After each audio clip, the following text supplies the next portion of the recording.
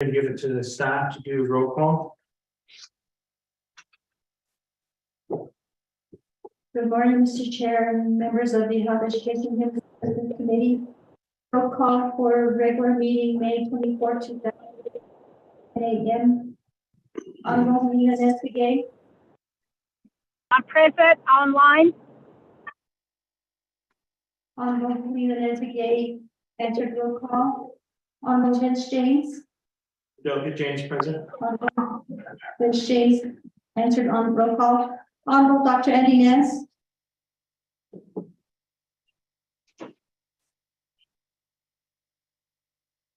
Honorable Jermaine Simonson is excused. Honorable George Toth. Present. Honorable George Toth answered roll call. Honorable Curtis Yanita. Honorable Curtis Yanita. Honorable Dr. Ness.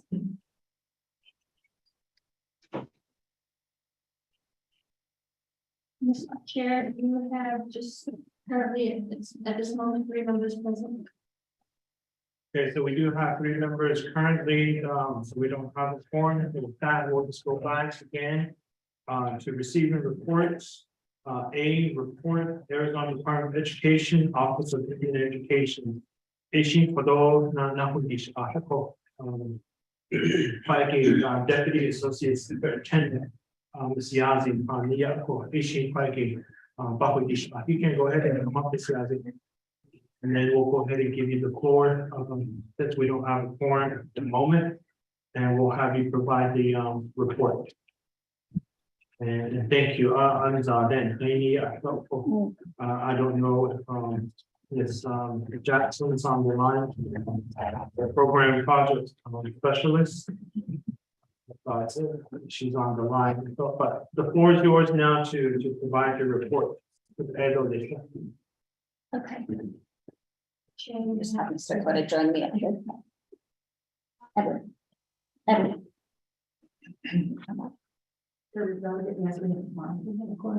Okay, so with Honorable Dr. Andy Nance here, we do have a quorum.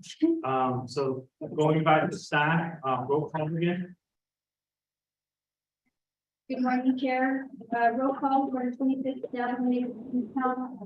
Council Health Education Human Services Committee. Regular meeting, May 24, 2003 at 10 a.m. with the Roger. Honorable Helena Badescu. Present online. Honorable Helena Badescu entered roll call. Honorable Vince R. James. Delegate James present. Honorable Vince James entered roll call. Honorable Dr. Andy Nance. Here. Honorable Dr. Andy Nance entered roll call. Honorable Jermaine Simonson is excused. Honorable George Toth. I'm here now. Honorable George Toth entered roll call. Honorable Curtis Yanita. Honorable Curtis Yanita. Honorable Curtis Yanita did not answer roll call. Chair, you have 4 members present, including yourself, that constitutes a quorum. Yeah, thank you, staff, for the roll call. We do have 4 members of the HEHSC committee present. So with that, we do have a quorum. Moving on to the next item, which is invocation. Invocation has been down to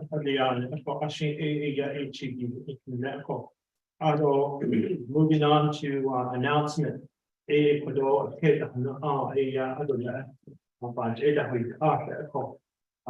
members, are there any announcements, committee members? There's no announcements. Going on.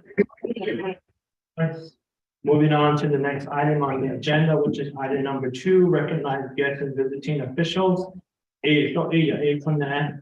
We make sure that we have a speaker staff present here with us. Are they here? Speaker's office. So we have a representative from Speaker's office.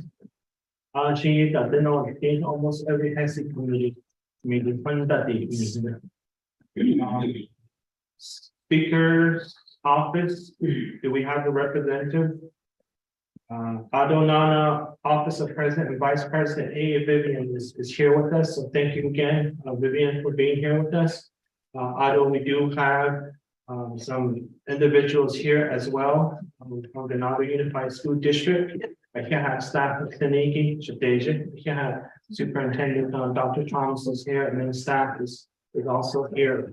Okay, yeah, I'll go ahead and have you, introduce yourself. So they can go.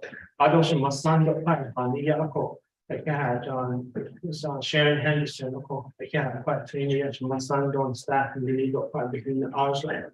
I don't identify from the so they can have 5 in and that was the heart of which you change with my kid. Which is done the Adonana from Arizona Department of Education.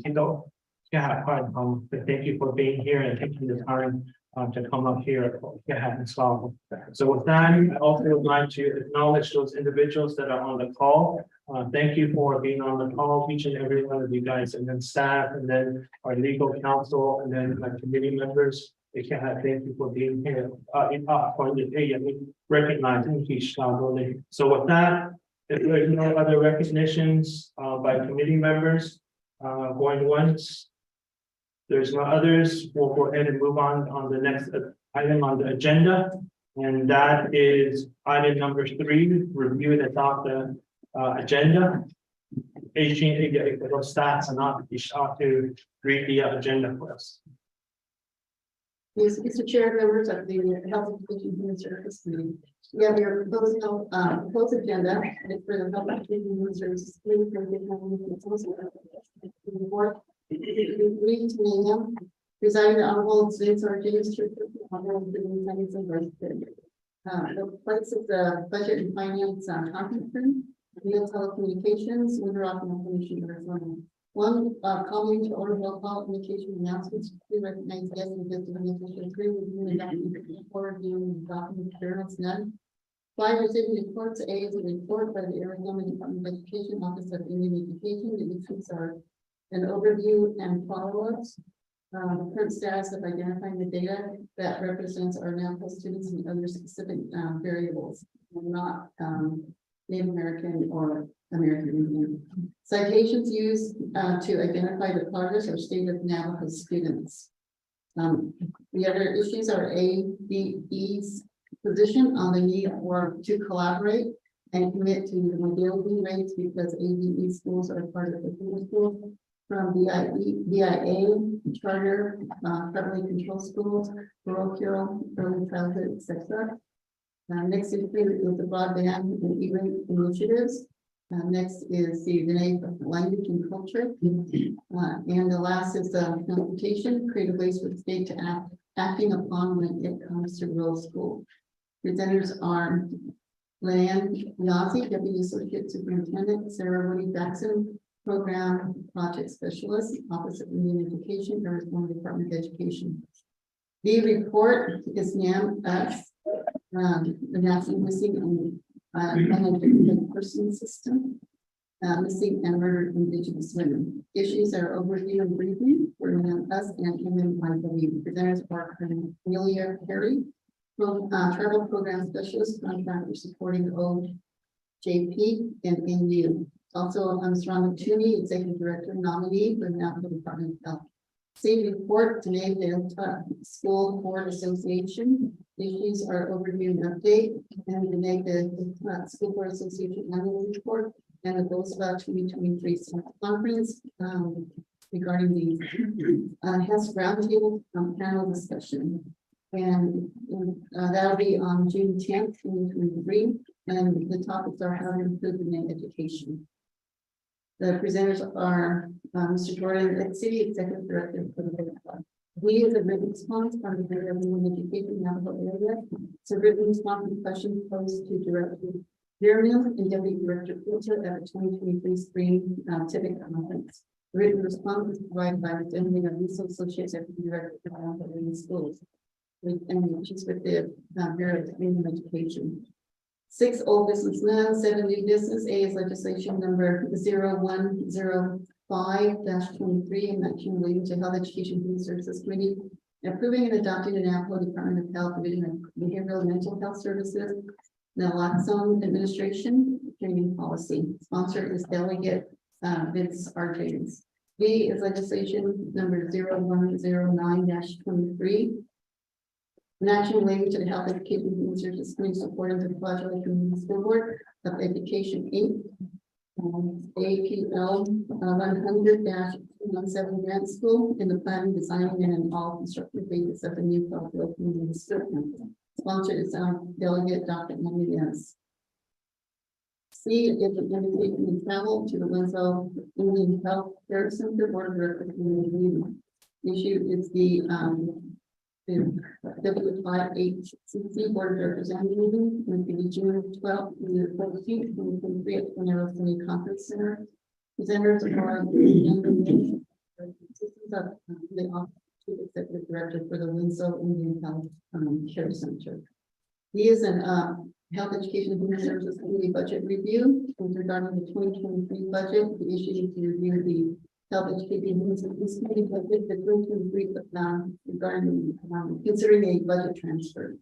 Presenters are Karen Thompson, representative, and Daniela Lewis, advisor from the Office of Legislative Services.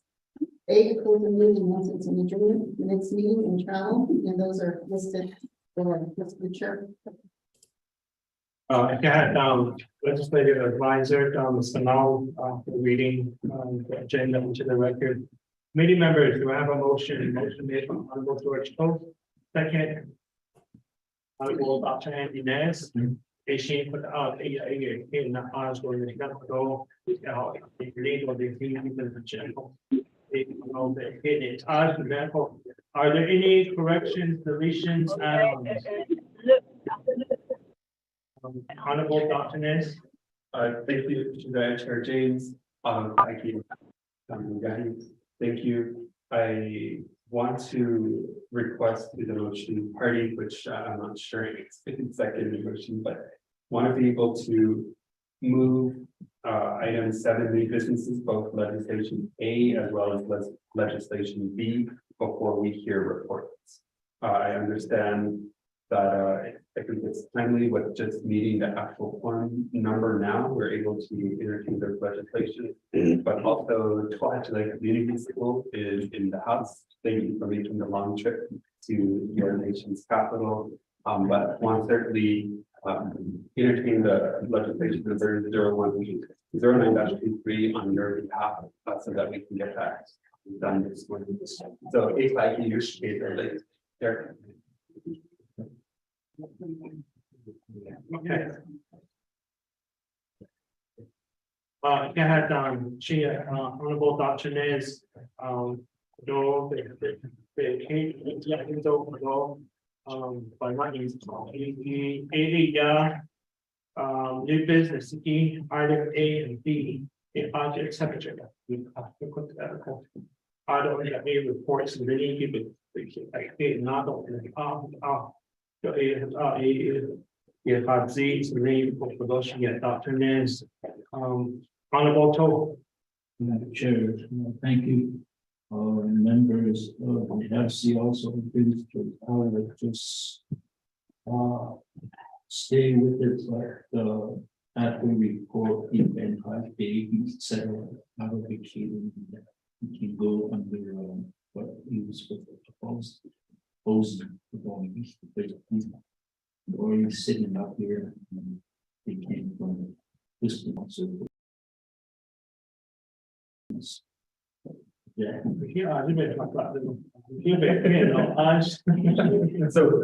So are you saying after ABP's report or just A? Okay, After. I'm okay with that as well.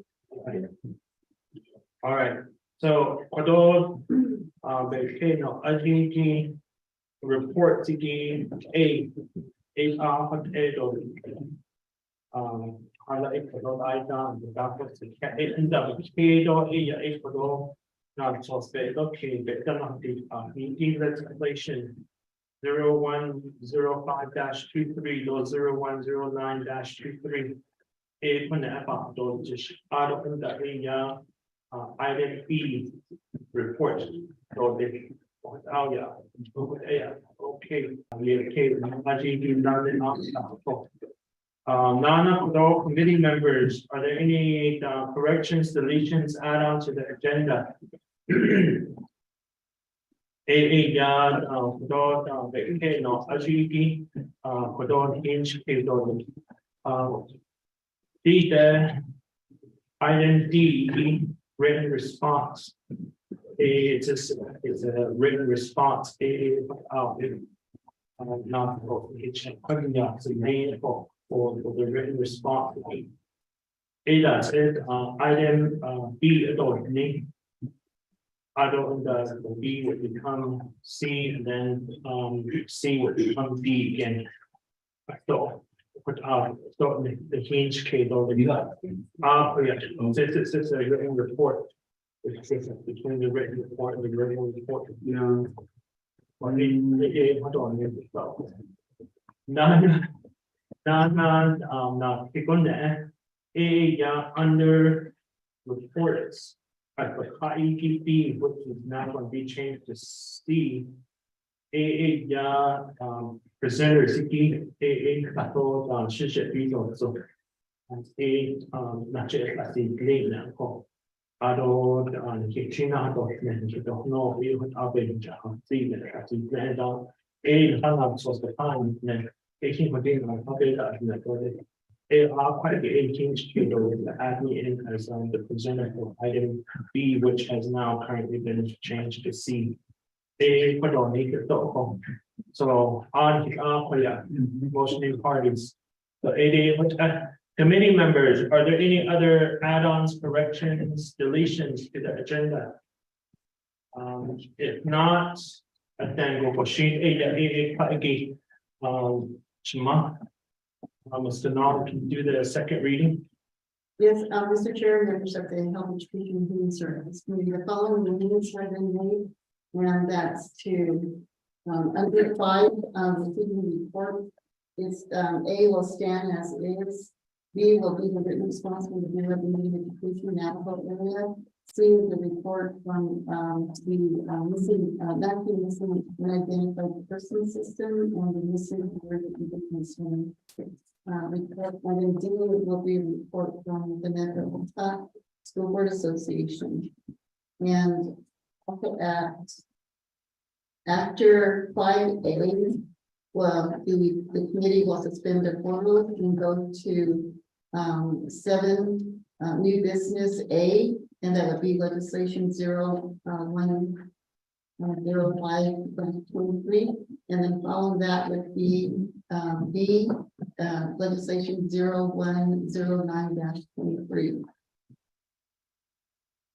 And following the legislations, the committee will be scheduled to return to report 5B. I think that would be the order, Mr. Chair. Oh, and, I'm sorry. And also that the Mr. Chairman of the committee under 5C, where you're adding a written report regarding the meetings of April 27th, April 27th, 26th. And it will be presented by Mr. Vince May 11th, 2023. And it'll be presented, the written report will be presented by Mr. Vince Hayes, Mr. Chair. Or delegate. Thank you. Committee members. All right, so with that, are there any other questions, committee members, regarding the second reading? If there is no other question, there is a motion that was made by Honorable Probe and then second by Dr. Nez. So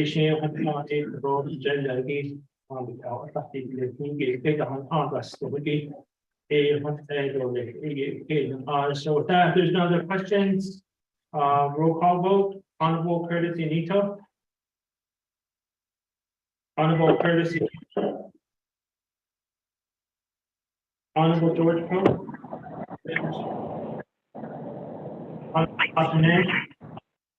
Honorable Vice Chair Simonson is excused. Honorable Helena Nansby. I vote green. Honorable Curtis Anito.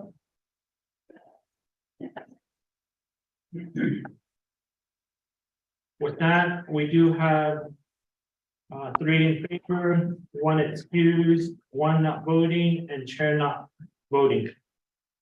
So, so we do have an agenda here before us. Health Education and Human Service Committee's agenda for May 24th. And then also for the record, I'd like to make it known that Shimasana Honorable Delegate Ms. Amber Pradi is also on the line.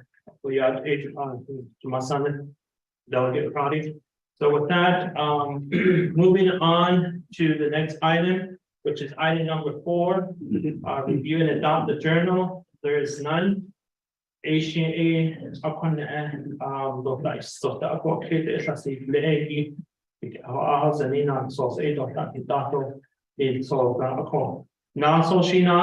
item number 5, receiving a report.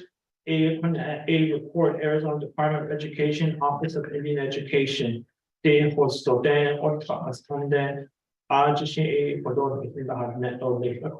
the issues are regarding the overview, the follow-up, the current status of identifying the data that represents the Navajo students and other specified variables, and not AI citation used to identify progress or state of the Navajo students. ADE's position on the need to collaborate and commit to the mobilizing, and then rates, because ADA schools are part of the feeder schools from BIA charter privately controlled schools. Next one is broadband E-rate initiatives, auto the language and culture, on the transportation. Presenters Leanna Yazzie, the Deputy Associate Superintendent, Sarah Jackson, Program Project Specialist of Office of Indian Education, Arizona Department of Education. So with that, we do have the presenters here. But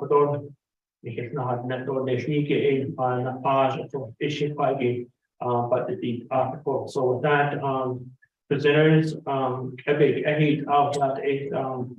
Superintendent Yazzie for coming out and making that long drive. So with that, I will give you 20 minutes to present. If you do need additional time at the end of the 20 minutes, I will ask my committee members if it's that allowable, if you need 5 minutes or an extra 10 minutes to present. And then if it's a consensus, we'll allow you that additional time. Other than that, after you are done with your presentation, I'll call for a motion in a second. And then from there, I'll ask committee members if they have questions, and then we'll just go back and forth. Okay. Answering and then do the Q&A. Okay. But so with that, your 20 minutes begins now. So the floor is yours, Mr. Adams. Thank you. Shailan Yazi Unisha, what had been in Shnata, my dish with the Bashashin, Kanazani, the shades of Yarn, and just another. You see, Jimlet and Nasha. Hi, everybody. Thank you so much, Honorable James and Dr. Nez, Honorable George Toll. Thank you very much. And those that have joined virtually. Thank you for allowing us this time. I know that we had a great visit with superintendent that, and when I say a great visit with superintendent, it's because we all were able to share some of the concerned issues and needs from the perspective of the HEHSC committee and from the rest of the council that was brought to superintendent. So as you mentioned, I am the Deputy Associate Superintendent, so I oversee the Office of Indian Education for the state of Arizona in the Department of Education. And I just would like my colleague here to also introduce himself as a representative on behalf of Superintendent Horn. Honorable James, thank you. Committee, thank you. Everyone joining virtually, thank you. My name is Edward Cota. I am the Chief Strategy Officer for the Arizona Department of Education and also Associate Superintendent. Thank you for having me. It's an honor to be here. So in this time, and we're going to run through as quickly as we can, we do still have that list of issues and needs that were sent to us, and then we will get to the additional asks that were sent to us this week. So we're just going to go one item at a time, and Mr. Cota and I will go back and forth on this, and he does have some documents for you that he would like to share. So in regards to teacher recruitment and retention, I know there was a question about our rule bonus, so I'm gonna pass this over to Mr. Dakota to discuss the teacher and recruitment and retention with potential rule bonus. Thank you, Associate Superintendent. Honorable James and committee, one of the big concerns when you visited in February was teacher recruitment and retention in a rural bonus. There was a question in terms of how do we do this? I told you that there were some actions that we were going to take, and I'll share those with you right now. And given our time, I'll move relatively quickly, but I am gonna, if I may draw your attention to this, one of the initiatives that Superintendent Horn and Associate Superintendent Yazzie and myself are pushing is there's a bill currently in the state legislature to offer $10,000 to teachers to help with retention. Should this get passed, this would put Arizona as the 4th highest paid state for teachers in the United States. That would be an enormous benefit to the nation and would help us recruit and retain teachers. I brought a copy of the bill so you can see it.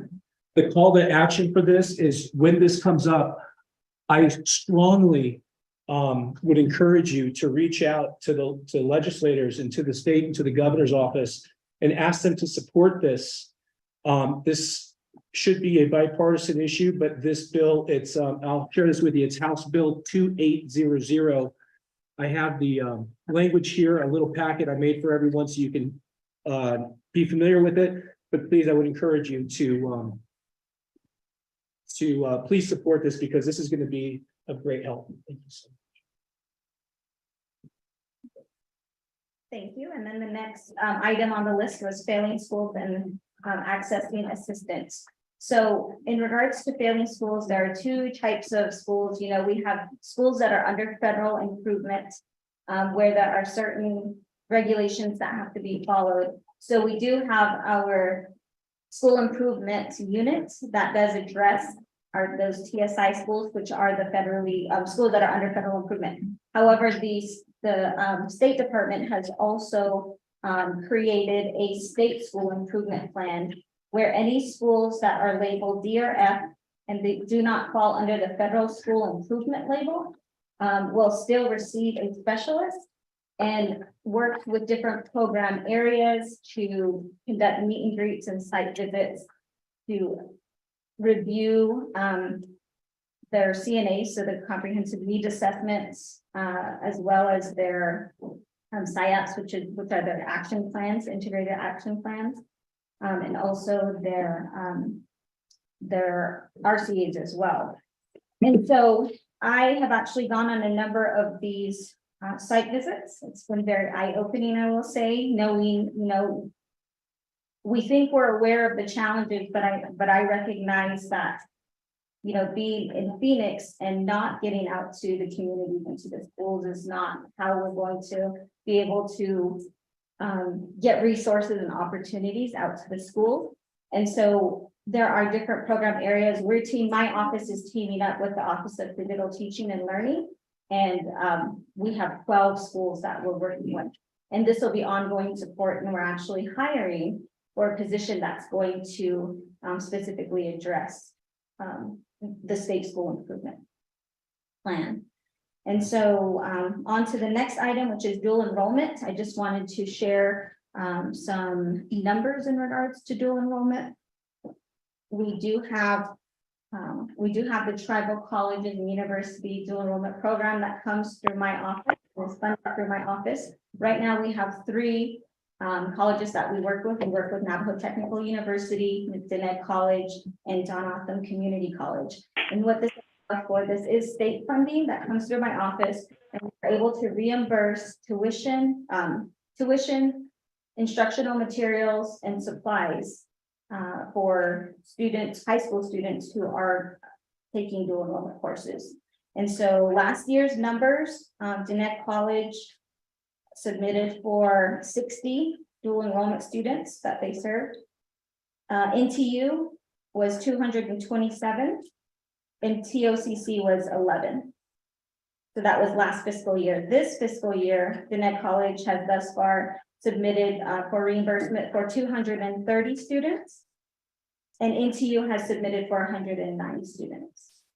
And moving forward, I think one of the things that would be really helpful is we've had discussions with them because as of September, they were able to start, we were able to start reimbursing for instructional materials and supplies, which we had never been able to do before. Before it was only for tuition. So now the colleges aren't sure what those processes look like. So I know they didn't get request reimbursements for those items because they don't have any processes in place for them yet.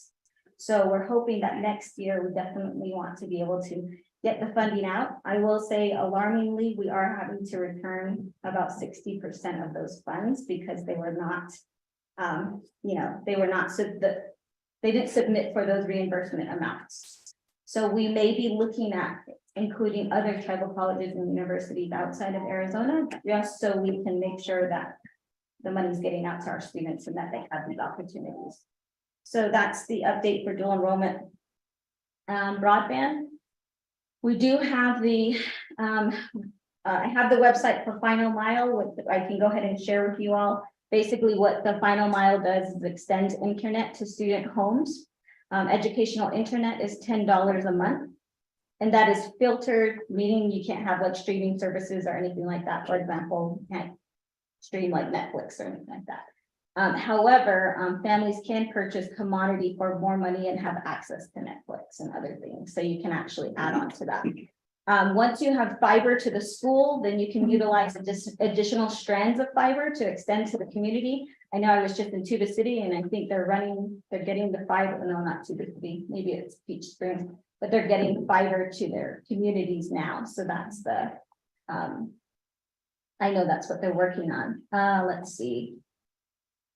The Holbrook, the vendor is currently building 3 towers in the community, thus broadcasting internet to those families who decide to purchase and participate. And again, families can buy commodity internet. So basically what you have at home. The school is currently working on the bid and choosing the vendor for the following projects. So in Yucca, Ashford, Grand Canyon, and Cibecue. So none of those are within the nation, but those are projects that are currently in the works in regards to the Final Mile. All schools are public schools except Cibecue, they're a BIE school. And then in regards to the E-rate funds, TAP 1, which is internet connection, and TAP 2, which is the network equipment, is what can be utilized. I'm sorry, E-rate funds can be utilized for those 2 items, internet connection and network equipment. And that is, the equipment is capped based on the number of free and reduced lunch qualifiers, I guess. So students that qualify for free and reduced lunch.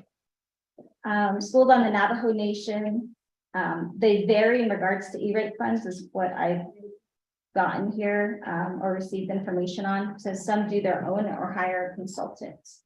Many of the schools use the specific ECF funding, which was part of E-rate during COVID to buy devices for students. So that's the update that I have in regards to broadband. Also, I know in our last meeting, I had mentioned the NTIA BEAD funding. I don't know if you all were able to reach out to them, but I know those are still efforts that are continuing. They're still trying to gather that information, location of households that do not have broadband or internet service. And I believe the deadline for them is somewhere around mid to late June.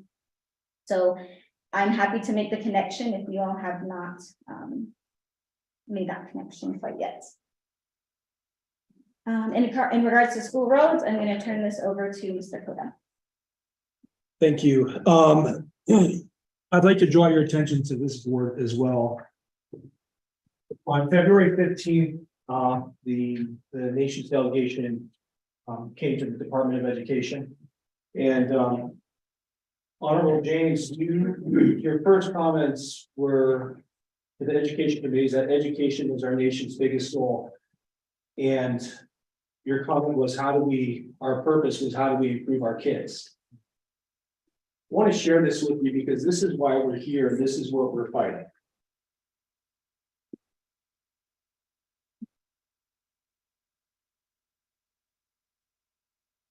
The nation has, we can see this two ways, as we can see that there's some work to be done, but I see this as a great opportunity.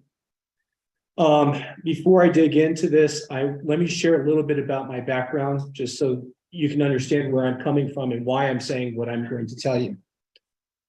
I come from the private sector. I'm a former executive for a global Fortune 500 company. I've had about 16 years of experience in, in doing strategy development, structuring and negotiating multinational deals. I've had a lot of success putting big projects together, managing them from beginning to end, and fixing troubled situations. As Chief Strategy Officer for the Department of Education, my goal is to bring those best practices from the private sector and implement them here on the nation and across the state. Speaking specifically about roads, I have some exciting news that I would like to get your support and hopefully your participation with. In the coming weeks, I have been working on creating an Arizona Education Economic Commission. This is a collaborative group of select education experts and private business CEOs. The objective here, I want to create a results-based public-private partnership. There's a great need in the rural communities throughout Arizona.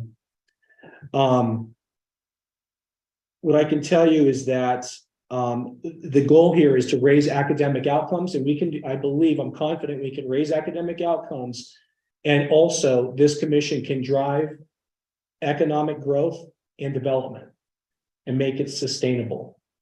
We'll do it through education, but what I'd like to do is, I've been working with some colleagues of mine, some, just business leaders that I know. I'm happy to share that I have some agreements in principle to build roads, a proof of concept for a school, a dormitory. This all has to be, there's details and things that need to be worked out. Attendance and absenteeism is a big issue. And Honorable James, I will say that one of your concerns was, that our children are leaving the reservation.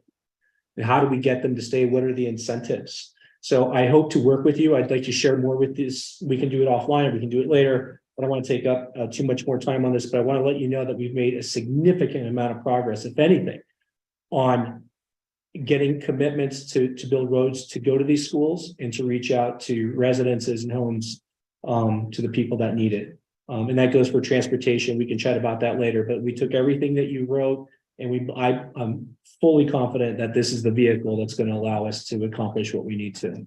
But all of this effort is to combat what we see here. Thank you. And the next item on the list was full day kindergarten funding. This is something that we've not had a chance to look into. So hopefully we have a chance in the future. We can certainly provide an update at that time. The next one is an added weight for safety grant applications for remote locations, as opposed to rural. So Chinle does not qualify as rural according to NCES. So this one, I just wanted to quickly point out that for the safety grant applications, that there is still opportunity to apply, and those funds can go towards hiring counselors, putting more counselors in schools. One thing that I have heard from schools on tribal lands is the need for qualified counselors, that there are not any to hire, even if the funding is there. So, obviously that goes into, we talk about teacher recruitment, you also have to look at the other licensed professionals, right, that we do want to have in this school. So that's certainly something to keep in mind as well. There's also funding for SROs. I don't know, I have not heard any talk specific to SROs in Navajo Nation, but I also know that the Health and Safety Task Force has also been meeting. We've been joining and listening in on this. So just to know that there is still funding available through the safety grant applications. awareness of Navajo language preservation and English proficiency. I know there were 2 items that kind of covered that same ask to address that issue. And so if you want to go ahead and address the issue regarding Proposition 203. Yeah, I'll just touch on this real quickly here, just with respect to time. I know that there was some concern in our meeting in February about a push for English language immersion. I want here to assure you that I have a copy of the Proposition 203. If anybody wants it, I would give it to you. But our Deputy Chief of Staff wrote this, and it's specifically for immigrants. It excludes Navajo, the nation, Navajo Nation. So I just want to be very clear. Please do not be concerned with that. I wanted to alleviate your concerns that I have documented in the name. Yeah, that's the tribal languages exception. Yes. I believe it's referring to for Proposition 203. And when it's time for you all to ask questions, if there's some other point that you wanted us to or you wanted clarification on, please let us know. The next maybe 4 or 5 items address Title I, and just that the increased red tape for federal programs. Although it is a federal program, the Department of Education is the one who implements these programs. And so just so that you know, the CNA, which is the Comprehensive Needs Assessment, is being reduced from 140 questions to 20 questions. We have heard feedback from leadership that they spend so much time doing so much data entry every year. So we are updating that CNA form and application so that the number of questions are reduced. It won't be rolled out until January of 2024. But in the interim, the Division of Title I will work directly with anybody that may have questions. They're specialists, they can either approach the specialist or the Title I unit itself. And then there was a question about SEL supports. The department, I know, just wanted to be clear that SEL is not being denied as a form of support or resource in schools. However, when it comes to grants, there is an SEL attestation that will now have to be signed by or acknowledged by schools that apply for funding or receive funding through the Department of Education. And so basically it's a form to utilize grant funding for SEL activities. Excuse me, Superintendent Yali. Yes. Committee members, I believe Superintendent Yali is halfway through her report. If we can provide her additional 10 more minutes, if that is okay, we'll have a consensus of the committee members. I don't hear any oppositions with that. We'll give you additional 10 minutes. Okay, thank you. Just really quickly, what is the requirement for this application? To schools will attest that the SEL product, personal program, or activity paid for with grant funding will be used to 1, improve academic outcomes free of distractions, 2, treat every child with the same respect and dignity, regardless of race, ethnicity, gender, or sexual orientation, and 3, emphasize components of the 6 pillars of character: trustworthiness, respect, responsibility, fairness, caring, and citizenship. So basically, in order for schools to utilize their funding for SEL activities, events, and programs, they will just have to attest that it will meet those 3 items. Let's see, I have construction funding for teacher housing in terms of recruitment and retention. Do you have something really quickly for that? Where are we, which one? Right here. Construction funding. Oh, I apologize. The construction funding, yes, again, I'm going to refer you back, and I'm happy to address this if there's a comment section, comment portion. I will address this, that the Education Economic Commission that we've created is going to assist with the funding for teacher housing, dormitories, and I believe that will help. The call to action here is I'd like to have additional conversations with the committee or with the delegation, because it's going to require your broad support and participation. So it's a public-private partnership. We can get this done.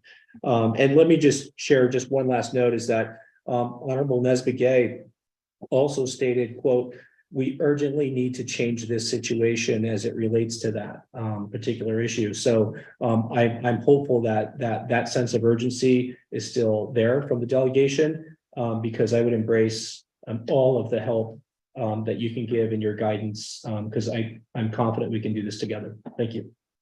Last item on that second page, need to ensure we can continue to meet social emotional needs of our students. So I just read the SEL attestation, but then knowing that there is, again, funding for counselors, social workers, behavioral intervention programs, and then schools are allowed to continue using federal funds for those positions as well. Last page or third page, high school graduation requirements based on a state assessment. Just wanted to acknowledge that ADE does not have a minimum cut score for graduation. That currently we do utilize the ACT, which is a nationally required state assessment when it comes to high school graduation requirements. And just wanted to, Dr. Guzman, who's associate superintendent, also stated that the department would not do anything that would adversely harm Native students. Okay, next item, need to keep the Indian education program at ADE. So currently the Office of Indian Education exists under statute 15-244. And so through that statute, the Arizona Department of Education is required to have an Office of Indian Education. However, it had never been funded up until July of 2022, when we did receive $5 million in funding. Also an additional $1 million from Superintendent Hoffman at the time through the CARES Act funding. And so through that, we were able to expand our staff and expand the programs and resources that we're able to offer. And so now the $5 million is a one-time funding. And so what we are going to be advocating for is continued permanent funding starting next fiscal, starting with the next legislature. So it'll really be for fiscal year 25 is what we would be looking for. We're actually hiring a tribal policy and liaison coordinator who will be dedicating their efforts to doing that. The next part is in regards to ADE Title I COP. And so those applications were just recently submitted and accepted by the Department of Education. They're being reviewed, and there were applications submitted from Pinyon and Chinle school districts to be a part of the Title I COP membership. Let's see. And then prior to the pandemic, ADE had established a practice of providing training opportunities in school districts around the state. We hosted several sessions here in Chinle and invited other districts in the north. So we have started to do that. I have an amazing professional learning coordinator who has built out many different types of professional learning opportunities. Specifically, we're working with Pinyon Unified School District to build out a pilot course, which is basically a self-paced course titled Foundations of Native American Education. And so their Pinyon's school district leadership team is currently engaging in that online for that self-paced course, and they're providing feedback on it. We provide PD virtually, in person, specific to if there are requests. I know that Red Mesa came in and asked for a family engagement professional learning development, and I think there was 30 people in attendance. And now that's going to be turned into a year-long monthly family engagement PL opportunity that we're going to be providing from our office as well. We're also working with, we do work with NAGSA, so the Native American Grant Schools Association. We're going to be doing a presentation at the conference coming up in June. We're also presenting at the Teachers Institute and Leading Change Conference. There's also an Apache County Teachers Conference that's coming up June 21st and 22nd. And then we're providing a summer social studies seminar series looking at tribal sovereignty and Indigenous perspectives in the classroom. So there's a lot of professional learning and development that we do provide from our office. And so I will share some resources with you at the conclusion of this meeting. I don't know how much time we have, but I know we have not addressed the additional questions. May I just make one comment just about funding? I just want to share that we are fully committed to, and we're aggressively pursuing funding to ensure that that's taken care of long term. So I want to be very clear about that. In the time that we have left, the current status of identifying the data that represents our Navajo students and other specific variables, not Native American, Alaskan, and Indian.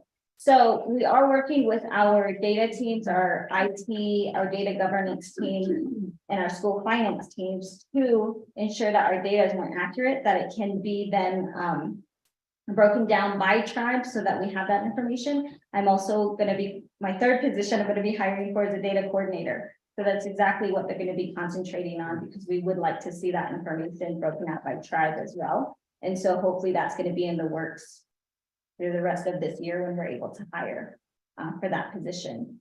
ADE's position on need to collaborate and commit to mobility rates. Okay, so this one in regards to BIE schools, charter schools, tribally funded schools, or tribally controlled schools. From the beginning, I've always emphasized the importance for us to be able to work side by side, provide the same supports and resources that we have for other public and charter schools, because I know and I'm aware that our students are moving back and forth between BIE schools, tribally controlled, and ADE schools. And so with that, any professional learning and development is open to, all educators, including educators in those schools. We also just, we are about to award our RISE grant, which is the Raising Indigenous Success in Education grant. We're reviewing the applications right now, but we do have at least one application from a BIE school. And so we hope to fund them. So we did not limit those applications to just ADE schools. We are opening that up to other schools as well. And we, like I said, we also, present at like NAGSA, and we still work with all of these different organizations because we have all the same students. We have shared students. Let's see. I think we talked Sardinic language and culture. So this is something we've not been able to look into, but I think this would definitely take a great partnership, right, between Department of Diné Education and with this committee to look into language and culture classes. I know one of the issues that have come up, even when there have been school districts who wanted to integrate culture and language classes into their schools, into their course list, they don't have the teachers to do it. So there needs to be some sort of discussion about where we're going to get those teachers from. Are they going to be online courses so that you can have a teacher teaching Navajo language and everybody across the state can access it, whatever needs to happen in that case. But the reality is we don't have enough teachers to put in every one of the schools that want it. So I know that as far as that's what I'm aware of. I think transportation, yep, that's it. And you covered transportation earlier. All right, then, thank you. And that does conclude with your additional 10 minutes. So with that, committee members, I'll ask for a motion in a second. A motion made by Honorable Dr. Ned. Second, Honorable Toth. Committee members, questions? Committee members, are there any questions pertaining to the presentation and the written report that we received? Honorable Dr. Ned. Yes, thank you, Chair, and to Ms. Yazi, as well as Dakota, for making the trip from Phoenix to be here to present the information. And vice versa, we certainly did enjoy our time meeting with Superintendent Horn and the rest of the team. So I do have several comments and just a couple of questions. First, I did want to highlight the areas that I suggested and that were included into the agenda, because I think for many of our stakeholders and our agents, agents primarily, that they need a full understanding of how Navajo Nation operates, like its reality here. And when we talk about the collaboration between schools, from BIA to charter, child control, parochial schools, early childhood, etc., that there are communities on Navajo that have those multi-agents within their community. Shiprock is a fine example, Tuba City is a fine example. They have charter schools, they'll have parochial schools, they have VIP schools, and then public. And oftentimes the student will mobilize, or they'll go outside the district or the state. And that also brings concern when we talk about the chronic absenteeism rate of our students, because many times when our students leave a district, it's unknown where they end up. And years later, they'll be showing up in a system that is due to the district, so by this time there's several grades higher. So that comes to the first question: what is the position of Arizona Department of Education to help minimize or that information? And if that is a collaborative effort with local agents, then what does that look like for school and community? The other thing is the broad rate E-rate initiative. I know that the 15 million that came from the state of Arizona for E-rate initiative to deploy our chapter housing, because here on Navajo, many of our communities chapter housing as it's the local governance hub, but it's also an area where they conduct research, do what they need to do, and in many cases, it's the only area that has accessible internet for community members who have to drive out from extreme rural areas. So with that, help advocate at the state level, at the federal level, to help them understand the conditions that we face here. And for example, eBay provides funding to only libraries and those types of institutions when we see them as that, but they're not necessarily by definition what it devices like. And then the clarity on the language, and great, thank you for putting that out. Also for transportation, for me as a delegate, I like to speak on what communities are facing, and I think it helps in our advocacy. If I just address it to say, this is, we understand your situation, we understand, I understand, without actually visiting it, then to me that's not reality. And so not only are you in the nation's capital, but if you head 5-7 miles north, if you're in Winter Rock School District. In fact, there's a local, the immersion school, one of the very few that we have, which is just right down the road, here. And I encourage ADE to continue to come out to Navajo to see the landscape of that students. So not only that, but if you reroute to you're probably going to take I-40 back down to Phoenix, not only will you hit Sanders Unified, Windsor Unified, Holbrook Unified, which have over 50% Navajo students, not Native American, Navajo students. And many of them are bused through on the as well, and to visit those. But if you go here on Highway 264, you'll hit Granada Unified School District, which the superintendent is in today. But also, if you go up to Highway 15, in 15, you'll also be able to see Loop Public School, which is a part of the Blackstock Unified School District. And so the point I'm making here is like, see now, visit now, your presence here. Majority of your constituents are here on Navajo Nation. And when you brought up the Office of Indian Education, my understanding, Arizona revised statute 15-244, which established the Office of Indian Education. And that part of that is to conduct an annual convening of Indian education stakeholders. So do we anticipate being invited to that at any time? What is the planning on the program? Recently, the state of New Mexico will host by annual government to government meetings, which brings together the Indian education stakeholders. Unfortunately, I was unable to go, but I believe this were there. But for New Mexico, for Arizona, what is that looking like for us here, so that we can continue that advocacy? And so at this time, Chair, those are my own comments and questions. Thank you. Thank you, Honorable Dr. Nez. Other committee members, questions, comments, Honorable Bill? Thank you, Chair, members, HEHSC. Also, Mr. Gad. I have three questions. I guess first one is, I think it's a good idea to support that initiative. And that was the nation needs to do that to support this initiative. So I would plead with the HEHSC committee to do legislation in support of this issue for the attorney federal legal would be the sponsor. And share this with the rest of the council.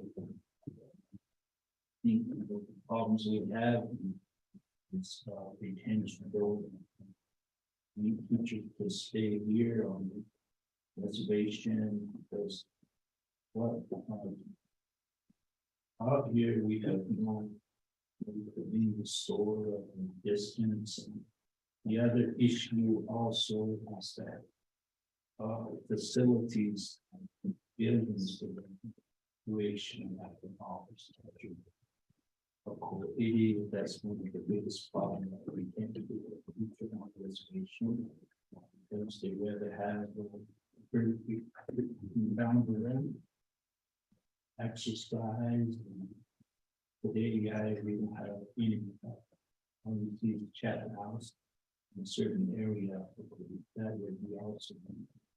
The other one is the safety of the school, funding for security.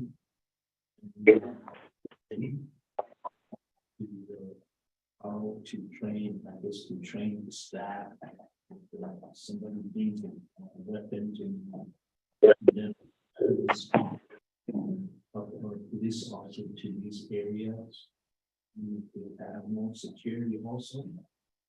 So, without that's one of the reasons, and then also the nation that needs to also assist in these pavement roads, roads are unpassable. They stay home. There's no way they should be the broadband also the internet. You got them. You don't have it. Understand it into it has all the money. It's all big. So we just want to question into how far getting this, that should be number one. Because the kids are now on the computers. You have any questions, the answers right. So that can be dependent on need to support the teachers. Have more broadband internet connection. By now, we should have halfway building this internet. So the money's still there. And at least halfway by now. That's, I think, my concern is that also the construction recovery. State should have some money to build apartment facilities in these areas. School. So, and then again, welcome home. Okay. I know when you're far away, you like to go home. Welcome home. Have some stew. Yes. There's smart whatever. We can't feature the town. We enjoy it. How much we thought of you being one of the neighbor out there.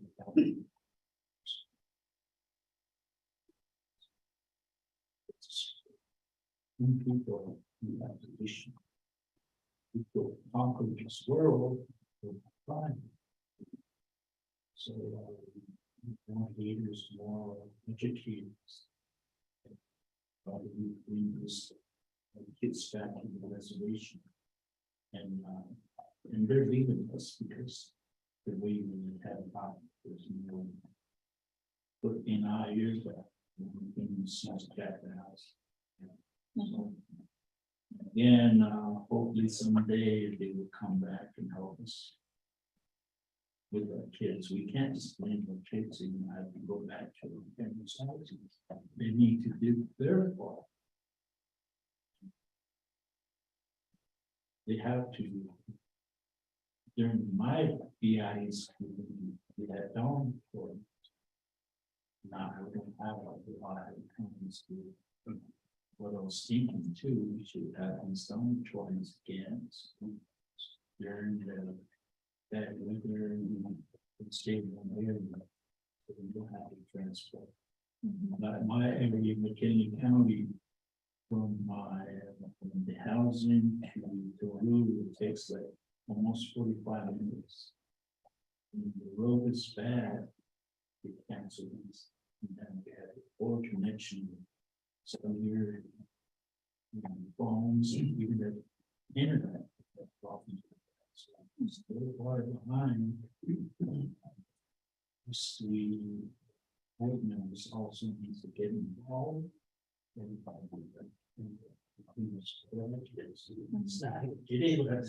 Sure. Okay, Honorable Toll, thank you. And then for the record, Honorable Curtis Unito is present in person. And I also want to state for the record, we do have Chief of Staff, Mr. Manuel Rico and Mr. Loftus Jim. Officer Speaker is also on the call, and then Stacy Allison is also on the call from the officer speakers. So with that, there are two committee members that made comments and had questions. In regards to those comments, I'd like to start off with the first comment that was made by Honorable Toth, and that is in regards to the House Bill 2800. And where is the time frame of where this House Bill 2800 towards that for us to move forward on dropping legislation? I know the document that you provided here, the last action that has taken place is on March 27, 2023. We would like to get a supporting legislation with you from the 25th Amalgamation Council as soon as possible for this initiative. So that would be my first question. My next one is in regards to the dual enrollment. I'd like to say I'm appreciative of all the submissions that have been done by NTU and the college. And it's sort of bothersome to understand that, 60% of that funding is being returned. And so in regards to awareness, how can we better ourselves to provide that awareness regarding this dual enrollment, and how can we get this information out to all of those schools is one of the questions that is lingering on me at this point. And my next one is in regards to broadband. And right now, there were some ARPA fundings that was sitting, and that was supposed to be a matching fund with the smart highway. If the funding was going to be allocated from Flagstaff all the way to the state of New Mexico state line. And of course, that funding wasn't allocated by the governor. And so at this point, that 10 million was set aside to tap off that smart highway from Chambers into Ganado, into Burnside, up into Chingley, all the way back up to Mexican water. And that's why that money was there. But now, since the smart highway is not happening east I-40, now we have this $10 million sitting around on what can we do with that money is the question that we have at this point. So if you guys can give us some recommendations, because us here, we have that 10 million just sitting there that we can't do anything now because smart highway on the I-40. Next one is in regards to school roads. I think you guys heard my message that what is it that we have to do and stop the portion of keeping our children as hostage at home because of muddy roads or whatever road conditions that we run with. We need to stop putting our NAFL children as hostage at home because of this issue. And so one of the other concerns that has come before us is in regards to bus turnarounds. What is the plan of moving forward, having some sort of a bus turnaround for gravel or some sort of those materials can be placed for the bus turnaround. So that's one important piece as well. And then moving on in regards to the Title I. I really like to say thank you for listening to us and listening to us and then streamlining the process of this Title I process. I think it's been very important that we try to focus on how do we assist our NAFL children? How do we assist our NAFL educators by providing those materials, those supplies to our NAFL children? So I'm really happy to see that a lot of this has been. Alongside that, it oversee the compliance. A lot of this has been streamlined and eventually it will go into place January 2024. So thank you and job well done to you guys on that. Next one is in regards to construction funding for teacher housing. And again, that would be another question in regards to legislation. As a supporting legislation of the 25th NAFL Nation Council, we would need additional information on how we can move forward with this legislation with additional documents that we could attach as exhibit to this legislation. And I think it's been a very concerning issue from our school districts and many of our schools are trying to keep our teachers or keep our staff because of housing concerns and housing issues. And one of them is, we lose some valuable, knowledgeable educators due to housing concerns and down the line. And how can we as the 25th NAFL Nation Council drop that legislation to have that supporting for you guys? The next one is in regards to the issue of the SEL funding for counseling, for counselors. And is there any initiative that's in place to possibly start a cohort program from the state of Arizona for the counselors? Is there any plan and some such sorts of you guys doing a cohort program for counselors that is needed on the NAFL Nation, plus additional important positions that is needed at the school level throughout the NAFL Nation? And again, this will be my last question regarding supporting legislation. And that is in regards to the statute of 244. And how can we assist you guys as a 25th NAFL Nation Council by providing a supporting legislation to make it a permanent trust funding for Office of Indian Education to be funded permanently. And so again, we would need additional documents if you would like to have us as the 25th NAFL Nation Council move forward with doing that supporting legislation. And lastly, I'd like to also speak on behalf of school resource officers. What are the plans of the state of Arizona to initiate? What kind of partnership is in place to establish or to have school resource police officers at the schools? I think we know what has been happening nationally, and we know we need to do something as soon as possible to try to address those school police resource officers to be present at some of these schools. And what are we doing to make that happen? So that will be my last question to you guys. So with that, I will go ahead and return the floor back to you, and you can respond back to our questions and our comments. And there's no time limit on that, so it's all yours to respond. Thank you. Do you want to? Yeah, good. She could yours. So starting with Honorable Nez, you were asking about, the mobility of students and chronic absenteeism, which, then we're wondering where our students are ending up. I think one of the in talking to school leadership, one of the things that they've expressed interest in is data sharing agreements.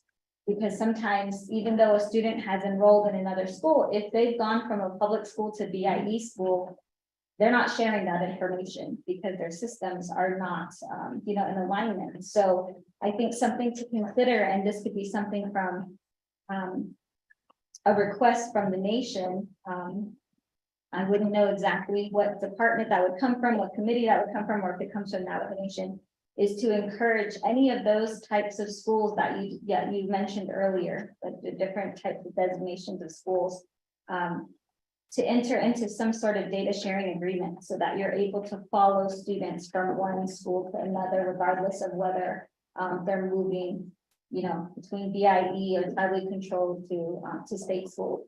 I know that there are other tribes who have, there's one other tribe I'm aware of that has a data sharing agreement with the Department of Education.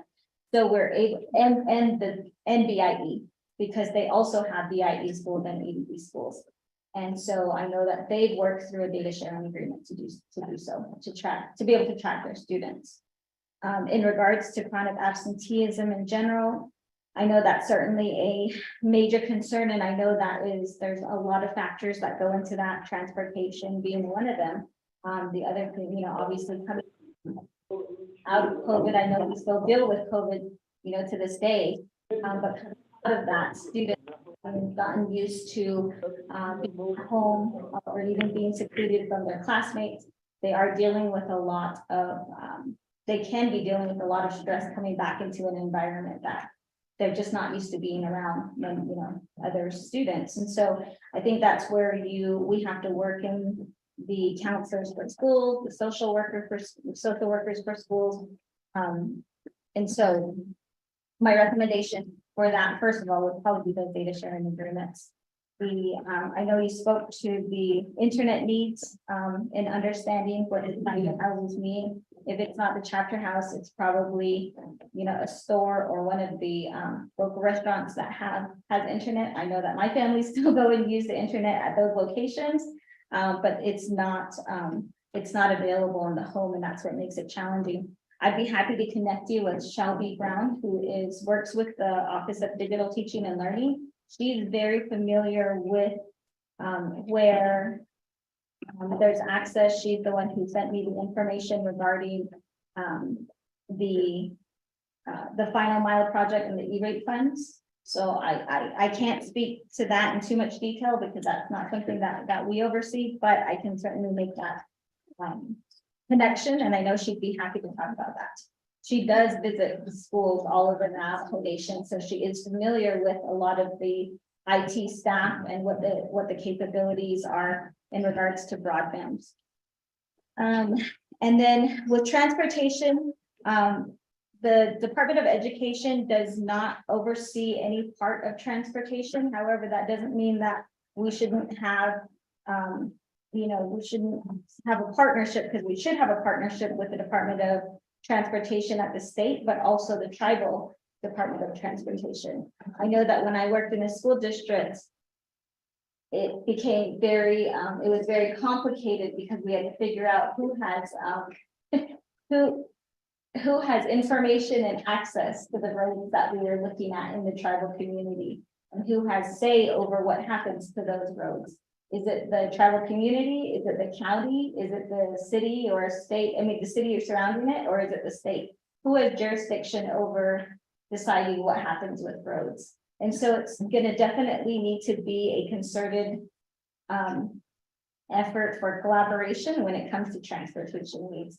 And that's something that I know we're willing to be a part of that conversation. I don't know, is there anything you want to add to that? Yeah, it's a great comment. So, Honorable Nez, if I can address that, you brought up 2 points. One of them was that, and I'll quote you, it's advocate for the conditions that the Navajo Nation faces. If I could just touch on your 2 points, that the first one, and I believe it was Honorable Delegate Nez Begay who said last time that there's a need for the Department of Education to have a quote day in the life of. I may be mistaken, but I know someone did mention that. What I would like to propose to you as a next step to move this forward is I'm happy to work directly with you so that we can have the proper people come down.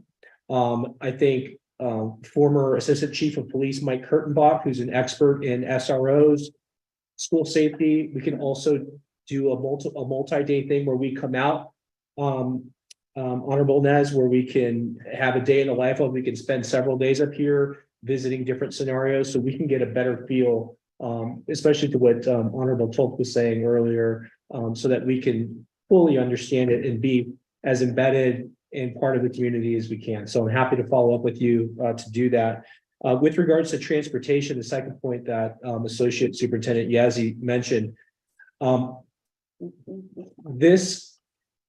it falls out, some of these, the roads and the construction falls outside of the purview of the Department of Education. I gave you my background as important context as to why I formed this commission.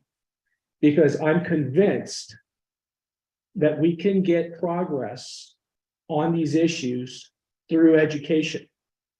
So although it is a separate piece, it is part of education. And so this transportation piece, I would encourage you, the only way this is going to work is if we have broad support from this delegation and from leadership.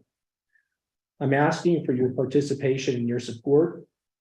And I firmly believe with relates to, especially to buses, I've made several calls and we have interest from numerous people who are willing to collaborate and put this together. Again, this is a public-private partnership, all under the education umbrella.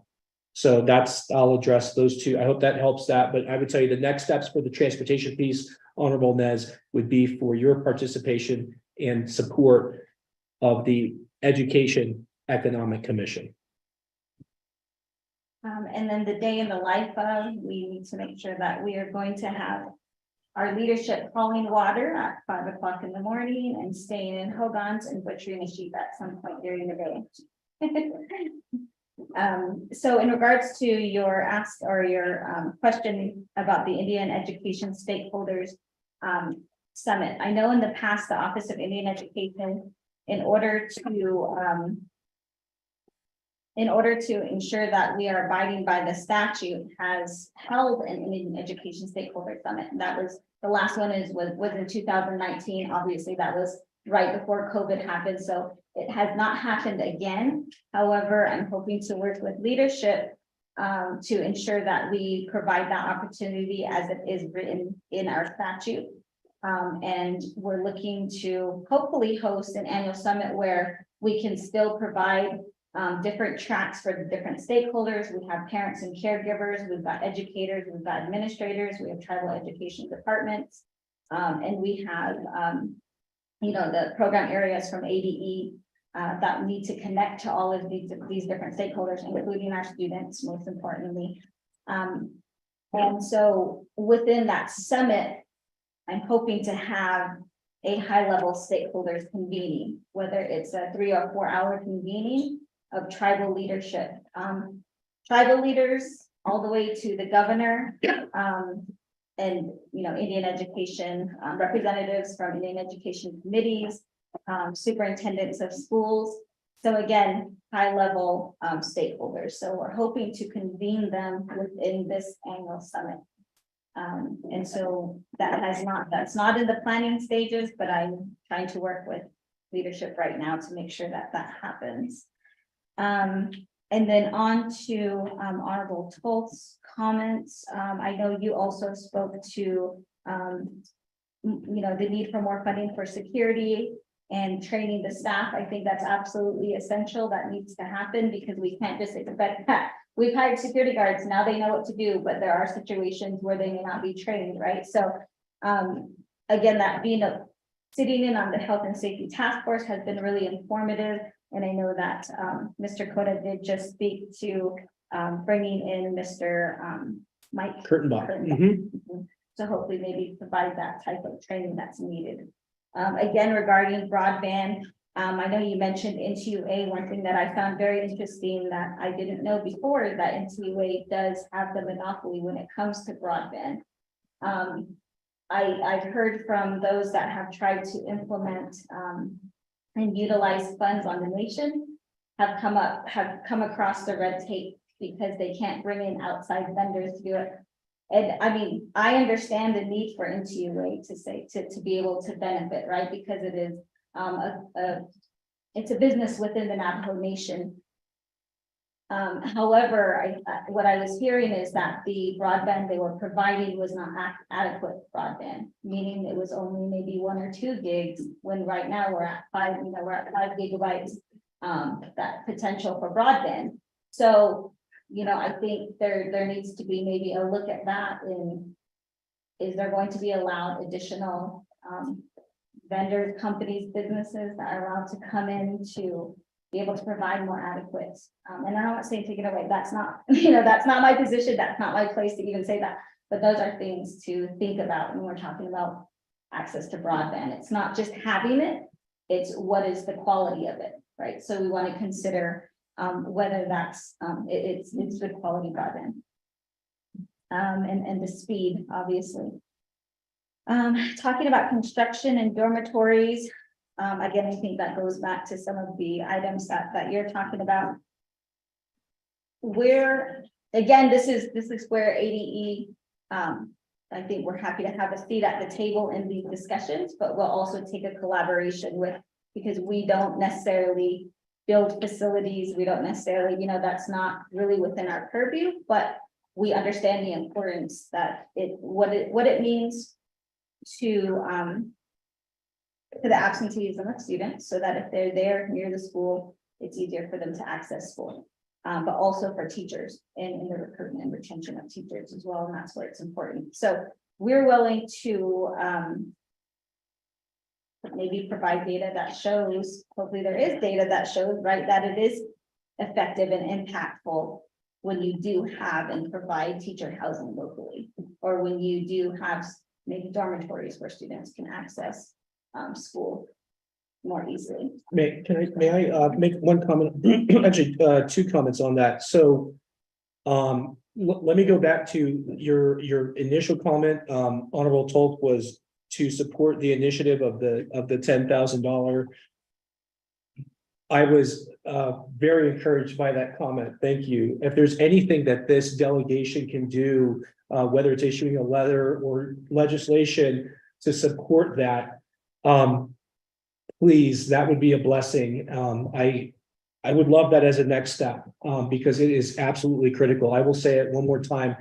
If we can get this passed, that will put Arizona as the 4th highest paid state for incoming teachers. So that can help with teacher recruitment and retention. Second point to the schools, just to reiterate what Associate Superintendent Yazzie said, as a next step, Honorable Tolk, if you and the delegation would like to identify who we can work with, I will personally bring the department's experts to do. We can do on-site training. We've done different scenarios. I've taken it. You learn so much about the way you think, how to handle situations, and really interesting. It's fascinating the way our brains handle situations. So we're happy to come up to do that. And if I could, and I'll just close with the dormitories piece to your, you mentioned apartment facilities and dormitories. Speaker Curley in February mentioned, quote, $100 million of housing is needed right away. Again, this can be accomplished through a public-private partnership. I'm asking again, this is the 3rd time I've asked publicly for your broad support. I know I'm just introducing this to you. There will be new details, but it needs to come from this delegation and from executive leadership. Part of my, and just so you're aware, because this is a public-private partnership, Superintendent Horn understands the vision, the mission I have, and in order to get this done, he has appointed me as the liaison for the Department of Education's executive team. He's appointed me as the liaison to the Navajo Nation. So I can work in that capacity to broker these conversations to make this happen. So he's empowered us to do that. So I want to share that with you that my role is a little unique in the sense that we can do that. So again, we can chat about that later. I'll yield back to my colleague. And Honorable James, and to address some of the items, I know that you've, I appreciate. I'm gonna interrupt you. I will go ahead and request for a written response from you. So Okay. you don't have to verbally respond Okay. back to me this morning. But what I would like to do is, since Granada Unified School District is here, superintendent's here, and then there's a couple of staff that are here. I'd like to excuse them, and before I do that, I'd like to get to the learning paths. And this Amazon Fire Kids tablet for all ages, and with the notifications that you have submitted to us, and each tablets are preloaded with content of the curriculum. And this eliminates the broadband access and the internet. This is only for those children that don't have access to broadband or internet access. And this pilot program is in place to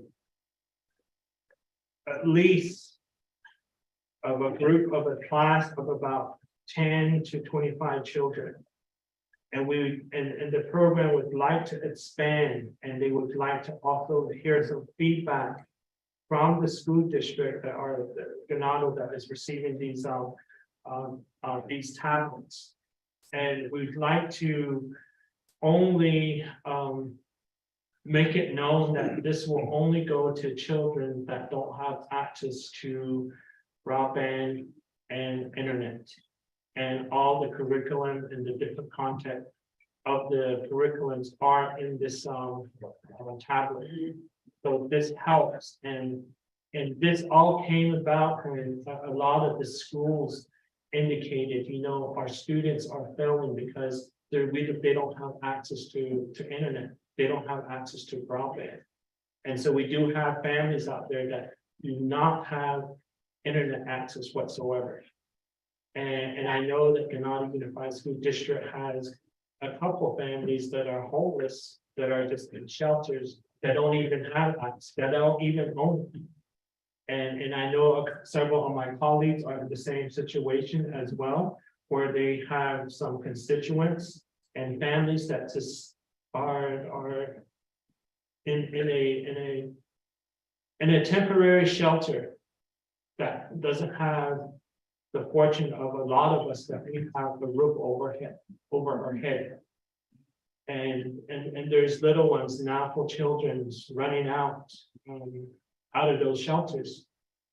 And eventually we're trying to reach out to those kind of individuals, reach out to those kind of families. Sometimes, you have to shed a tear, and it's very bothersome, but what can you do? There's really nothing that you can do but try your best to assist the families that are living in this kind of a condition. So I'd like to give you the floor to present these. I believe Superintendent Thomas is here. And then I'll have them come up and they can introduce themselves. So that way, once they receive this, I can excuse them. I know they have a busy schedule at their school as well. So again, thank you, David, for being here. You may come up and with your staff and then introduce yourself. And I'll have you guys present these to the get on the school district.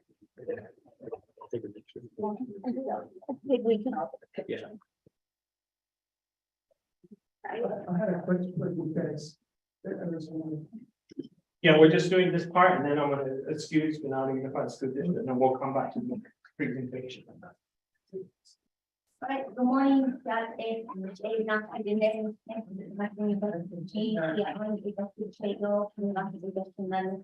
Halos lay kuya de adik na siya so ang traditional na po and kay the partner for the primary school and intermediate. So introduce herself and then also our representative supervisor for technology. So we just want to be in attendance as part of the invitation extended from honorable delegate, and we just want to be here representing our school district on a part of hearing the information and awareness of the initiative that was brought part from the Arizona Department of Education. So we're here, you know, of course, everything we're doing is for best interest and benefit of our students. So thank you for the invitation. Like Honorable James was saying, especially within the COVID years, not only was the Venado School District impact, but it was also the public schools and surrounding VIE schools. Everybody was in that situation where we had to react fast and, you know, try to provide the services to students that were with no internet, no broadband services over those years. And still to this day, we do have families that are struggling to get those services, and those are the ones that are of in need. And, you know, this is an opportunity that we're looking forward to as far as the pilot program. More background, I'll have our principal here share from the lower elementary levels, and of course, we'll get a little update from our technology as part of what we're doing to try to meet the needs of our students within the Venado Unified School District. Thank you.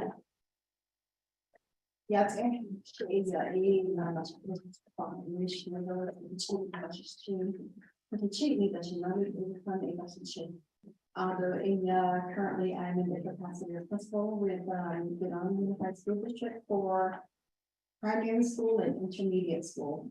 And I am very grateful for this opportunity with these iPads. I have plenty of little ones who don't have the access and who are at the second grade level are operating at a pre-primer level for reading, and just coming out of a collaboration meeting between our second and third grade teachers and sharing the needs of our children at the same level. When at third grade, we expect them to be fully functional reading at grade level, being able to do reports and presentations, and yet I have 22 of my 72 kids who are still not able to read. So so I'm thankful. I hope this really helps our little children. And you know, they're very bright, looking forward to school every day, and yet we were hampered a couple years ago. The second grade group is the one that this is their first year in the classroom.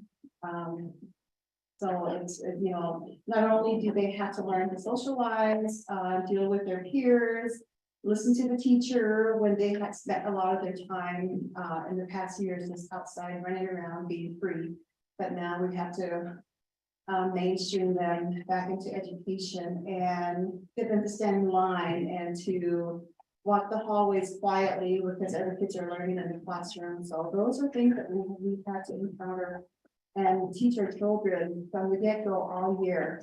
And for the teachers to realize that, okay, we're at this point when before they had readers, they had, you know, kids that were performing at second grade level, now to step all the way back to pre-K and, you know, do all the pre-K stuff in one quarter, do all the kindergarten stuff in another couple weeks, and then finally get to first grade, and then finally second grade at the end of the year. And they're gonna, you know, finally they're going into third grade with at least mid-year first and second grade level. So that's where we're at. And we have a long road ahead of us, but I have very good teachers, very confident in their ability to carry us forward and get us caught up within the next years. So, but thank you, AD, for piloting this program. Yeah, and then this one is just, these ones are just obviously for the younger kids. But there's an ability to add more apps onto it. I know right now it's very minimal what's on there, but that leaves it open to you all to, and we can also assist in that. Okay. So we'll allow you to open it. Maybe you want to take a picture. It's already on. Yeah.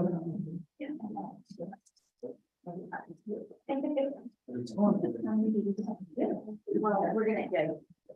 You brought somebody because they. Yeah. I see. But I see. getting more. Okay.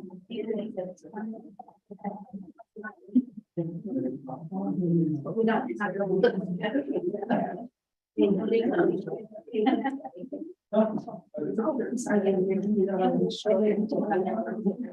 Did you take a picture first?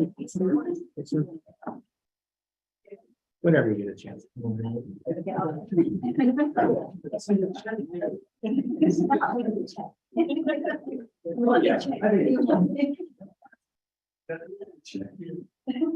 Somebody can hold the check in the front. Yeah, maybe somebody can hold it there, that'd be great. Let me have everybody look into this camera here. Okay, 1, 2, 3, here we go, looking good. Okay, and then I'll take one with this camera here, okay guys, here we go. Thanks, man. Now I want to take this to. Let's do one more. Maybe one. Take there. Here we go, right, we'll give it a smile. 1, 2, 3. So, okay, here we go, right here. All right, everybody, duck lips.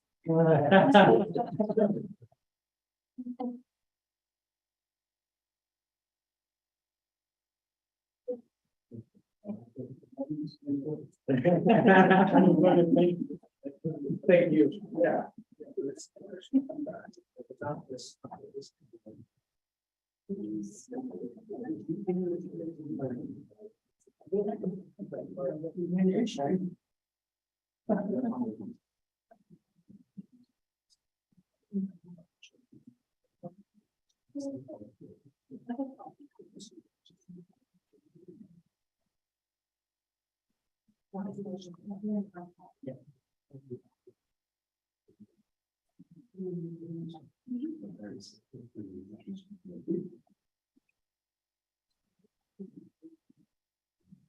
Again, thank you, for that presentation. Yeah, thank you, and then, please send appreciation to the rest of the staff as well.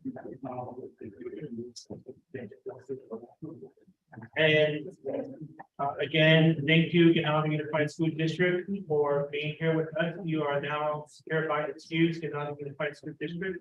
So thank you. With that, we'll go ahead and come back to the presenters here.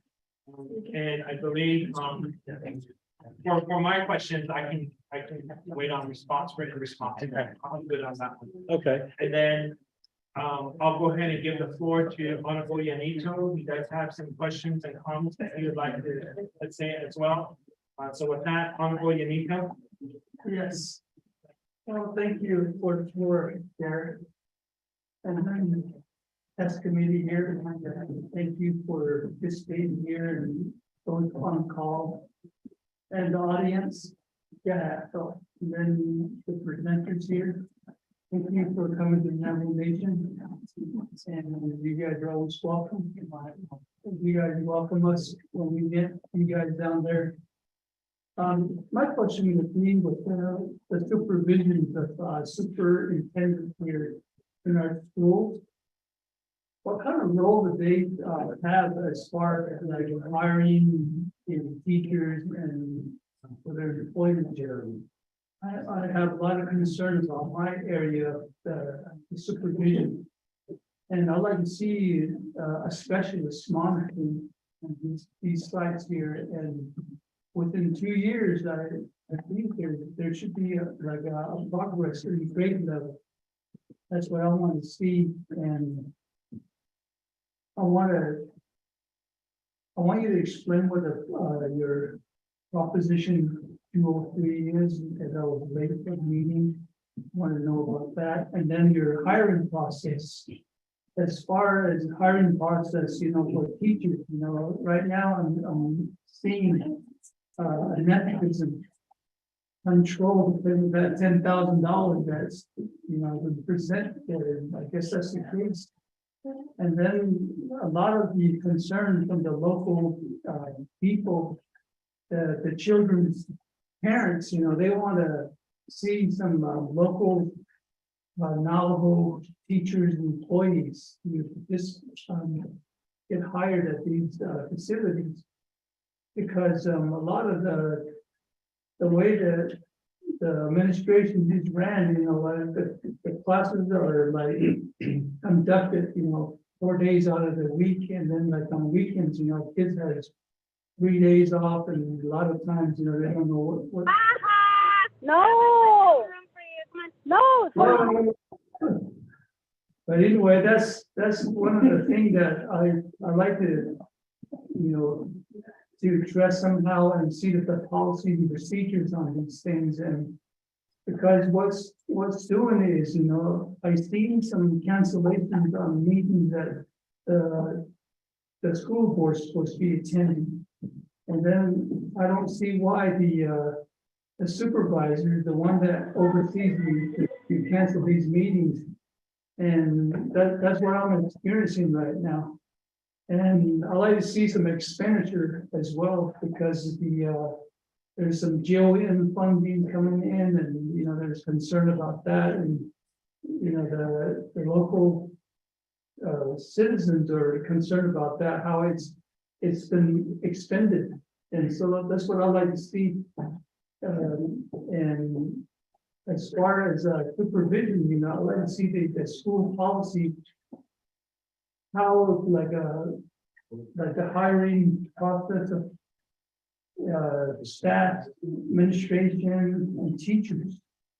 And a lot of these teachers are coming in from foreign countries, and that kind of sets a concern. And those are the questions I have, and I'd like to see more of that public awareness of the local people. Those are my actual comments and questions I have. Thank you. Okay, thank you, Honorable Unito. With that, I'll go ahead and give the floor back to the presenters to respond. I'll cover Prop 203 because that'll just take a few seconds, and then I'll hand back over to Associate Superintendent Yazzie. Honorable Unito, it's great to see you. I have lots of your notes here, so I've referenced them throughout the meeting prior to you getting here. Proposition 203, the pamphlet that you have, that is, if you'll recall, when we had our meeting at the department, there was some concern from the delegation about English immersion and how that would affect native speakers. I brought that as evidence that this the tribal communities, that the Navajo Nation is exempt from that. And so this is proof of that. I just wanted to share that this is related to immigrant children, not to the nation. So if there's any fears or concerns, I want it to be very clear. It doesn't affect you. It won't affect your community. So that's what that's. So, and then if that's satisfactory, we can take it offline if you'd like to, but that's more of an insurance to give you comfort. And then I'll pass over to Associate Superintendent Yazzie. Thank you. Thank you, Honorable Unito. In regards to the superintendent supervision hiring process for teachers, to my knowledge, I don't know what type of monitoring does occur, if there's any that does occur from the Department of Education. I know when it comes to hiring processes that, because Arizona is a local control state, that it's up to the governing board and how they decide what those processes are. However, I'm happy to speak with our teacher certification units to see if there's any more information I can gather for you on that. I'm just not familiar with whether, like I said, there is monitoring or whether there are requirements that have to be met from the Department of Education. So I'll have to get you information on that. In regards to expenditures, you talked about JOM funding. So the way Johnson O'Malley funding works is that comes from the Bureau of Indian Education. It's federal funding. And normally or generally, it goes directly to the tribes, and the tribes have their own Johnson O'Malley programs where they decide how those funds are expended. However, the Department of Education is unique in that we actually are a contractor alongside tribes. So there's only Arizona and Idaho that have their state education agencies that. So we do have funding that comes from BIE for Johnson O'Malley. We have 28 grantees. 26 of them are LEAs, or school districts, and then 2 of them are tribes that we provide funding for, and we oversee those grants. But I know Navajo Nation has their own Johnson O'Malley funding. They have their own unit that oversees that process. We definitely want to get involved and start to collaborate so that we know what kind of those best practices are, right, for expending funds. Because what we're seeing is that districts or school grantees are continuously rolling over their funds and they're not spending it. They're carrying over funds year after year. And so we're trying to be creative in helping them to not only connect with each other to, share ideas about how you can spend funds, but also how are they doing that in support of the 2 main focuses of Johnson O'Malley, which are academic outcomes and culture and language preservation. And so, so that's what we do from our office. We have a quarterly Johnson O'Malley forum that any grantees, anybody that receives JOM funds are welcome to attend. And I do have, and on that note, I will hand this to everybody and I'll give this out before we leave. But we do have from my office, it's a program resources reference sheet. And of course, we have all the QR codes. So everything that happens from my office, any resources we have available, I'll leave these with you all. And so that's in regards to JOM. I've also in conducting site visits. In conducting site visits, I know that's one thing that we've also been told is, or that has been brought to our attention is the number of teachers from foreign countries that I know that there's a school in Southern Arizona where 3/4 of their teachers are actually from another country. And so, what does that mean for understanding the community, understanding the culture, the values of the local community and the families that are in the school district. And so I think for us, it's more about that professional learning. That's what we can do from our office to ensure that they're engaging with the community, that they become a part of the community and not just an outsider. And so that is something we are hearing, that there's a lot of teachers that come from foreign countries. And in regards to public awareness, we are also have become aware that just because we think we're getting information out, that doesn't mean people are receiving it or engaging with it. So we're trying to think of ways to ensure that we have 2-way communication in knowing that if we send out an opportunity, a flyer or something, that people are actually clicking on the flyer, that they're seeing it, that they're sharing it, so my communications team members and it's about it. So I hope that addressed everything. Sure. Honorable Yanito, I got one more question. follow-up question. Yes, I forgot to ask you guys about like school policy for personal use as like administration or superintendent personal use, and how does that apply? Like conducting something like that, and I don't see it on your thing here. Is there something like a policy that something like this that you guys can hand out? So when you're referring to personal use, is there something specific you mean by that? Well, like there's like a childcare. Like some kids are not enrolled in the school, and they're the employees actually takes the responsibility to I don't think that's appropriate. For some kid is not enrolled in that school to have the childcare third. Those are the kind of things I can't encounter too. So if I can address that, and it's probably not the answer you're looking for, but I would ask if you will give me some time. I will commit to getting this to you by the end of the week. All right. So if you will give me 2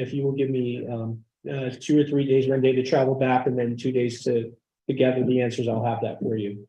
Right. Yeah, I can't speak to that personally. That's not my purview, but I assure you I'll get the answer. Well, we have a school board that, deals with, this, this, what I'm talking about, they're supposed to be, asking these questions and so forth, but it seems like there's some manipulating. Sure. And so, it's kind of hard to understand, because I've never been invited to these school board meetings. I subscribe and that's the only way I attend these, and that's how I found out a lot of these issues. Yes. All right, then, thank you, Honorable Yanito. So with that, committee members, are there any other questions, comment? Honorable Dr. Inez? Yeah, thank you, Chair James, and just a reminder and courtesy about for rules and how we conduct business as part of as HEHSC, and I would just remind and caution my colleagues to please follow those rules. Just that helps with our understanding with our agent here, and then the questions and answers from the committee members. But my follow-up is, and you can include this with the written report that you're providing our chair, is the update regarding the data on Navajo students. The state of Arizona does not track Navajo variables. Absolutely not. At the school district, yeah, at the school, whether it's BIE, et cetera, they do. The state of New Mexico does, and it helps not only school district understand what they also need to do, and what the decisions that need to come, even as HEHSC, help us understand those figures as well. The only other thing is that for state of Arizona, this is a question that I had asked Superintendent Warren at the time, and where there was data presented to us at the time, which I also questioned where that was coming from, given that there are some those students. So I don't know where that information was coming from. It wasn't provided in the presentation that was provided to us. But as a response, written response to be included with Delegate James' questions, is to include an update on. I have retired Governor Bob's about it. I have also talked with Governor Christian Wood to help, share those best practices, because again, you have the majority of our students there in the public school. So it is that you can check. Thank you, Honorable Dr. Nez.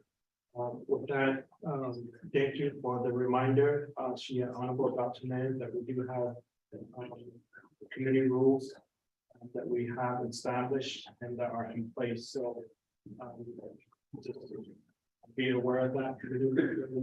Presenters, please be recognized until you respond or ask questions and make your comment. Hey, Dave, with that. So committee members, are there any other questions, comments? Committee members going once. Committee members going twice. Committee members, comments, questions, going 3 times. With that, I will move to our legislative advisor, Ms. Denali. Yeah, thank you, Mr. Chair, and I'm Dr. Health. I just have a question on the House Bill 28, and if it's I guess there was an amendment, but the amendment failed in March, and then does it need to go to the Senate after that? And so it has I'm not sure concerned. And then also the funding that's indicated in the House bill language. I think it's from the general funds from the state of Arizona and not necessarily identified as coming from the property taxes. Is that correct? And then anything like for textbooks and everything, it indicates on the further pages, like it's that you like the books and library books or anything that can talk about from what I can read.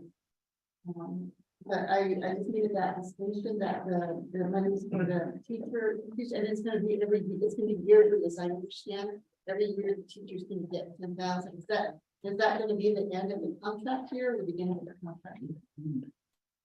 And I just wanted to, for the record, just to make sure that the monies wasn't It's simply from the property taxes, like it is from the cities, but the Navajo don't have property taxes. I'm just wondering where the lines are. Thank you. Okay, thank you, Ms. Benali. Presenters, response? So your assertion, your assertions are correct.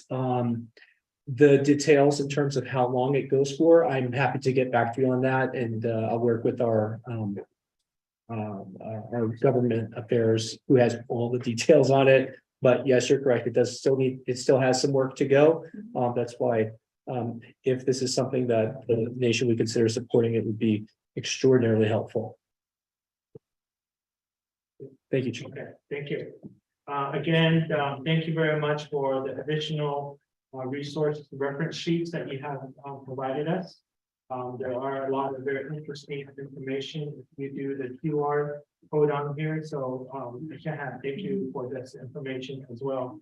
I did call 3 times for questions from committee members. There was no response. We have a motion made by Honorable Dr. Nez and second by Honorable Toe to accept the report.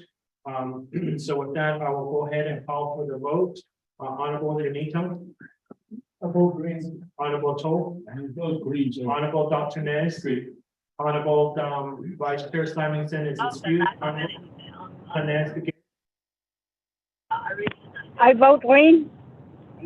Thank you. With that, we do have 4 in favor, 1 excused, and Chair not voting. Again, thank you very much for the presentation, and thank you very much for the written response. This is very helpful for us, and we will work forward providing our priority listing to you as well, working with our state task force committee. So thank you. Safe travel. You are hereby excused. Again, thank you. Going ahead. With that, moving on our agenda, committee members, we did have a little change here, and that was moving on after this report, moving on to new business legislation number 0105-23. So with that, staff, can you read that into the record? And the sponsor is myself, though, and James. Yeah, I'll highlight. But we should have tested. Yeah, health education and human services, you have your legislation. It's a first standing committee resolution 2023, introduced by Vincent James and Mary, the delegate Vincent James, and Mary Quantum, tracking number 0105-23. An action related to health education and human services committee approved in draft meeting. Now I'm going to talk about health. The Department of Behavioral and Mental Health Services, now on administration and policy. The legislation, will become the resolution about service doing. We have been ready to record digitally for the meeting. She did have the exhibit A, which is the fact sheet. Exhibit B is the Biden Harris administration press release. Exhibit C is the naloxone policy, and now the health services. We have your D, which is a tracking form with the widows and children of not tracking. Exhibit E is the National Department of Justice, indicating the legislation is being sufficient and moving forward. We have your letter from the Office of Legislative Council. It has served the legislation has served the 5-day period, which ended on 2023, and now comments for the city. Thank you. I will go ahead and give the gavel over to Honorable Dr. Nate. Okay, great, thank you. With that, committee members here in Budget and Finance Committee at the online legislation number 0105-23 was read into record. Thank you. Record. So with that, we do have the delegate Vince James here to present the legislation as well as the additional features for us. With that, committee members, do I have any questions on this particular legislation?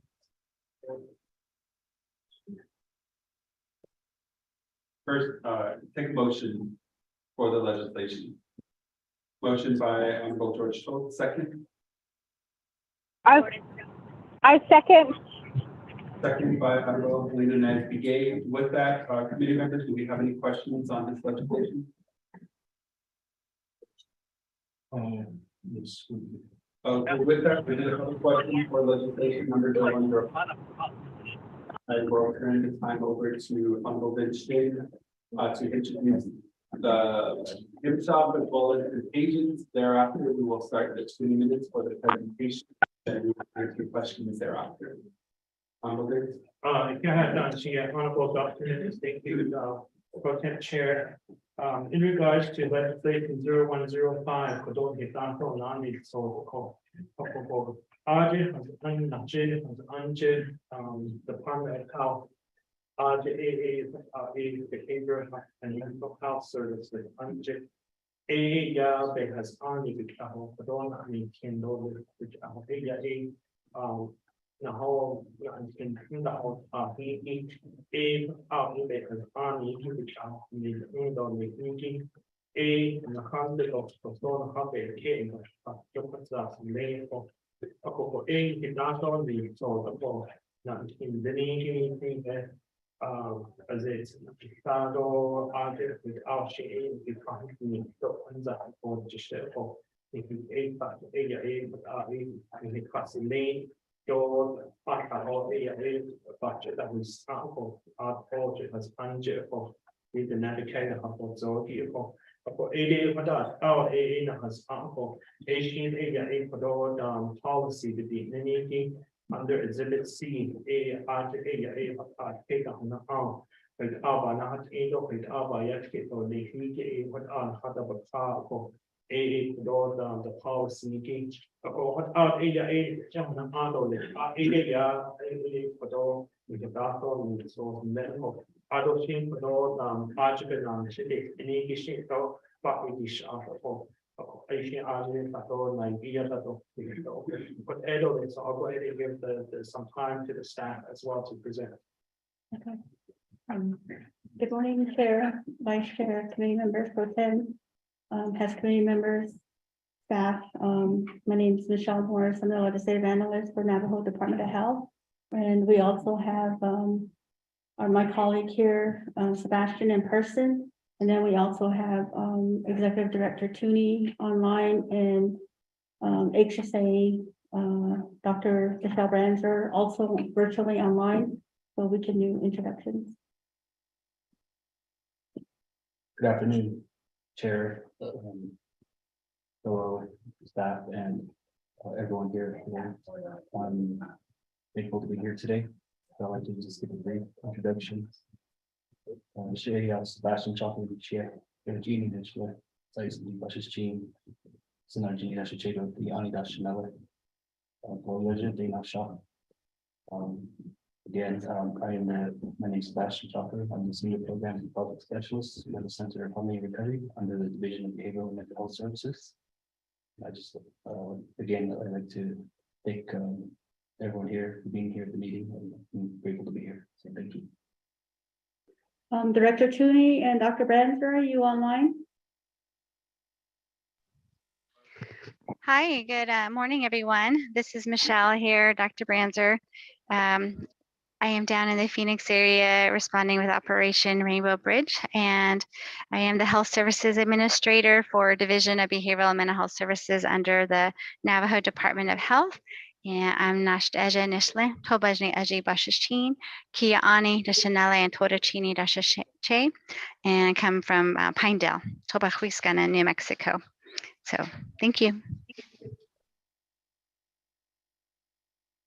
Yat es ne ashe Rhonda Tooney and Chia, Executive Director of the Navajo Department of Health, what ashina nishashe ko but ani nishlo nash as a tobaha ebashes chain kintlachini edashachedo kinyani nash dashanella a here in kaofa gave the cornish beshbasa anadanaslini do conin kid in oversight danaslini ko a here in saga.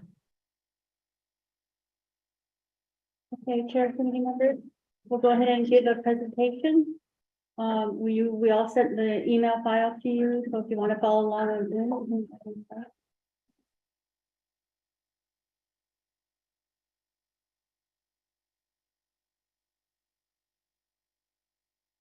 Okay, that's fine.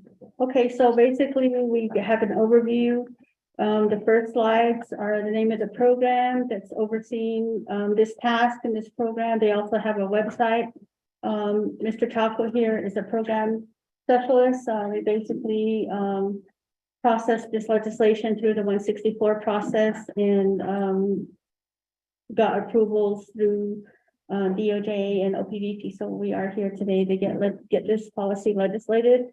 Overall, the program for behavioral health and mental health, their objectives are pretty clear and direct.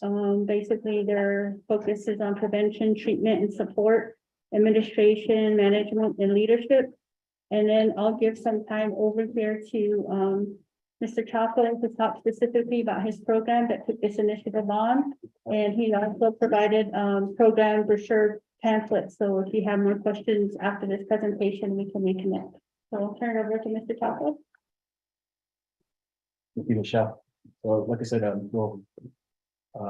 staff at DBMHS and also NDOH leadership, we put together this presentation and also we'll just go over the slides that we have today. So first off is the just giving us a brief program summary of the Navigation Division of Behavioral Mental Health Services. Basically, DBMHS was established. Start on slide 4. Okay. So I'll be focused to page 4 of the presentation, which is the core program summary. So our mission statement is to work collaboratively to reduce the impact of opioid misuse among the mental people. So the TOR program, which is also known as CORE, is a federally funded from the Substance Abuse and Mental Health Services Administration of the federal government. It's a 2-year grant that was first awarded back in September 30th, 2019 to September 29th, 2021. In the amount of $11,909,038. As you all know, due to the pandemic that happened across the nation, the Navigation tribal government was forced to shut down and delayed the implementation of this grant. So in 2001, the DBMH team applied for a 1-year no-cost extension of the grant, and it was granted by SAMHSA. And the 1-year no-cost extension began on September 30th, 2021, and ended on September 29th, 2022. And we also applied for a new grant once that grant ended, and we were awarded back in September of 2022. And now, like I said, this new grant, the period for this is September 30th, 2022, September 29th, 2024, in the amount of $3,850,000. So the next slide is just a brief overview of what opioids are. They're basically medications prescribed by doctors to treat persistent or severe pain. They're legal and are prescribed by doctors, as I mentioned earlier. Some examples you might have heard of are codeine, hydrocodone, oxycodone, morphine, and of course fentanyl. There are legal opioids circulating around the United States and the Navigation, and are made primarily by the drug cartels in Mexico. And one of the well-known opioids that's going around is fentanyl, which is of course made by cartels. And what they're doing is they're mixing it with other drugs such as cocaine and heroin to increase the effects of the drug. The fentanyl that the cartels make are of course illegal and made from cheap ingredients from China. And just to give just to distinguish between illegal and illegal fentanyl, fentanyl can also be prescribed by doctors, but mainly to sick cancer patients. And these are made in a regulated laboratory. Fentanyl is very potent, 50 times stronger than heroin and 100 times stronger than morphine. And so with all fentanyl that's going around, it's been causing a lot of overdoses in the nation. So to counteract those overdose effects, there is a medicine known as naloxone, which can be it can reverse an opioid overdose, and it can be given nasally, which is most common due to it being cheaper than the other methods of application, which would be injecting into the muscle, under the skin, or into the veins. And the next slide would be just showing a brief graph of national overdose deaths involving an opioid from 1999 to 2021. So as you can see, it has grown significantly from 2010, 21,089 to 2021, which is 80,411. The next slide. So the purpose and intent of the policies and procedures is just to endorse the use of naloxone in treating opioid overdose within the Navajo Nation. And we'll collaborate with healthcare to ensure appropriate training is provided regarding the administration of naloxone. And the purpose of the policy is to provide guidance, training, and best practices for health professionals, public safety, and tribal members regarding the administration and utilization of nasal naloxone kits within the Navajo Nation. DBMHS will appoint a naloxone coordinator to oversee the distribution of naloxone. Also track the distribution of naloxone. Naloxone will be stored in a proper manner.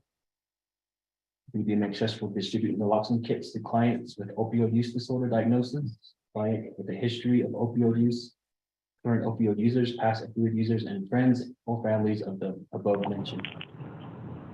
DMHS will train clients on opioid overdoses and also provide training on the use of the naloxone. And the next slide would be the implementation. So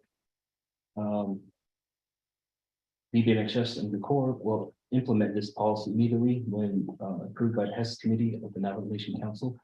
And with that, we will be collaborating with all three branches of the Navajo Nation government, the federal government, which will include HHS, SAMHSA, FEMA, CDC, IHS, FBI, EPS, FDA, states, counties, and others to implement this policy.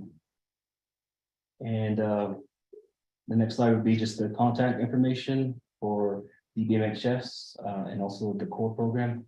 And for the DBMHS, it'll be Dr. Michelle Brandsner, she's the Health Services Administrator, and also myself at the Center of Harmony and Recovery, which is based in Gallup, New Mexico. So that our contact information is on there, phone number, email, and website. So with that, are there any questions or comments regarding the presentation or anything else? Thank you. Thank you again, staff. With that, Pro Temp Chair, I'll go about to next is that will complete our presentation. Okay, thank you, Honorable Senator James, as well as your agents here for giving the presentation and also providing it here before us for the Health Education and Service Committee. At this time, we did have a motion as well as a second for this particular legislation. So as committee members, I do question you here now for any questions or comments. Doug, Thank you, again. Go ahead, so can you so presented this piece? Lieutenant Chair, I have a concern. The concern is the director is calling in. Or she's supposed to be here to promote her broadband? That's the biggest question I have. There's an issue in the department, you know. But I do support this program. You establish all this. You have your mission and your vision. It's fine and dandy, but the surface is my concern. We established a lot of programs up here at window. The service not being provided at the local level of agency. I know in my area, there's one place. There used to be a behavior health program up at Ohio Senior. That was all the crew was sent back and the buildings were sitting there. So we gave it to EMS. We have a lot of suicide. A lot of kids, even by young kids. It's back in 2021 until today. So how can we provide these service out there? Because your service only covers from 8 to 5. We should have a program after hours. I know there's always, if there's after hours, like 9 o'clock, somebody having a problem with this, notice your community and family will come to you. Even the young kids,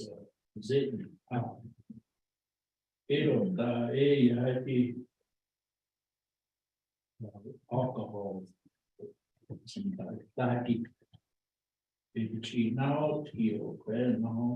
who do we contact? Do we have to wait until next state?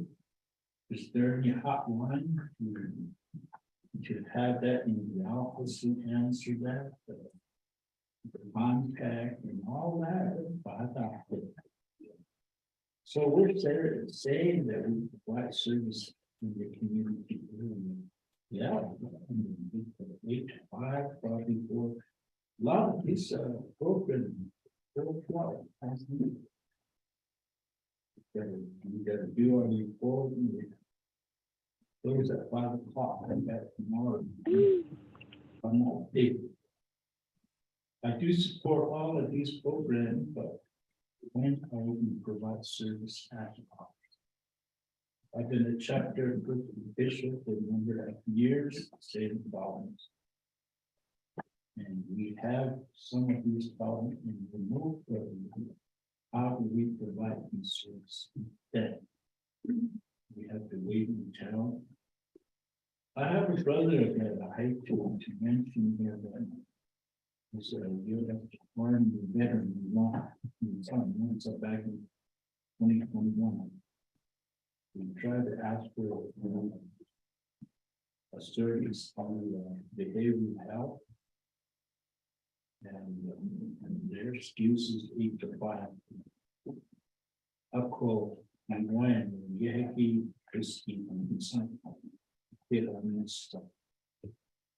And I would try to help them, even take him to the hospital. It takes a long time to be seen.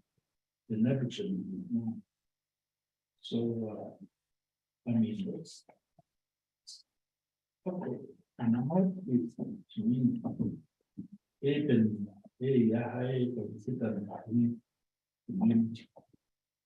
after 5, come back tomorrow. One time I went to social service. This lady, this family came up, wanted a system. Now, so come back tomorrow. Poor family came from Christians. We shouldn't be saying that. I call, put on Peggy, you should be offer my community. Service back up there. Yes, we don't have facilities. There should be one somewhere. There was a report from the buildings. You know how much we got. I went and visited them.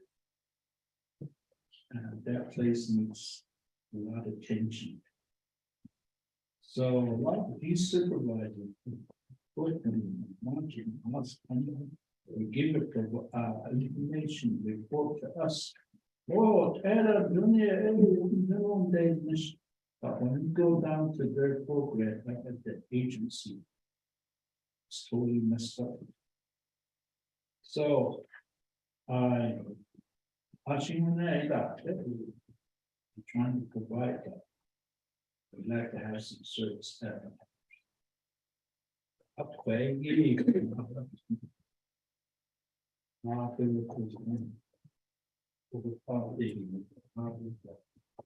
Programs being implemented. Trying to get them from the federal. Aid. Somebody spend that money. But service that there is. Yeah. Not to be clear. Even if the record generally be going to start. Or not, you don't understand. Well, how does she basically, she's listening in. Is she interested in this job or not? I don't know. That's what's going on, right? That problem with all the programs up here.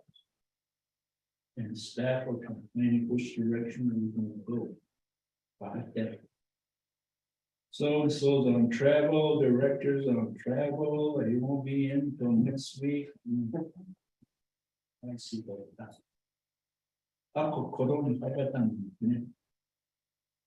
I'm for this program. Yeah, lack of service.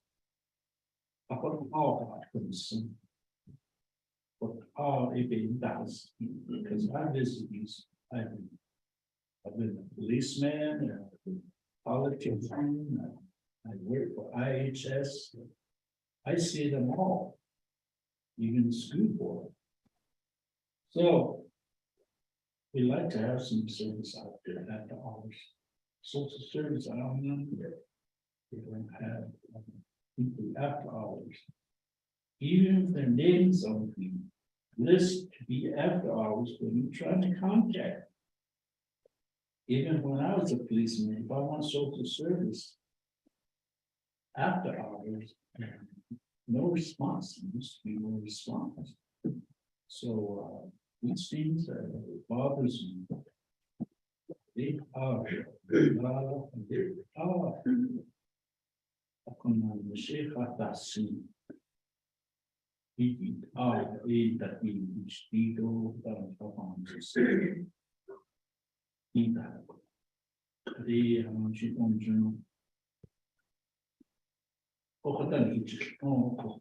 I think this body has and needs lots of advocacy. We don't have administration that. Hold on, you check card. When we yell at the legislature, we have our own business budget. Remember, we advocate. This budget, we shouldn't say that. You know, that's, I don't like that. Bothers me. We're hurting our community. As people, design, service at the local level, chapter house, there's nothing to buy. So I'm not being again. Yes, money talks. But cool. I was a policeman, I used to be a social service worker. Locked. Other than you, the people used to come to you and put in advice and help the kids. Yeah, but I have forget. But again,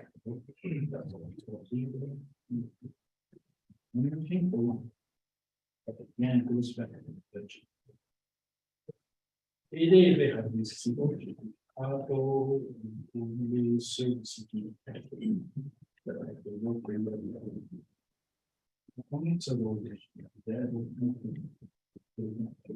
Oh, yeah, actually, I put on a kid the vacancy for the questions and comments to our other colleagues on the HES committee. Do you have any other questions or comments before I go back to our agenda?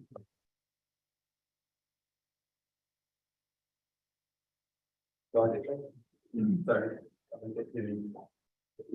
Okay, yes. I'll put you in queue. okay. Yeah, Taylor, yeah, present outside. I've been to this, Samsung meeting with, Dr. Michelle Brentzer in Rockville, Maryland, when she dies. And I had no idea what was going on with all this information, so she really helped me out over there, and I wanted to know about the whole, navigation circumstance of where everybody's at, and then, with your report right here, that really clarifies a lot of the issues that I was concerned about. My question is, I met with, IHS, that's the name. In the Samsung, that get this program. You guys provide this program with us, no? They cut on that. 3 years ago, we had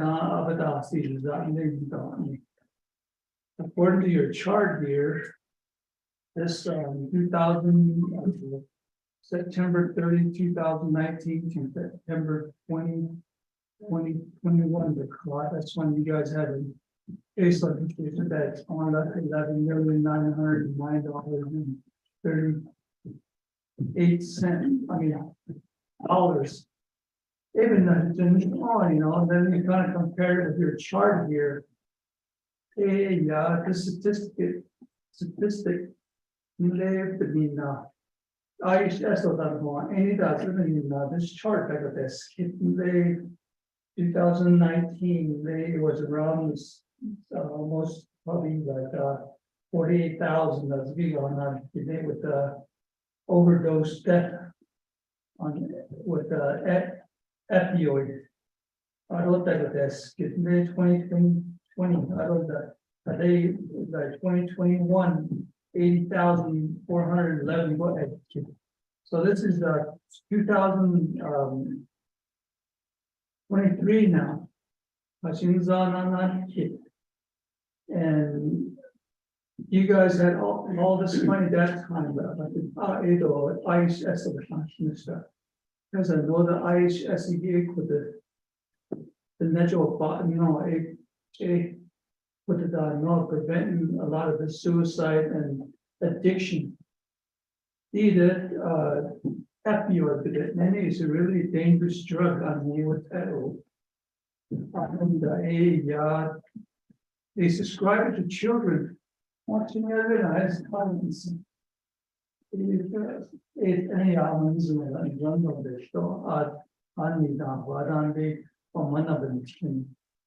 So that any I know this opioid is a very strong drug.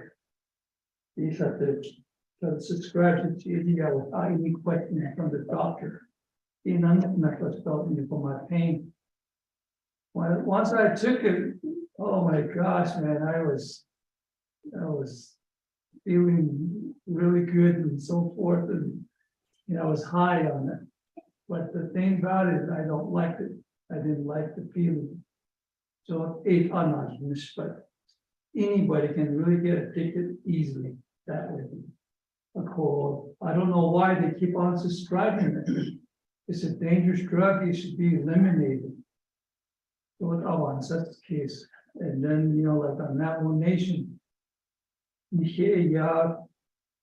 nation that alcohol, that it's illegal to have alcohol right here, and it should be illegal to have an opioid here.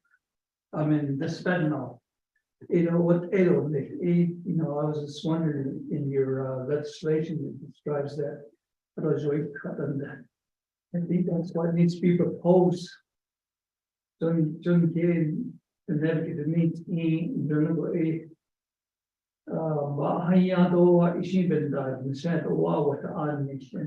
there's no teaching. But then all the laconic at the and then Godot told me that actually didn't know.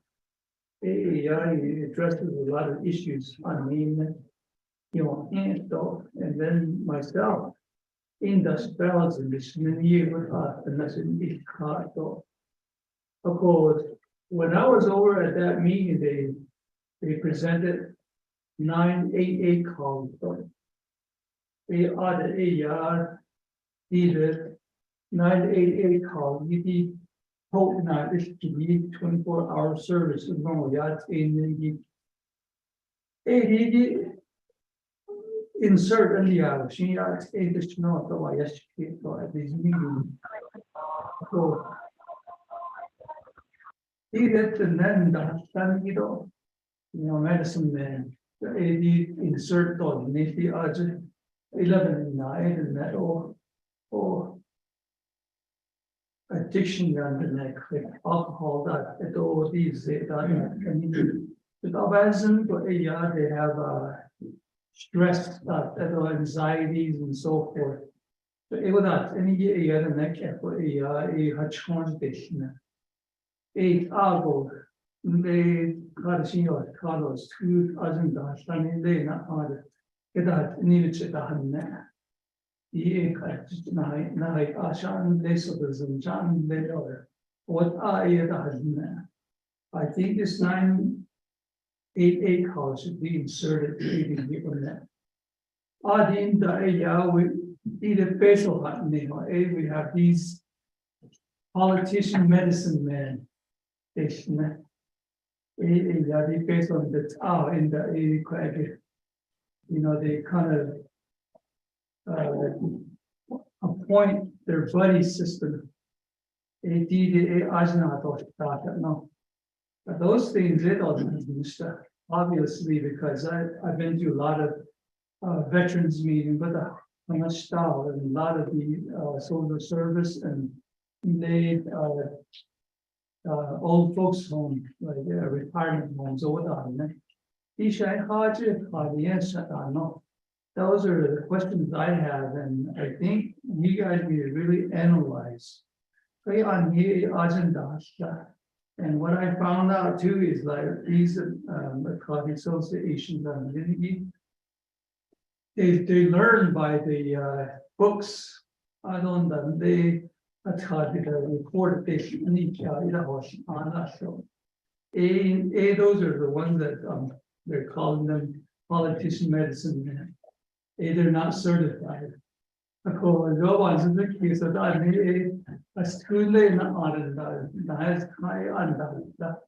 don't pay attention to the politics. They pay attention to healing. Of course, this is what we're faced with right here. It is all like and I haven't really met with all the your department as well. From the Dr. Michelle Francis really has named them. How did you and they Phoenix?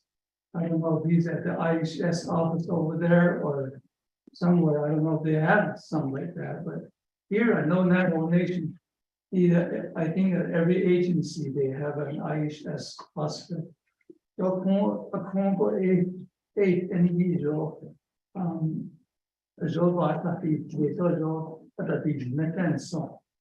talked to Thomas Cody, with veterans, I'm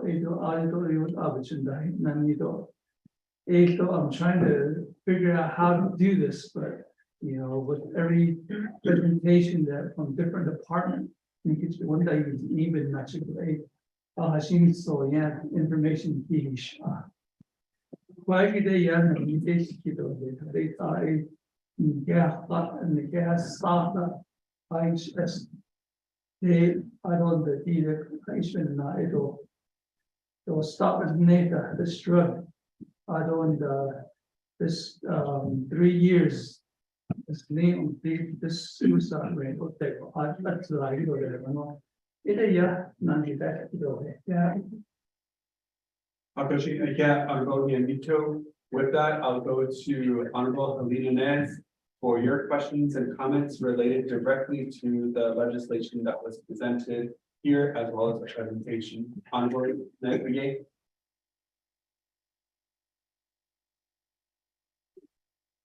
Second call on And with that, thank you for the questions here, comments from the public, as well as.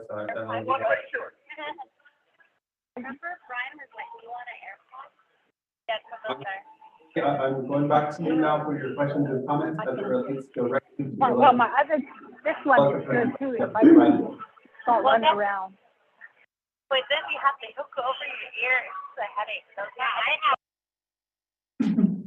With that, I'll refer back to our agents, and wanted to acknowledge as well that Director Tui, they was building out a pagi and or the chief from the Ongoya, a pagi for the Operation Rainbow Bridge for the town hall that's happening out in Phoenix. But I just wanted to acknowledge that and give it back to our agents here, Honorable James. Thank you, Pro Temp Chair. And also colleagues, Honorable Told and Honorable Yanito, for the questions and the comments. I will give time back to my agents to respond, particularly to the legislation that is before us, which is 0105-23. Others, we can probably, outside of legislation 0105-23, maybe we can get a written response back. That's not pertaining to 0105-23. I'd like to just make that comment to my colleagues, Honorable Toth and Honorable Yanito, but I'll have my agents respond back, particularly just to the legislation of 0105-23, and then there are other outside of that will be written response. So with that, agents, I don't know who wants to respond to comments, questions that was made to legislation 0105-23. Okay, thank you, Chair, committee members. Yes, there are a lot of questions, good questions, and constructive criticism always helps our program to make improvements. Of course, our goal, our mutual goal is to provide services to the community as much as we can. And we know our communities are large and diverse and different and unique in every way. However, we'll do our best with our programs and the managers to address some of the gaps that exist. We'll give some time to Dr. Branzer and possibly Director Cooney, if you want to address some of the questions related to the legislations. And as the chair mentioned, we'll provide a written report to all the other non-legislative comments that were made today regarding programmatic issues. Dr. Branzer, are you on the line? Yes, I am. Good morning or afternoon. Can you all hear me okay? Yes, loud. Okay, great. Great. I'm on a headset, so I just need to make sure Okay. you can hear me. So in response to the legislation, I think the slides or the presentation that was done hopefully highlighted that before, even with DBMHS as the lead agency for substance use disorder, we did not have a policy and procedure to address the opioid issues, though it is here and we are aware of it. So by getting this grant, we were able to really have more ability to address the issues that hopefully are not going to get worse, but the current issues with opioid right now that are surrounding in the surrounding states, as well as what we're aware of on the nation. And so the policy and procedure is needed. So it helps create that process so that when we work with IHS or the 638 healthcare organizations or any partners, that when they ask us those questions, what is your policy and procedures in regards to opioid training or naloxone and education? This will help us at least to say, yes, we've started the work. It's not,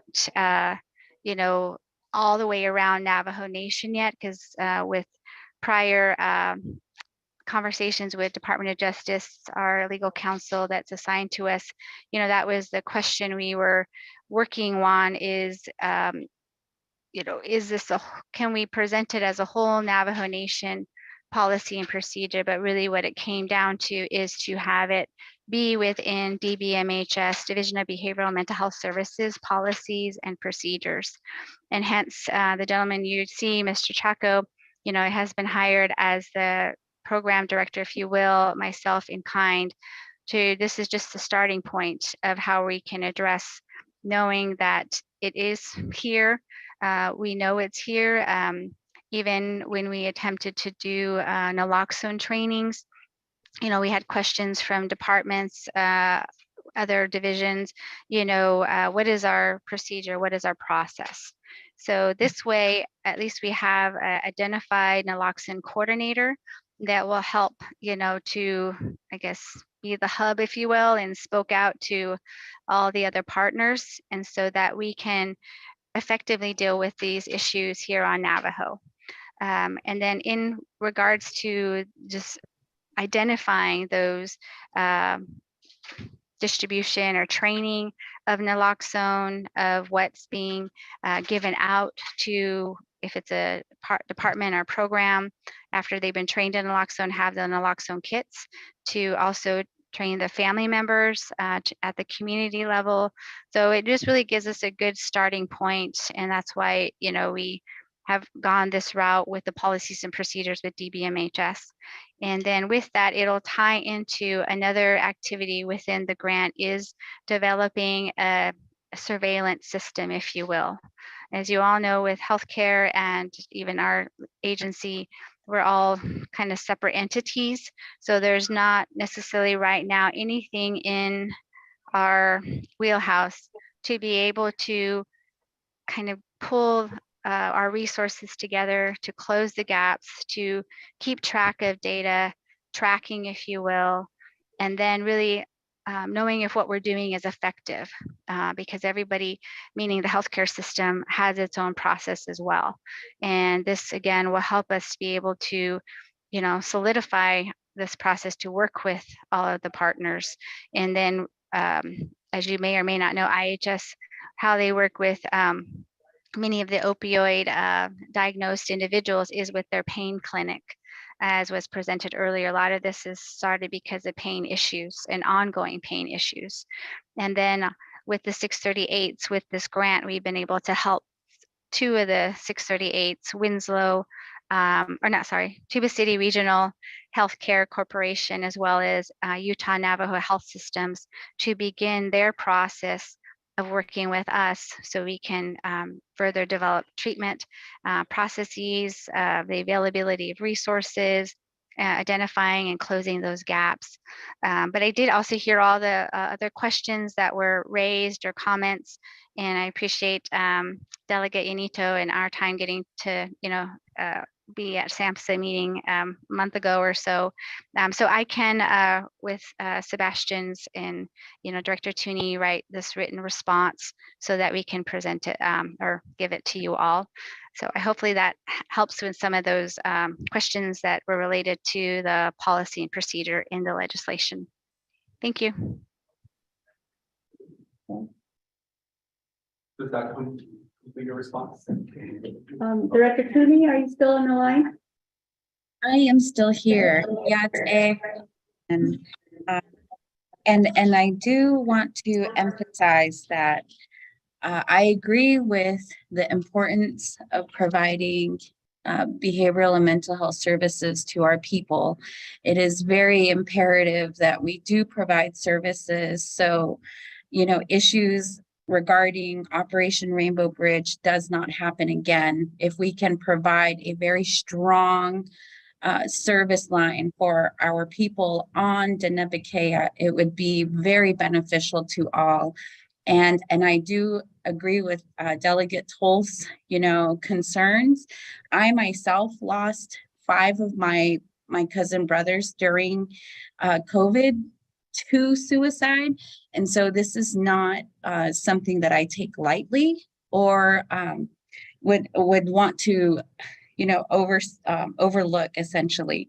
If you go to the legislation itself, this particular legislation was processed at the very end of the last administration on December 5th, 2022. And then it was brought before HEHSC prior to my arrival. It went through the process prior to my arrival. But, taking that into account, I do think that this is a very good policy. And a lot of our people are struggling with certain issues, even in addressing Operation Rainbow Bridge out here in Phoenix. This type of administration of medication is very important, and they also provided training here. So I do support this legislation, as well as the intention that, as well as its intention and purpose. And I will definitely circle back around and discuss, and probably have a meeting between us and HEHSC, so we can really discuss a lot of what you would like to see within not only just the Department of Health, but also the Division of Behavioral and Mental Health Services. We do have a Shiprock facility right now that is sitting idle and has been sitting idle for the last 2 years, as well as limited services all across Navajo. And so that has been the Nigrin Montoya's priority, to open those facilities, as well as providing additional services all across Navajo. And so that's essentially what we're working on and what we would like to see, because a lot of our people are struggling right now. And so that's all I would like to provide. Thank you so much for your time.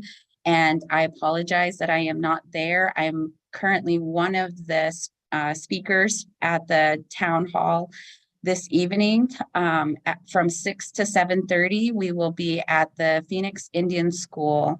And so I look forward to seeing some of you there, or also online. So thank you for that, and I appreciate your time. Does that conclude the responses? Okay, thank you. With that, colleagues, here, we did receive a response from the questions and comments presented here by our HEHSC committee members. Delegate Helena Ned-Gate, are you on? Second call? She's on the line, but she's going in and off, so on and off, so I'm not too sure. I did text her. Okay. With that, I will revisit any follow-ups from any of my colleagues. Delegate Toll? Thank you, Chair. Chair would like to have a meeting with the executive director. We need to talk to each of them. Okay, Dave.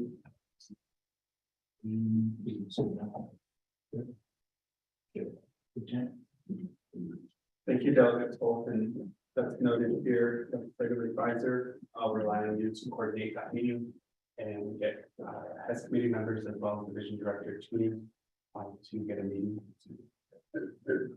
Okay, second call. Any comments, questions from any of my colleagues?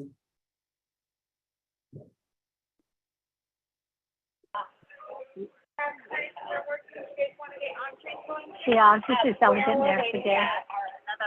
Thank you. I will be directly related to the legislature.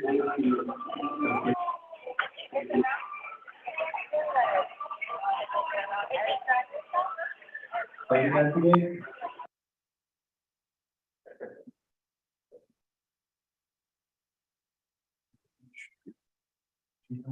She's off the call. Okay, to our agents as well as our sponsor, we'll reach out to her just to have her questions and comments addressed as well as answered. As a courtesy, she may be on the road, which may, that's probably the service.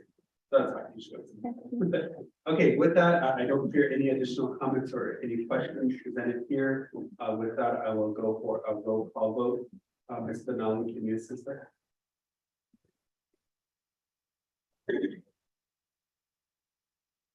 Yes, Mr. Chair. This is a roll call vote for 7A legislation 0105-23. Motion party is Delegate George Toad, second by Delegate Helena Nez-Begay. Delegate Helena Nez-Begay, how do you vote?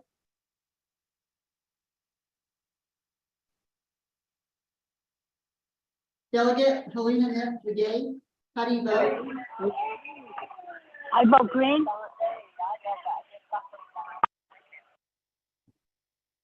And Delegate Vince James, how do you vote? Delegate,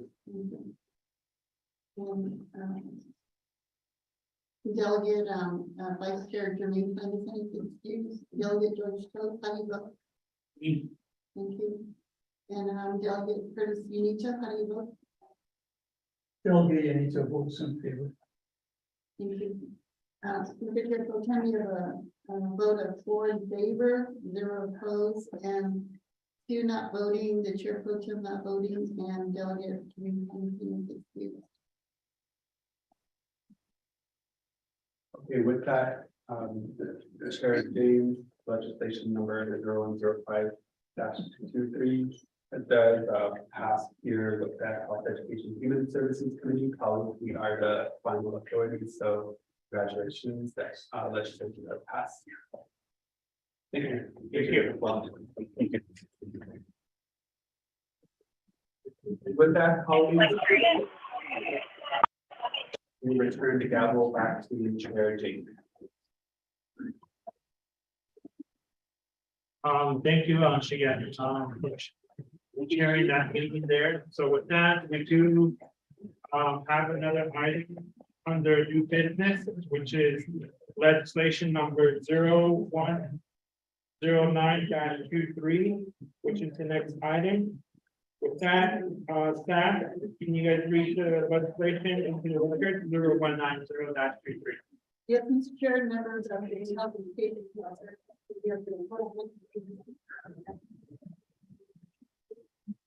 By Dr.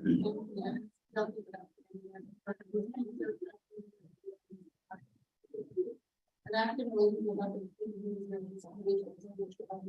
school board. PL 100-397, the grant school, and all the new school, community school. The legislation, the public committee has the final authority of this legislation. The legislation has been electronically read and record. And we have your exhibit A, which is HR 2617-758. Exhibit B, which is Community School Board of Education Resolution TCSA E2223-004.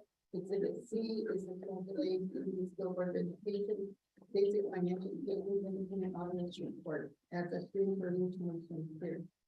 And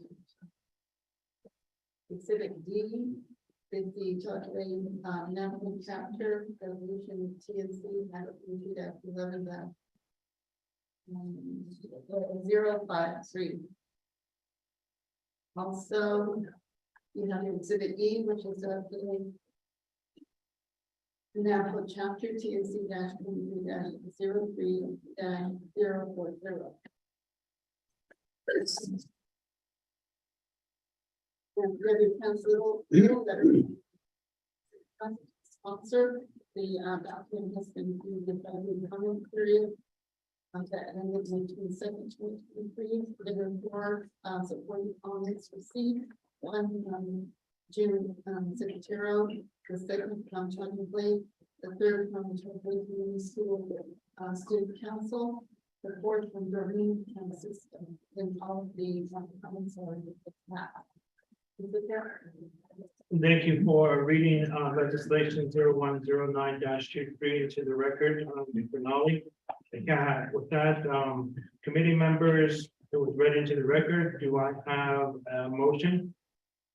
A motion made by Honorable Toth and a second by Honorable Yanito. So with that, we do have a motion and a second. Committee members, there's 2 ways to do this. We can call for questions. If so, then we'll provide the presenters 20 minutes to present their legislation. If there is no questions, we'll go ahead and go automatically straight to vote. I leave this up to you, committee members. No questions. The committee members, no question, going 2 times, 3 times. So with that, We do have a motion made by Honorable George Poe, second by Honorable Curtis Unito. Roll call vote to accept the legislation 0109. Roll, Unito, I got a question. voting, Yeah, I'm in favor. okay. Honorable Toe, In favor, sure. Honorable Dr. Nance. Honorable Vice Chair Simonson is excused. Honorable Helena Nancy Gay. I want to read a speech or just say whatever I feel. Please. With that, we have 4 in favor, 0 opposed, 1 excused, and chair not voting. So with that, hereby, legislation 0109-23 passes, and Health, Education, Human Service Committee is the final authority. So congratulations. Before I release you guys, I would like to give some time to you guys to introduce yourself. And then go from there. We should quite be probably or seen skin for the image that go for all Nakabe not clean for I down for by the not to take over this I not the not slate for Asian or Ocean skin for 8,000 single. But Ella of 16% only. You want to go? Sure, thank you. Honorable Dr. Ness. Thank you, Chair James, to my colleagues here for passing this legislation. That was where I was leading to, it's just an introduction. I know you guys made the long travel out, as well as the additional royalty here from Chile. So with that, I'll pass it on to the grad city, and then we can go from there. To introduce. Good afternoon, Chair, committee members. My name is Jordan at City. Taking off my DeBose hat right now, and I am one of the school board members out in Tohajale. I sit with 5 other members. Sanam business Twitchy Bushchin, Tabahe Dashik Chedo Kia Ani A Dashnella. So I'm one of the school board members who is a true alumni of the school. I went K-12 all the way through, and I graduated with a big class of 24. So continue on my education, and I do have a bachelor's degree from UNM in economics, a bachelor's degree again in from New Mexico State University in criminal justice, and then also a master's of business administration from Grand Canyon University. So I'm one of the statistics out of Tohajale, and then I'm glad to say I'm a positive statistic as far as graduating from Tohajale and continuing to help my community out. So with that, thank you, Chair, committee members. Mr. Chair, members of the committee. My name is Lawrence Platero. Come from community of Tohajale. Been a lifelong resident there. Half Navajo and half Taos. My mother's clan comes from the Pueblo of Taos, and my late father's clan is that of the Edgewater people. I come here to speak on behalf of this legislation, and I thank you all for considering it and approving it. As we move forward to our new school, and our hard work has paid off. I serve as the board president for our School Board of Education. And after the introductions here, I would seek the indulgence of the committee. The students here have traveled a ways, and there are 4 individuals here that would like to address the committee as well. Thank you, sir.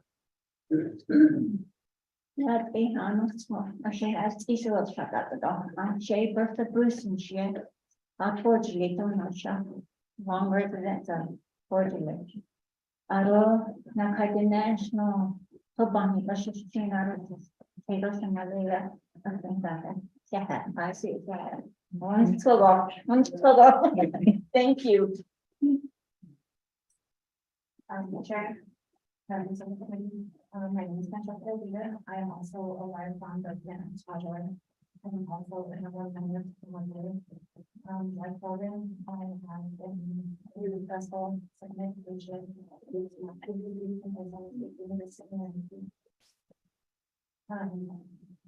I just want to say thank you very much on behalf of my community on this position.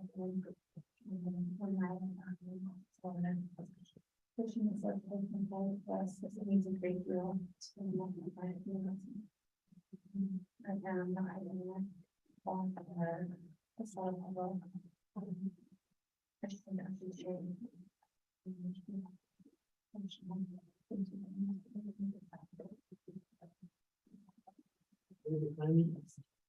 Introduction. Ya, Chicago, Chicago, again, in check. Don't have the community, they play the I think the Chicago, they play that, I want to say thank you for confirming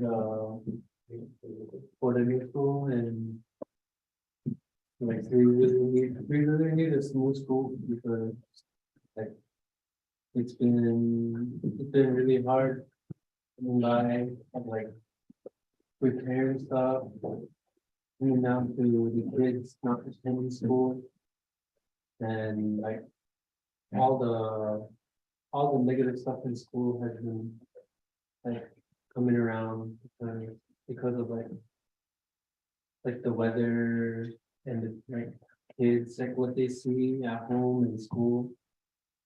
And I feel like the new school could have a big change, not for only the students, but for the elders, for the teachers, and for everyone around the community. And I just want to say that. Thank you.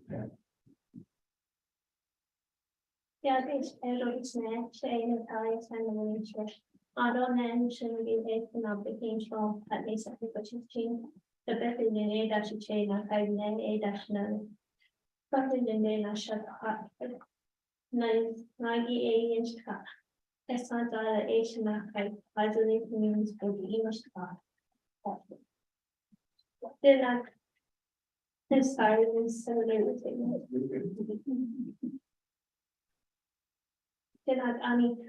I know I'm not able to vote now, so I am coming today in support of the legislation for the school board and plan, design, and construct the school. Our school principal and staff and school board have been working hard to get $4 million for a new school. Unfortunately, I will graduate before it is built, but that means there will be no worries about water flood,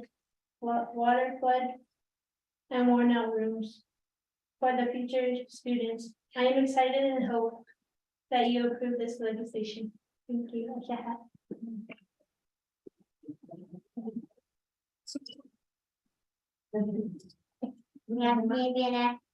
My name is Colby Gay. My school is High Community School. I'm Danette and Acoma. I want the kids and the school board to I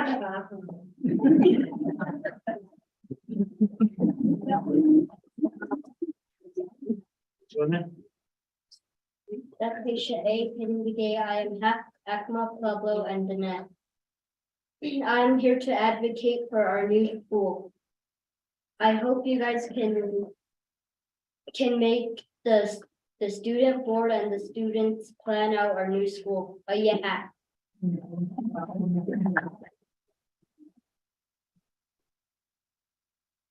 Hey, Danan. How'd you like? Nora Morris in the chat, other in the not only a additional and for delay Navajo chapter after a Akeda Society Shannon out in the corner Kenya as my representing my community. So I say a for them. Alan at she the kid that it's in the after the age. Navajo Nation to that evening. Holiday is about now a larger area on city case. James are area for Yoshis in the Archinia. Out of the upper the Zad Lini, Dinamo, Atiki, a Diego Ebekani, Echo, out of Nasa, the opening needs at the not only the clinic, the aim me. Nasa Hardy Shane not only, not on clean of the jeopardize, Yates Key, for she to be the area, a hair. Though Nanish clinic a sheen, out of that Senate University, Abide us should change or Toby us another. Out the fish pass, unanimity, a kind, you know, so being called on the, yeah. Well,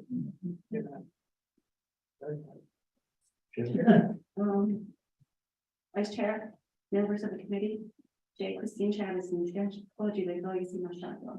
If it's what is going to team, provide us no, puts on the potato to provide us no. And I can't have the addition. Representing my family, even though I work here on the Napa Nation as a county manager and contract manager. These are my grandkids, and thank you. It's been a long time coming, and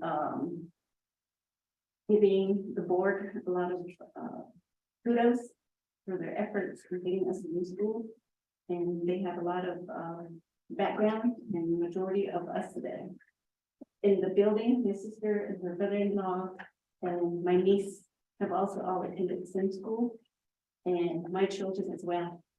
And they are a product of, as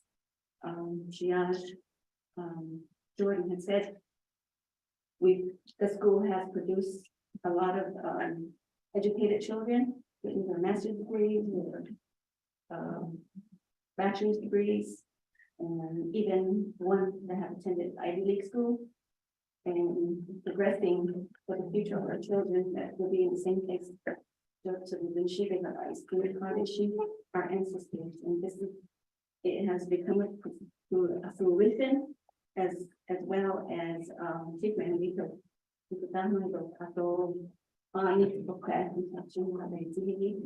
and all these guys effortlessly has maintained and gone to meetings here to fund HEHSC by Kingston. And they do all have backgrounds and as far as maturing and all that, they should be still as community members. And my sister is also an auditor for the federal government, and my brother is also an accountant, and then my niece is a nurse. So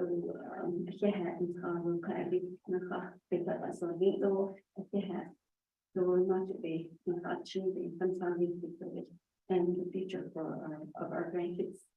The creation for those who in the media have people, they have the unfit, not the vehicle, and image and come out and say, you see, they get given but that's what we will fight for this. And they had to ship on the plan. My son did not have that, so that there's an inequity in the town. Which is they can't be the outcome of their consent. Because thank you again for so much time. Yeah, one day they might be here sitting where you are. And they would highly, it's good. Even my grandkids see blue skating, that was an inspiration for them as well. So you've seen everything on Facebook and social media, our kids seeing it, so that they also progress, they also get to that round, not just for our communities, but I'm sure your community as well, and our daughters, not high school. And I've seen the beauty of that school and where she's at and how she progressed into your school this year, and she's really grown. What they have not been. There's a couple more. There's a couple more. We'll put it on. Go ahead. Anytime. Okay, my name is Francie Chavez, the office of being coordinational. I just want to say thank you all for the legislation. I'm alumni too of Coagulate, served on the board with Mr. Lord R. Quintero here right after college graduation, and these are our grandkids here that we brought with us. They were excited, and unfortunately they're getting restless, but I just want to thank you from the bottom of my heart, and I'm looking forward to the new school. And what he was going to say, the little one was going to say that he's looking forward to refrigerated air. That was been kind of conveyed, but yes, thank you so much, and they're looking forward to the new school, so I'm hoping that, it happens quickly, but thank you. If there's no other introductions from Tohachi Lake, we'll go ahead and move on to Hoto. Mr. Chairman, members of the committee, as Mr. Lawrence, the chair was formerly in the council. Didn't even say that, so. It's been the council for quite a while. Good old days, sir. Thank you. Thank you. Yeah. Thank you very much, Mr. Chair. In closing here, we want to thank you on behalf of our school board and our community for supporting us in this effort. I realize that sometimes you want to meet away from Window Rock. And there are times when you visit Albuquerque, so I want to extend the invitation to you and your committee. In the future, should you have any place that you want to meet near Albuquerque, our community school is offering to post one of your committee meetings whenever you're ready to come out. Just give us a appropriate time notice so we can make arrangements for you. Thank you very much. Thank you. Thank you. That is great to know. We will have that in our books, and maybe our next meeting or somewhere down the road, we'll have a meeting out there. So I hope Jordan is aware of that as well. He always extends his invite as well to different facilities and trying to get us out there. But I think that's one of our goals as committee members is to go out to the local level and then to also meet with local individuals. So we will look forward to that, and we'll give you some notice, a heads up notice that way you guys can accommodate us as we do our HEHSC committee meeting out there in the community. Honorable Credit Unita. With your efforts and everything. For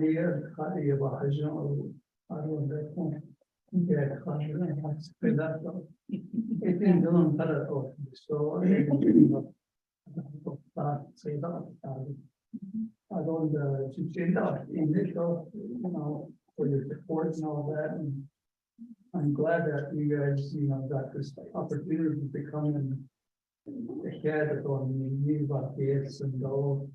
I will use it to, with any, I don't, you guys look different. Different tribe. Sitting there on the set north, that's and then there's Utah there. From the border over there, I didn't say. And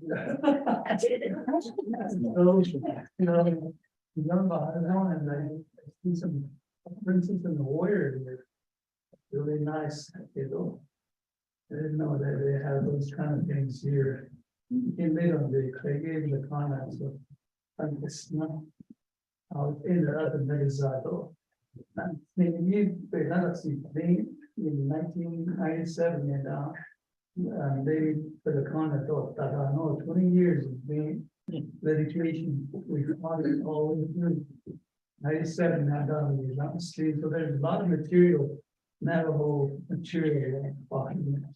Or you could have not in Sound School District, and so you guys want to, apply for some of those kind of material. You guys are welcome to it. So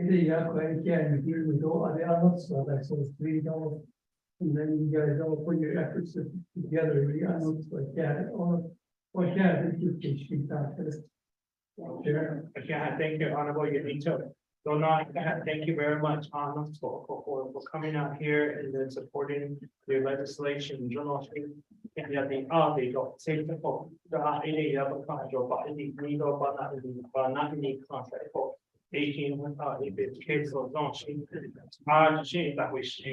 Grand opening was a invitation. So with that, I'd like to give it back to the sponsor, even though we already approved the legislation, to wrap it up. Honorable Dr. Andy Nance. Thank you. Just thank you again, my colleagues, for supporting it. I just wanted to highlight one thing. Translate was the 1A girls state runner-up. By 1 point. Oh my gosh, it's exciting to finish there at the pit, but also to the boys for finishing as district champions. So with this new facility, you're continuing to make statements for our communities and our relatives there in flagellating and agencies. So with that, thank you, Dr. Chair. Thank you. You guys are hereby excused. I can have safe copy. Okay.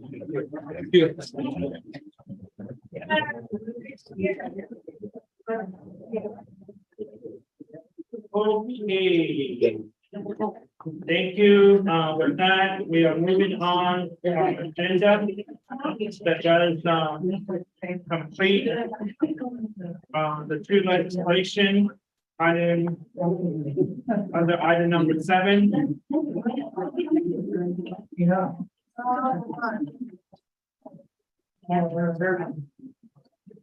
So with that, committee members, we are going to item B under reports, which is Bureau of Indian Education, Navajo area. And we do have a written response that is here before us, and I believe we do have our presenters here from Bureau of Indian Education as well. So with that, I will ask the presenters to provide an introduction. And from there, we'll see the written report. You guys have your written responses. So with that, presenters, I'll go ahead and let you introduce yourself for now, and then we'll go further into details regarding the report. Introduction, presenter.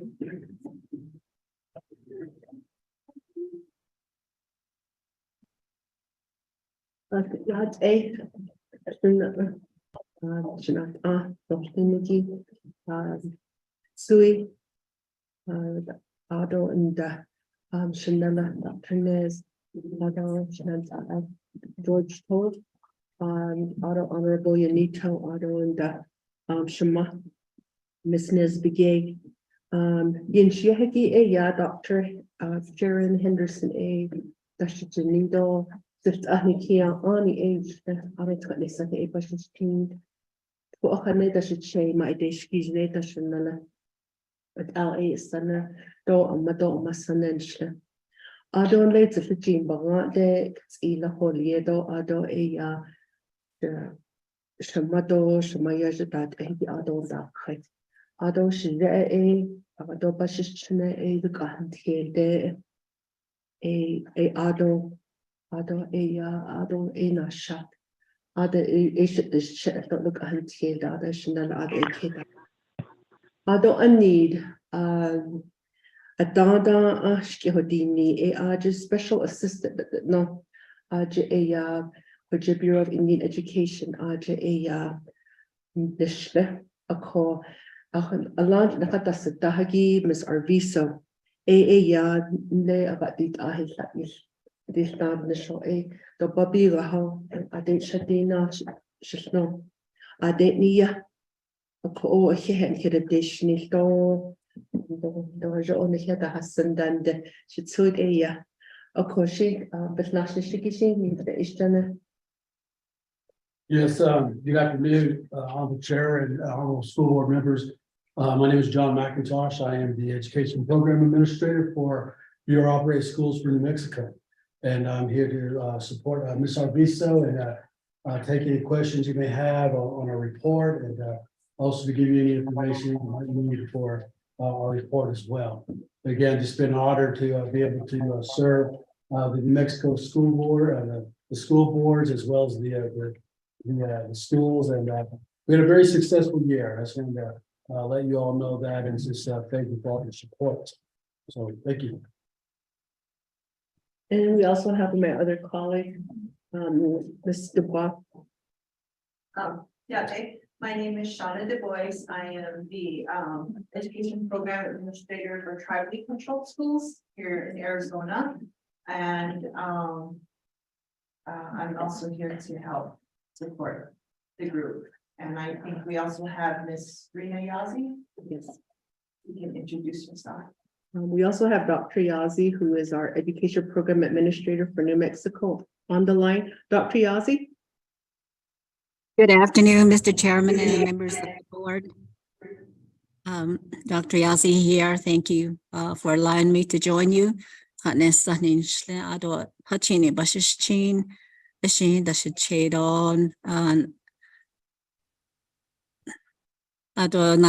nesde AI the national shahla. Okay, yeah, thank you. Does that complete your introduction? So with that, committee members, we do have the presenters here regarding response to question that was posed to Director Dearman and Deputy Director Pinto at the 2023 Spring Pivot Conference.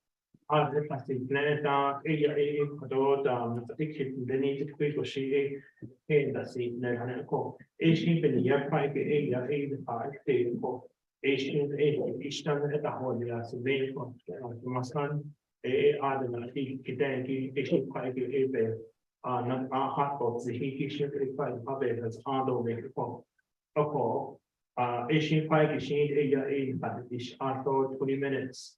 That she Nana, if you need additional time, we'll provide that additional time once you conclude with your 20 minutes if needed.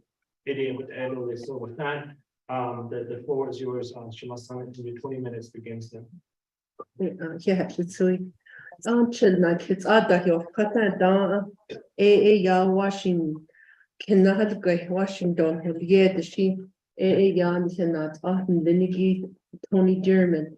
Do Sharon Pinto shin but a solely Beninagi she the quishin kit no hit the ahagi she do night kitty she hit Ishana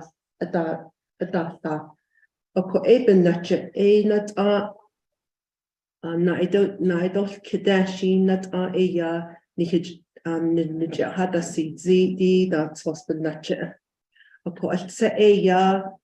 The first one is the status of data sharing agreement. The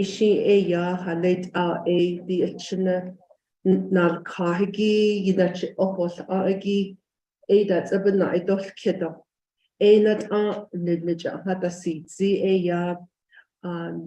We need more information on the data. The data sharing agreement. Currently, there is no data sharing agreement in place between the Bureau of Indian Education and the Navajo Nation. The prior agreement included student assessment data that expired November 12, 2019. Before the expiration date, BIE submitted a renewal data sharing agreement to then President Jonathan Nez for signature. However, the data sharing agreement was not signed. We have requested additional information on the type of data to be included in a data sharing agreement with the Department of the Education Superintendent.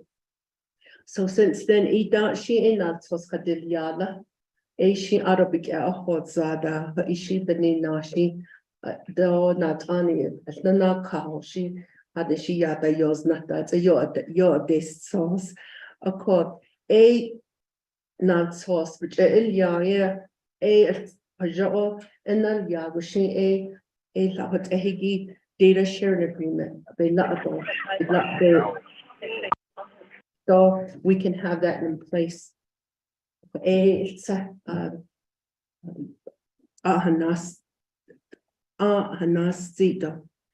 Auto and whether school improvement and safety plans can be shared.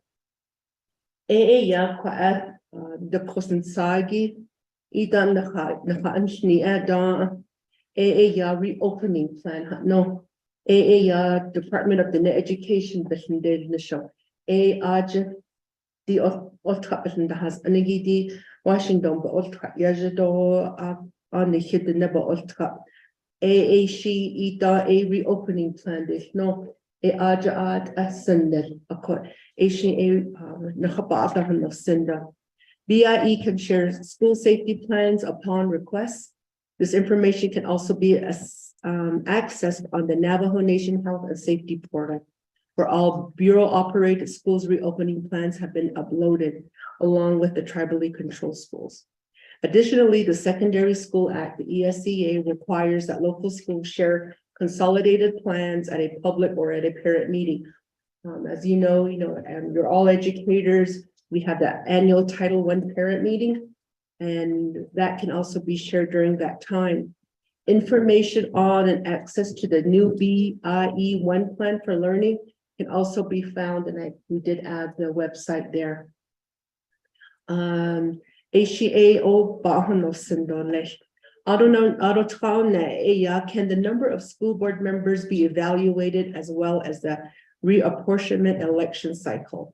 Are the school boards seated based on the number of students? Ilanja Yan has Taniki ya LHA the North Ila do Halate Ala the Halate a Chinayaja that's a big aho. That's a big aho. School boards are done.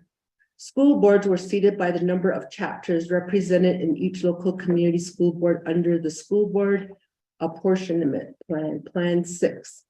The BIE, the number of school board members and the election cycle is solely at the discretion of the Navajo Nation.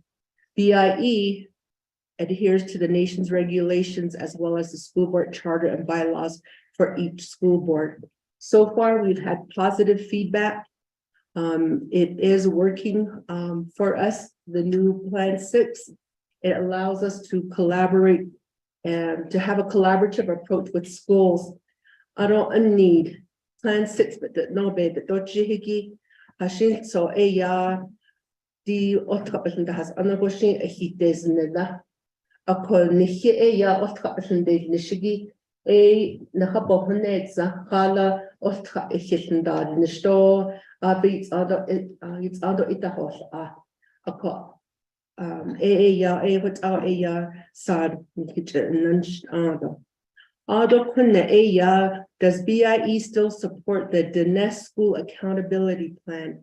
And what is the status of DSAP2? BIE, we remain supportive of the DSAP. However, the DSAP2, it's still pending with the United States Department of Education. BIE supports continued discussions with DOTI and the US DOE to finalize and update the final copy. So, right now it's Asian Washington there. I see actually years the Halyanjishin and the assets was Asian on Danish Ido Adoshinat issue do for that Hekishi a Adoshi in the Condol that was Nisto Pajot DSAP when you had DSAP2 Asian Pajot. None of so don't the Argent Pujin de Nishigi BIE became seats. Efforts to improve BIE operated school websites. Step strategic transformation of education plan. The BIE Office of Information Management, OIMT, we're rebuilding and Bureau operated schools websites. This effort also aligns with our strategic goal, our BIE EDU domain, and it provides a single hosting contract, and it gives the government the ability to do these web design standards. All schools are currently in phase 1 of this particular plan, and they're undergoing realignment of their websites, and it's expected to be completed at the end of the summer. 21 phase 2 schools will begin the redesign process in August. And then and then the rest phase 3 schools will begin the process next year, August of 2024. So we're really looking at upgrading all of our schools' connectivity. And for your reference, we have all the phase 1 schools and their respective website redesign status. The websites have been soft launched, so the homepage has been published and is publicly available while it's under development. So you will see in our report, we have Lake Valley, as well as Wingate Elementary, Tonalea Day School, Aneth Community School, Baka Dlo'oyaje, Red Springs, and Apatow. Those are the schools that you can see now. They were the first phase 1 schools. Akodi Besh, date Ahagido, the laptop dot egin here iPad dal yegi Asian Wi-Fi dish beso edit abinacha step a day strategic transformation education plan could you Washington but also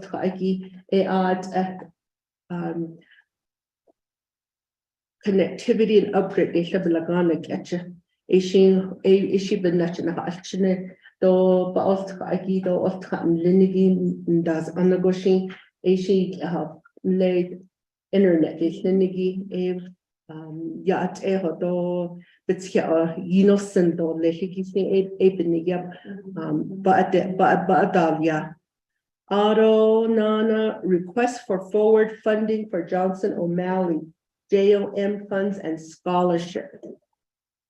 BIE included proposals for forward funding for JOM and scholarships and adult education programs as part of its FY 2024 budget.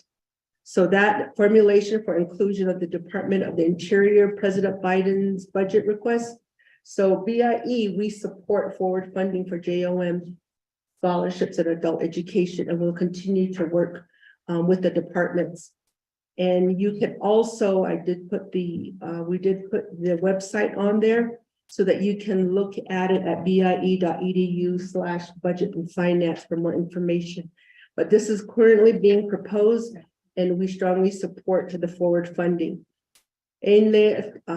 Duquishi Beso edit ahagidi chine the ne bizado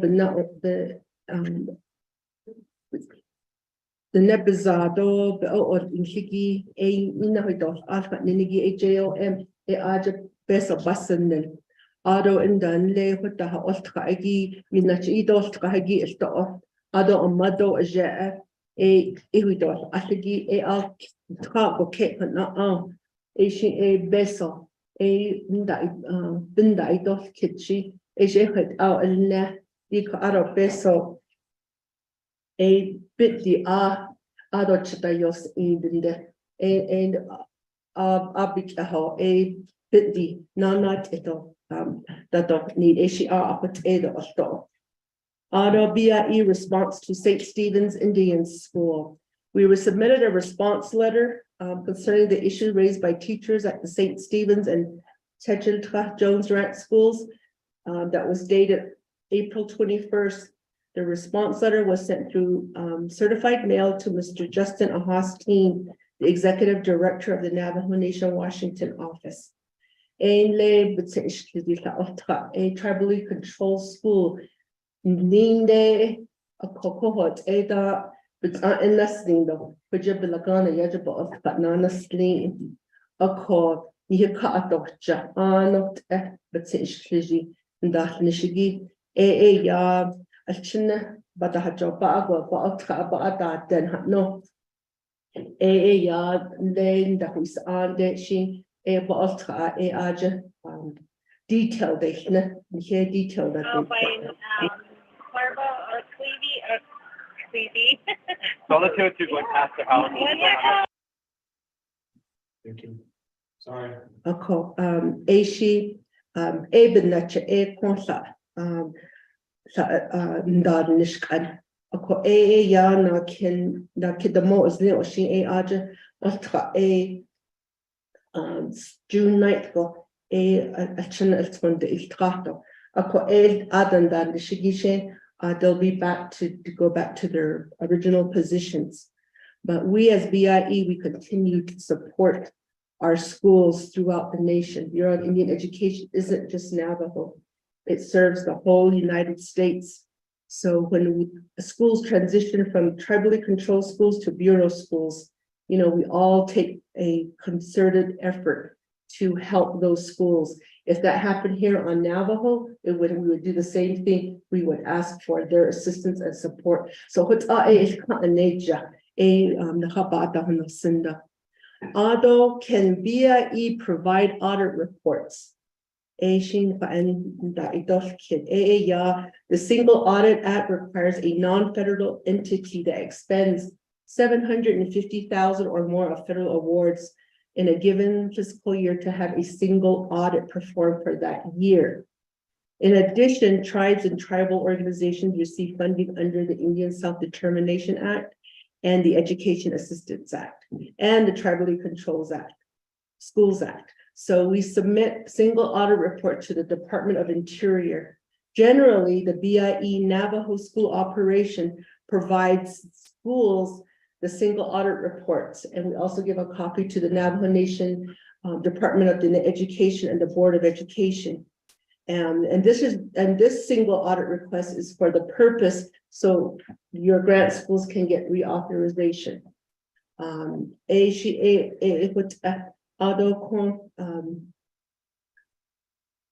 Shaman Linigishi Dr. Yazi, Asian ya night of Kidoshin Ishana Idolish.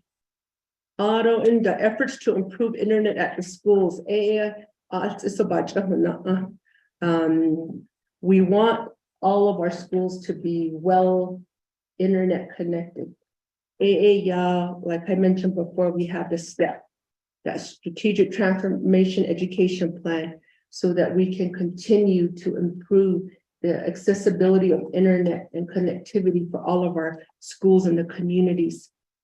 So that's the initiative one. Initiative two is the Native American Network, also known as ENAN, the Wide Area Network WAN, which consists of 55 bureau operated schools and 25 control schools, is currently being upgraded to support the maximum of 1 gigabyte of internet service to all schools on the network. And it depends on the student population and carrier availability. So as of April 17th, the 80 schools connected to the network have been upgraded, and 11 are pending activation, and 41 have orders submitted, so that they will continue to also get those upgrades that are needed.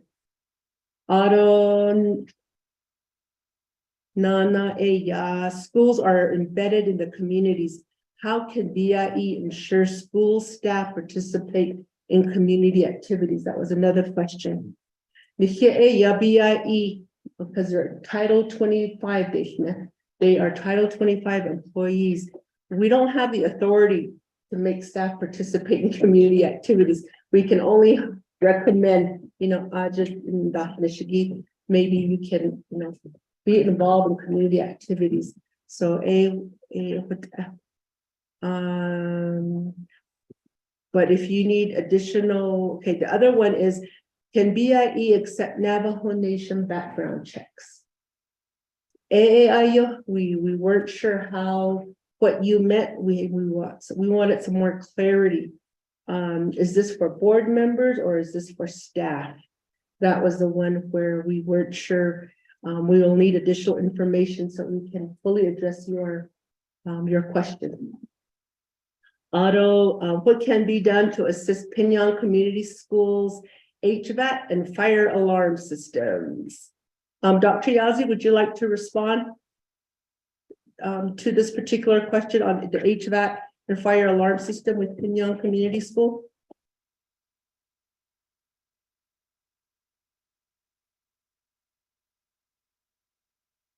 You may be on mute, Dr. Yazi.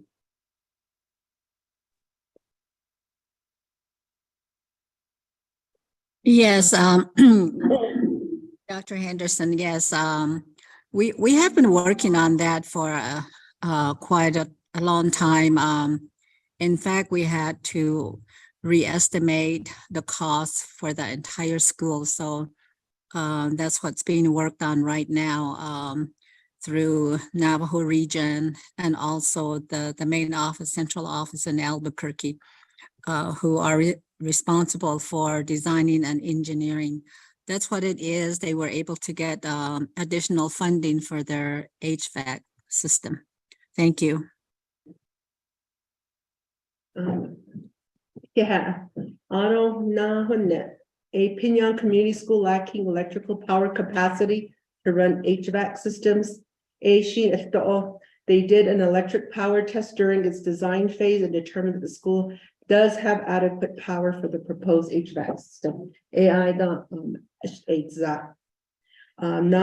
Eya, the last question. How are BIE school employees, teachers, principals evaluated, and how are they held accountable?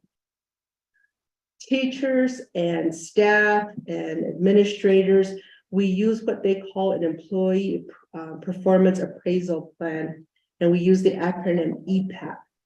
The EPAP documents the work performance of employees using a 4 appraisal system.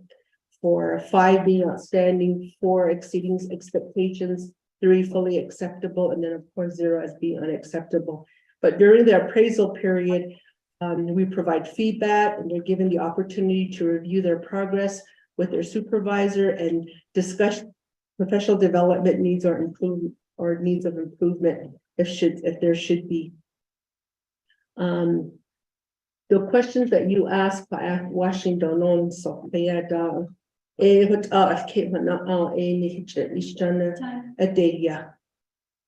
perfect. Yeah. Thank you, Masana, does that complete your presentation? Oh. With that, committee members, do I have a motion to accept the report? Motion made by Honorable Unico, second made by Honorable Ford. Committee members, the floor is yours for questions, comments in regards to the report, and then also the written response that we received back, which is in our packet. So committee members, are there any questions? Honorable Toll? Thank you, Chairman.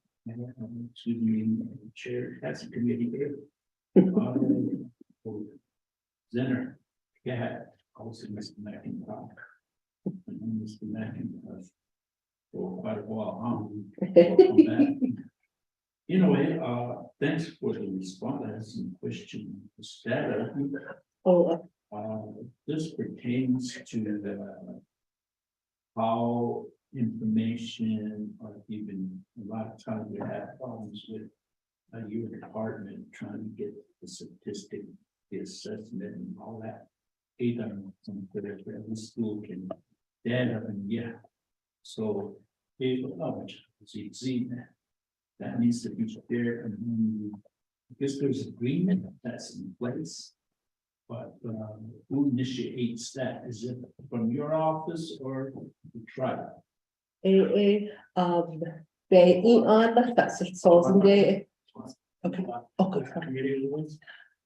So that Honorable Toll. Okay, number 2, then school improvement safety plans. I know some school has security. To all your VI school, do you have enough security in the area? And what's their plan? As in school. That's one of the things that I'm aware of. Also, the other one is the website. Hopefully,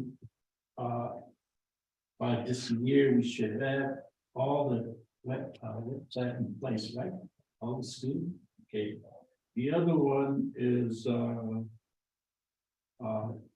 700. This is my concern. In school day. Some other family or teachers when they been there and nobody make a follow-up. That's the question we had. Anybody went out there to evaluate what they were talking about? I guess one of the things that they were being threatened by the students, and I don't want to go that far, so, that's the one down. The other one I have here is a certified letter to, Mr. Justin Austin. Actually, and we have that letter. What letter are you talking about? Certified letter? 70. And then the other one is, background check. What we're saying is that Navajo Nation has their own policy of background check. Can that be your department, BIE, can they honor that? Or do we have to do it on your side? Because when I was a school board member, there was a whole bunch of questions that was given to me to fill out the form. And take a trip to Albuquerque, get my fingerprints, all the personal questions. And I didn't do that because there's a lot of, I would say, uncalled for questions. So what the tribe does, they have their own background. Can you honor that? That's what we're saying. So that needs to be clear. Also, the division go future again. We have some of that. They say not qualified principal. And as before, we try to bring this issue to up here in the window law. A lot of times when the principal is on contract, we the board usually say, hey, no, we don't like what's going on, so we not satisfied, but sometimes we're already ruled by it. And the administration, wonder what a lot of them, that somehow we need to monitor the assessment and listen to the board, their recommendation. So especially when this pandemic happened, a lot of decisions were made by Mr. McIntosh and this approving it, getting the contract, get a probably more about this is all the things that we it's all. So I'm so check. Thank you, Honorable Toll. With that, Shimasana, Dr. Anderson, you may respond. First, I'd like to apologize for the protocol, local protocol. Data sharing, the agreement, so taught other bonds in that. BIE, we gave it to President Nezi down. Other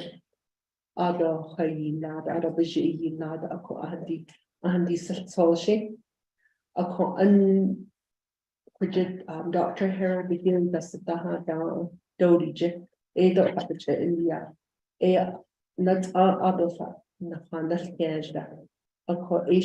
Asia, Banda deed install, Kujit, Dr. Boo Niger, she is that. But another Nisto, I think I'll she either the data sharing agreement will be complete. What that's it was in there in the joy a date of souls that should be that was in 2019 at so is she a not of that agreement of souls that Ado couldn't and not didn't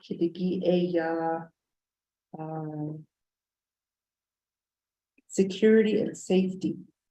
Security and safety, we do provide safety and at all of our schools. I'll go ahead and let Mr. McIntosh answer and provide some feedback on security. Question was, do we have enough security in our schools and what our plans with that? So again, Mr. Toth, we do plan to have that part of our schools to be fulfilled. It has to be on the org chart, like you know.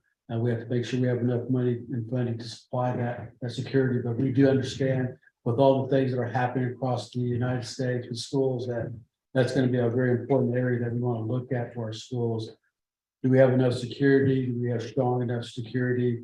Even 24 hours at times. And so we have to look at that budget, and we would have to look at each school's organizational chart. Thank you for that question.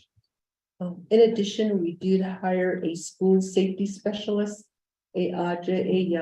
she does provide training for all of our schools in areas of, if there is a lockdown, what the procedures are. She provides them with if there should be a shooter on campus. So there's protocols in place, and we do provide them training. So that's a new position that was established right before the pandemic. Website, right now, we do have in the first phase, most of our websites are up. They are currently under construction. So for the next school year, we should have the majority of them up and running. So we're really excited about that. Auto follow-up, the Ninigi St. Stephen's, not sauce, the Quishi, not sauce Dalia, not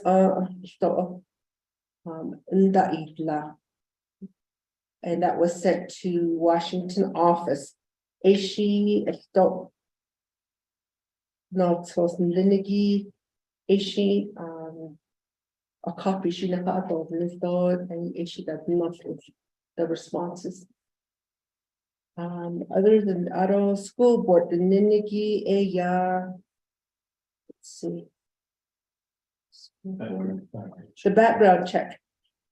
And need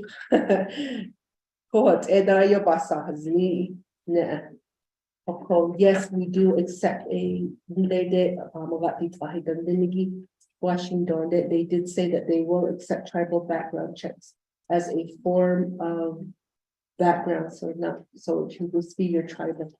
Doesn't have to be federal, doesn't have to be both, it could be one or the other. They put out a date on there. So auto and the teachers, all principals of that ni hashin so a nahot shut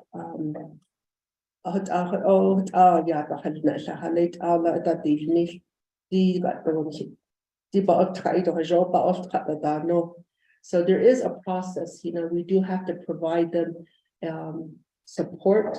We have to provide them professional development and put them on a growth plan. There's a process with the BIE, just like any other school district. We have to give them the opportunity to improve. So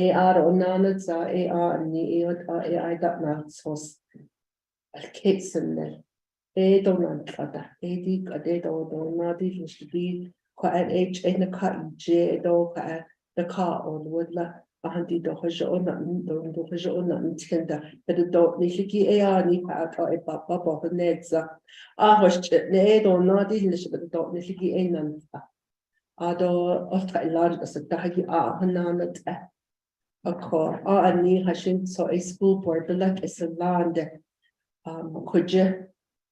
Washington, but has on, this is all a you.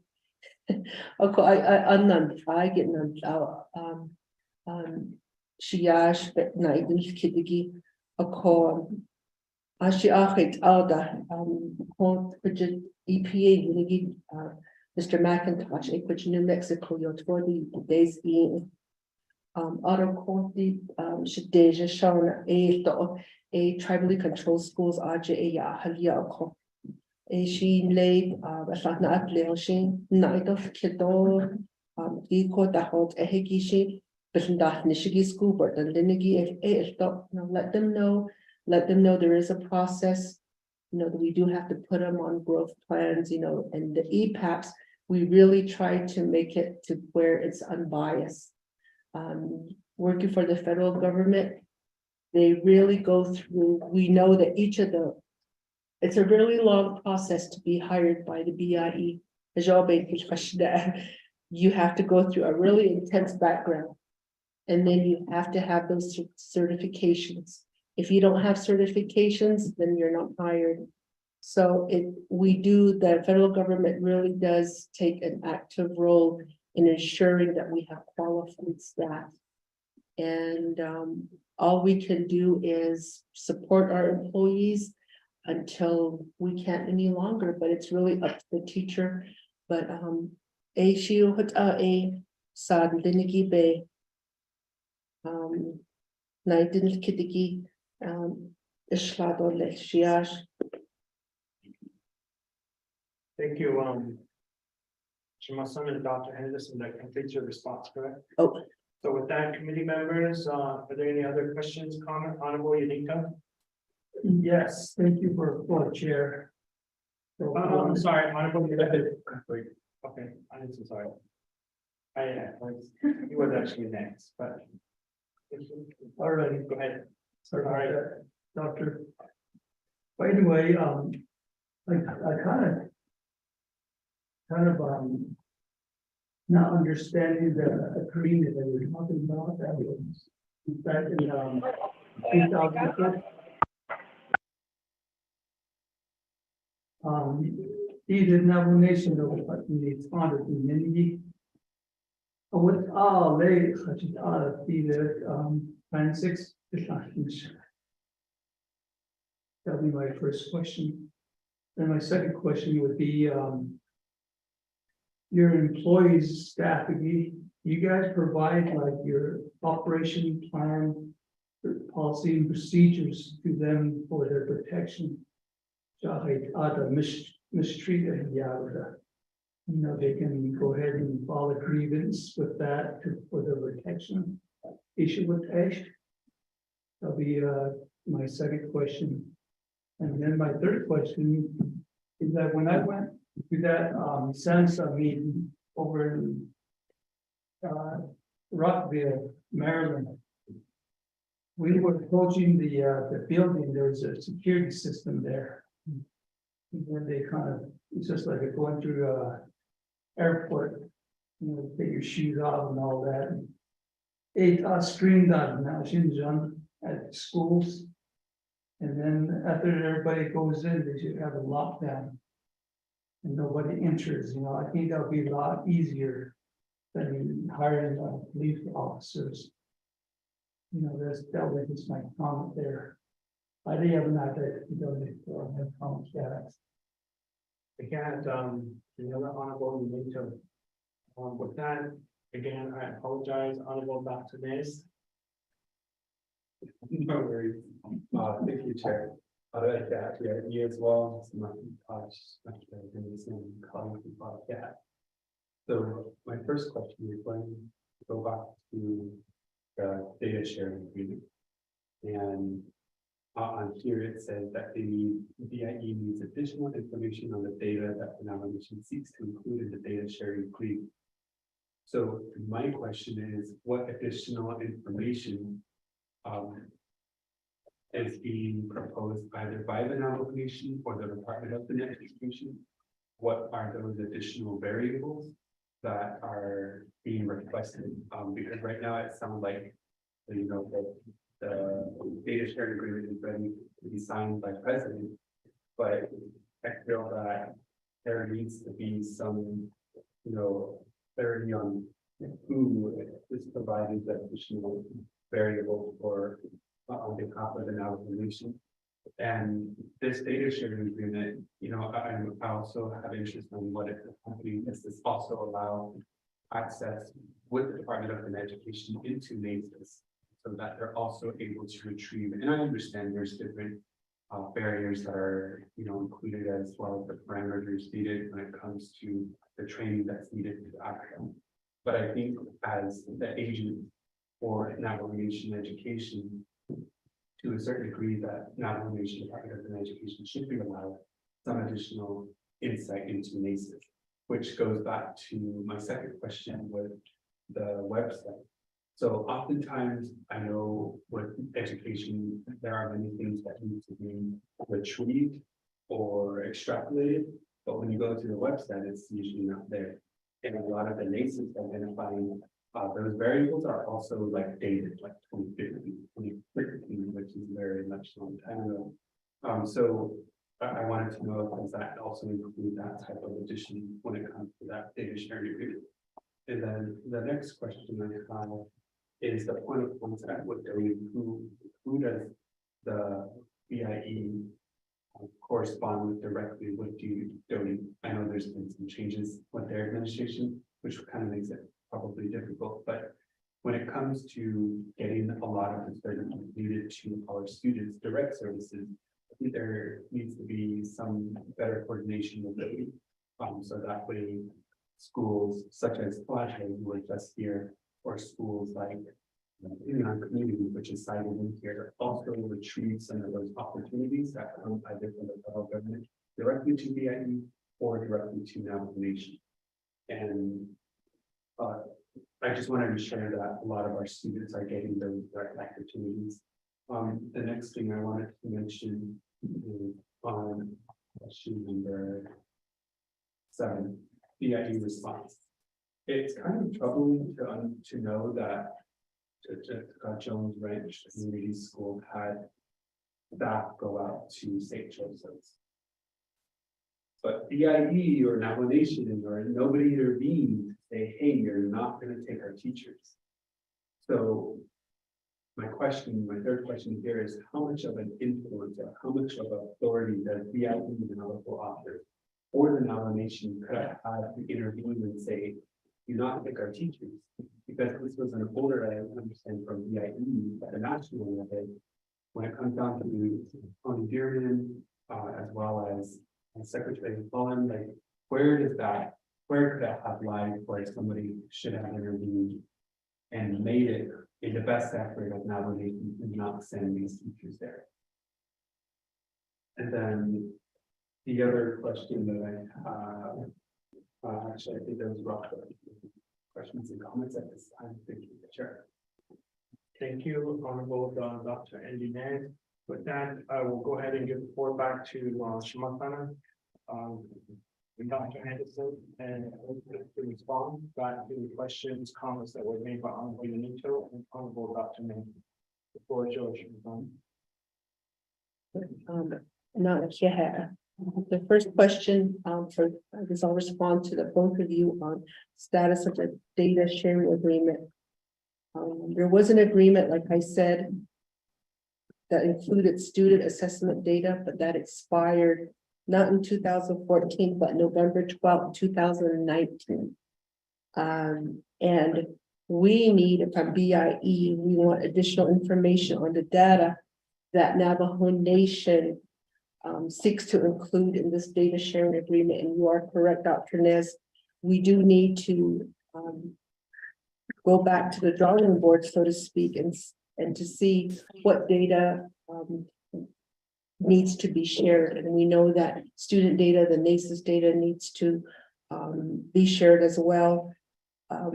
With NACES, we do have 3 individuals from Doty who have access to NACES now, and they've always had that. And I believe they're housed in the school improvement office where Dr. White used to be.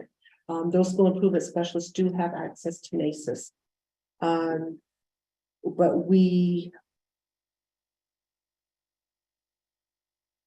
as far as who will be providing variables, again, we have made various attempts to talk with Department of Net Education. We have asked them to come, to the meetings. We have not made a point of contact. They did let us know that they will let us know that now it's going on 2 months. I understand that there's an interim superintendent, and then there is an acting person. So we're still waiting on that to get a point of contact. We hope that we will be able to continue we used to have monthly meetings with Department of Net Education with OPVP.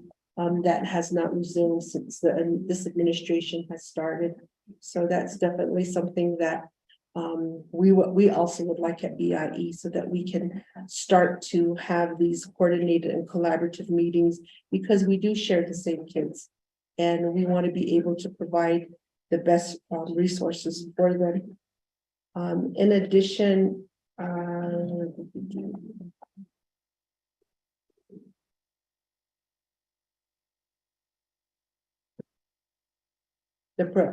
so we hope that with this data sharing agreement, we can extract the data from whether it's NACES or any other type of database, so that we can have data. And BIE is currently working on being very data driven in this next school year. We started that because data tells us everything, and we want to examine it so that we can provide the best possible scenario and opportunities for our kids.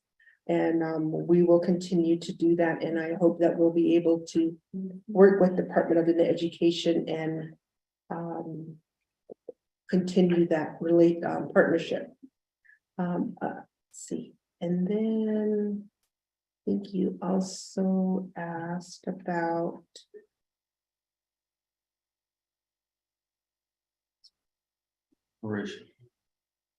Grievance. Angela. Yes, ma'am. So again, with the one question about employees and following the grievance, they do have that in VIE, and so there is a process and policy in place for that. And again, we should remind our employees about that policy, procedures. And the other question you had was security. Again, you had recommendations, perhaps we have those at the front of the school, rather having police officers and things like that. So we will take that consideration as well. What kind of procedures we have to get into the school, out of the school, and things like that.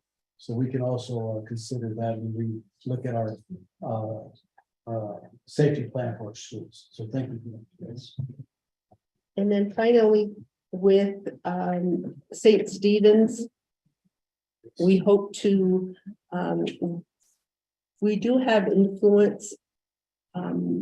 Again, when they say detail, because I'm new to BIE and I was thinking detail, and then understanding that we work under the federal government.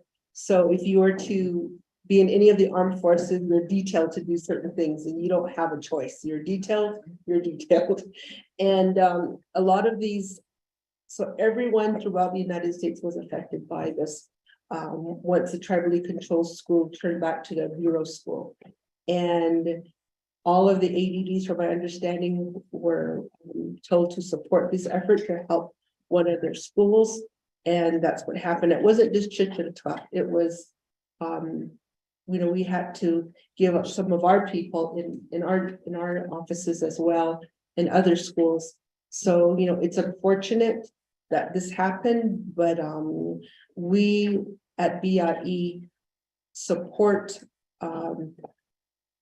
Mr. Dearman and the leadership there when they do ask us to support other schools, because if need be, for example, we did have a tribally controlled school turned to a bureau school. We had to also ask others outside, we need teachers, we need, principals, we need this. So they provided. So it's kind of just like we're sharing and we're supporting one another throughout Indian country. So it's just not Navajo, it's for all Indian country and the education of all of our students. And that's the mission of the Bureau, is to provide opportunities for all Native students. And we're very fortunate that Navajo does have their own ADD. And I know that we do what we can from our part to support our ADD as she supports what is given to her by her leadership with Secretary Holland or Director Dearman. But thank you for your questions, and we look forward to working with you, providing you updates. So you'll probably see me quite a bit. But if there's anything, please let us know, and we will do what we can to provide any information or questions you may have. Ashi nada ahidi sefto ashi pa na ito kida ero da ishin kitis ashi ero da go of the has anjabit dis ashi ish ahid out a yika di jato ishin that the nish ishi no care. Thank you. That completes your response. Dr. Henderson. Oh. Committee members, any follow-up questions of Honorable Pope? Again, thank you, Chair, members of that. The reason why this came about, that detail, Oh, understand the non-state government, where we have to go. I understand. One of the concerns that they wrote informed me was they were threatened. So that is my concern. Threatened, and also, I guess some money was given to them that were part of it. Not sure. So that's the question, and the threats from the kids. Kids.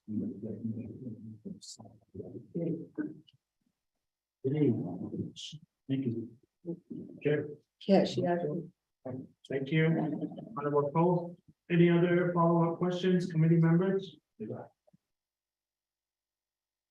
Any questions? If not, committee members, we do have a written response before us. And there was a motion that was made by Curtis Unito and then second by Honorable George Pope. So with that, if there's no other questions, I will go ahead and call for a roll call vote. Honorable Curtis Unito. Honorable Joe in favor. Honorable Pope. I'm in favor, sir. Honorable Dr. Ned. Great. Honorable Vice Chair is excused. Honorable Helena Nasbigay. Honorable Helena Nasbigay.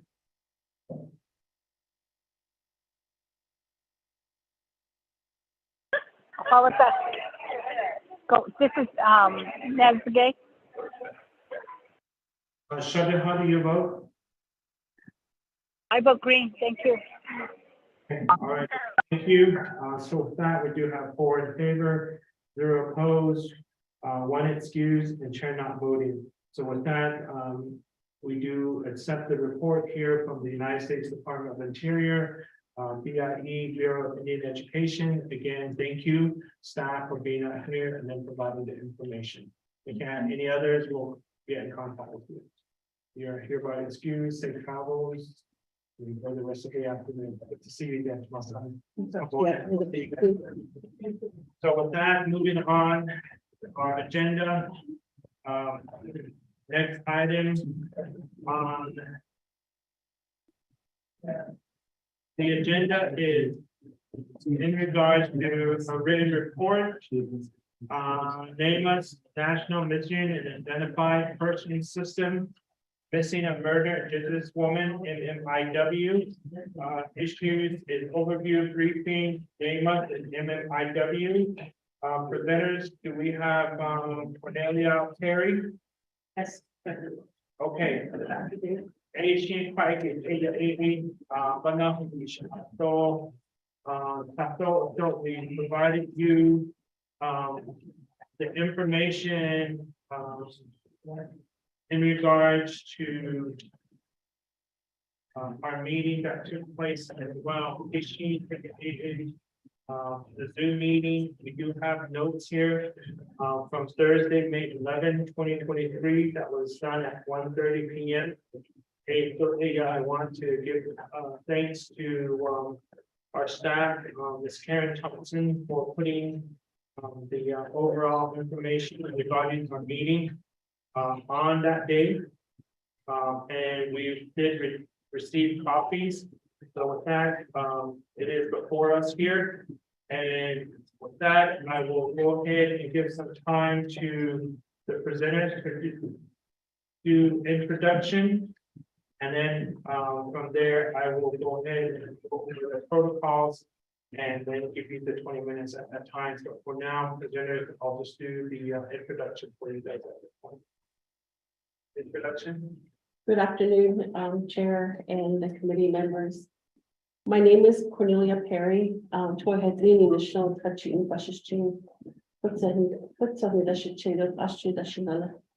And I am the tribal liaison for the National Missing and Unidentified Persons System, which is NAMUS. Good morning, Chair, committee members, Chair Michelle Morrison, Chair. Connie Dove, Ogbashishkin, Pachi, a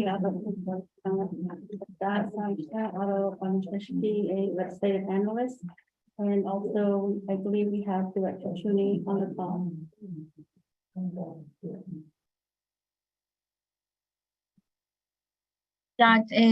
This is Rhonda Tooney again. I am attending via Zoom. Apologize for not being there, but I will be available throughout the report, as well as Mr. John Sosi, who has been assigned to the missing and murdered Indigenous peoples issues under Office of the President and Vice President. For your introduction, that does complete the introduction. With that, again, your report is going to be about the overview, briefing, and then name us, and then the HEHSC, and then also the meeting minutes from Thursday, May 11th. So with that, I will go ahead and give you 20 minutes to present your information. If you need additional time after that, I'll ask the committee member to provide you additional 5-10 minutes, however minute we need to complete your report. And then from there, I'll call for a motion in a second. And then from there, we'll do the Q&A, questions and answers. And then we'll follow the protocols from there based off the question and the response. So, idea with that. So with that, your 20 minutes begins now. Good afternoon again. Thank you for inviting me here. Just a little bit of background. I'm from Lukajugai, Arizona, so I am Navajo Dinesh. And I was working with the Navajo Nation Department of Criminal Investigations for 18 years, so 18 and a half years, and I retired last year. So back in 2008, I believe, I started using the NAMUS system, which is the National Missing and Unidentified Persons System, for the Navajo Nation. For every missing person that came into the Chinle district, I was working in Chinle district. For every missing person that came into the Chinle district, I put the information into NAMUS. So I have been using the system since 2008. And I tried to get the whole Navajo Nation, other police districts to use the system. Some of them, there is like one individual from Delcon district, she does use the NAMUS system. And then I trained the individual from the Chinle district, so he's now using the system. And so last year I retired from the Navajo Nation. So I came on with NAMUS about a month and a half ago. So I'm now their tribal liaison, and I'm going to be the person right in the middle of all tribe, not just Navajo Nation, but all the tribal entities. So that's kind of just the background of the NAMUS, and so of me working with the NAMUS system. I'm not sure if you guys know what NAMUS is, and it's a clearinghouse, and it's a program that is connecting the criminal agencies and family members to, or with information to like restore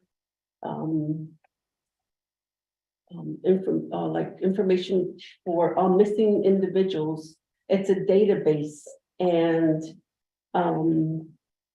all day today I was sitting back there listening to people here, and they were talking about tracking, they were talking about no data sharing, they're talking about statistics, and that's what we need for the Navajo Nation.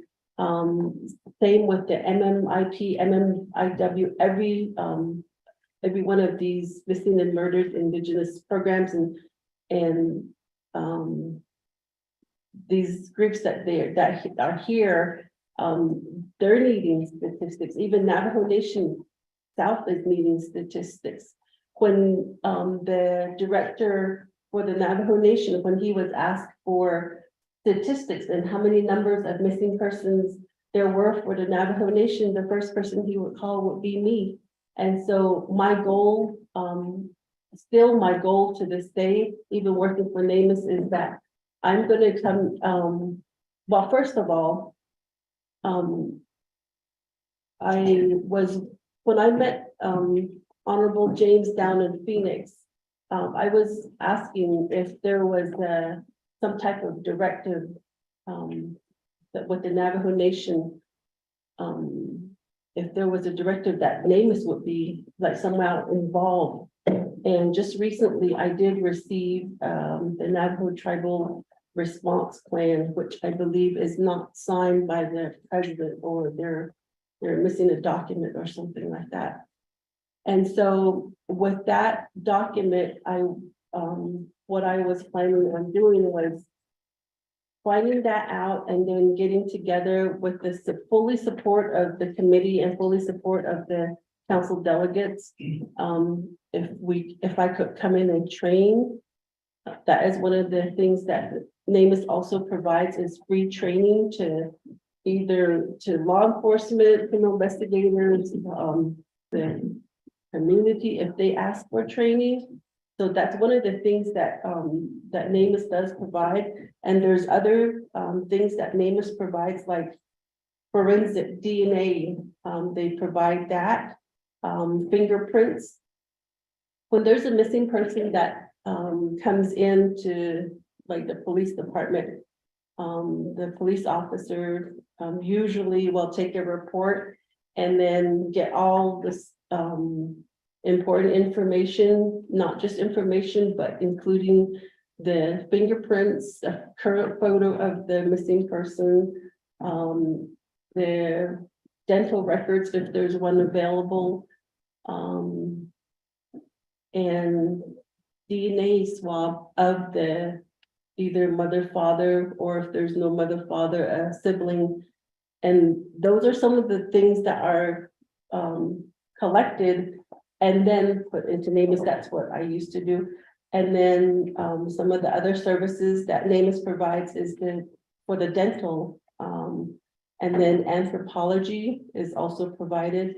And then the genetic genealogy is also provided. These are all free services and resources that Navajo Nation could use.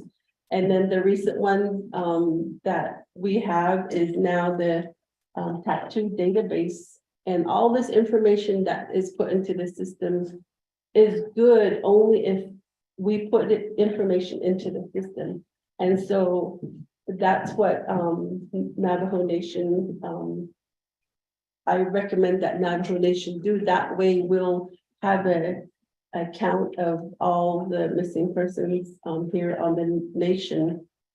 And so I've been hearing about this statistics and no reports and no data. And it is true, we don't have an accurate number of missing persons here on the Navajo Nation. There is, I know I did see an FBI webpage of all the missing persons.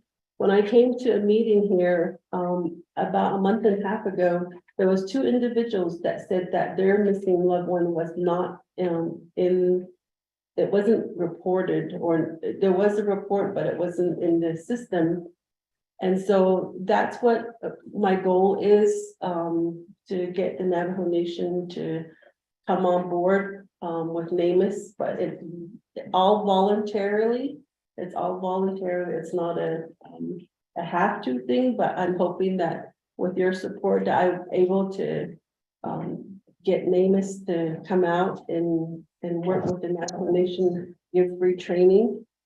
And that kind of just a whole overview of what NamUs is. And another thing that we do have is investigative support.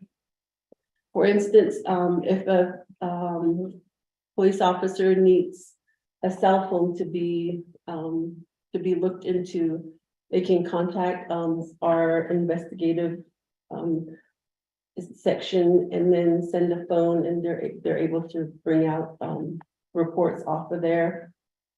And another one is advanced searching into the system. So these are all services that are provided by NAMUS, all free of charge. That's really just an overview of what I have.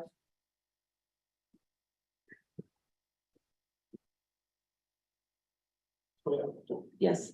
So I don't know how much. 11, so with that, thank you, Ms. Perry, for that information regarding NAMUS. I will leave that up to the committee members on how they want to move forward and then addressing the training. But moving on, since we do have 11 minutes and I'm part of the presenter, I just wanted to go over this Zoom meeting with you guys. I know that I did invite you guys to this meeting, and a lot of you guys have already committed to other duties within your delegate regions, and so you guys asked to provide us a minutes of that meeting. And this meeting took place on Thursday, May 11th, 2023.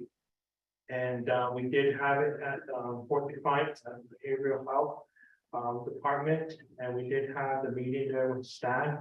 And the way this started was because I joined, we were all invited as HEHSC committees to take part of the walk regarding stolen people, stolen benefits down in Phoenix. And so that event, I was the only one that attended, and I took part of that walk. And it was more in regards of getting the message out there on how a lot of our Navajo families were being transported to unregulated living homes on sober treatment centers. And so that was the biggest concern. And that walk happened from the Arizona State Capitol to Access Office to the front. And that's where myself and Ms. Perry, we met, and there was quite a bit of individuals that took part of the event. Unfortunately, again, like I stated earlier, I was the only leader there. Any politic leader, I was the only one there. So I just informed the group that I would take the message back. And so based off that, that's how we generated this meeting with behavioral health of the Navajo Nation. And at that time, there was, as you can see, we do have the attendees, those that took part of the meetings on the listing. And there was various different concerns. And one of the other concern was the trafficking of their elderlies into the sober living homes down into the home. And how there was different stories in regards of they couldn't find a transportation back up to the Navajo Nation. And there were stories that were shared in regards to individuals of beat up veterans that shared their stories.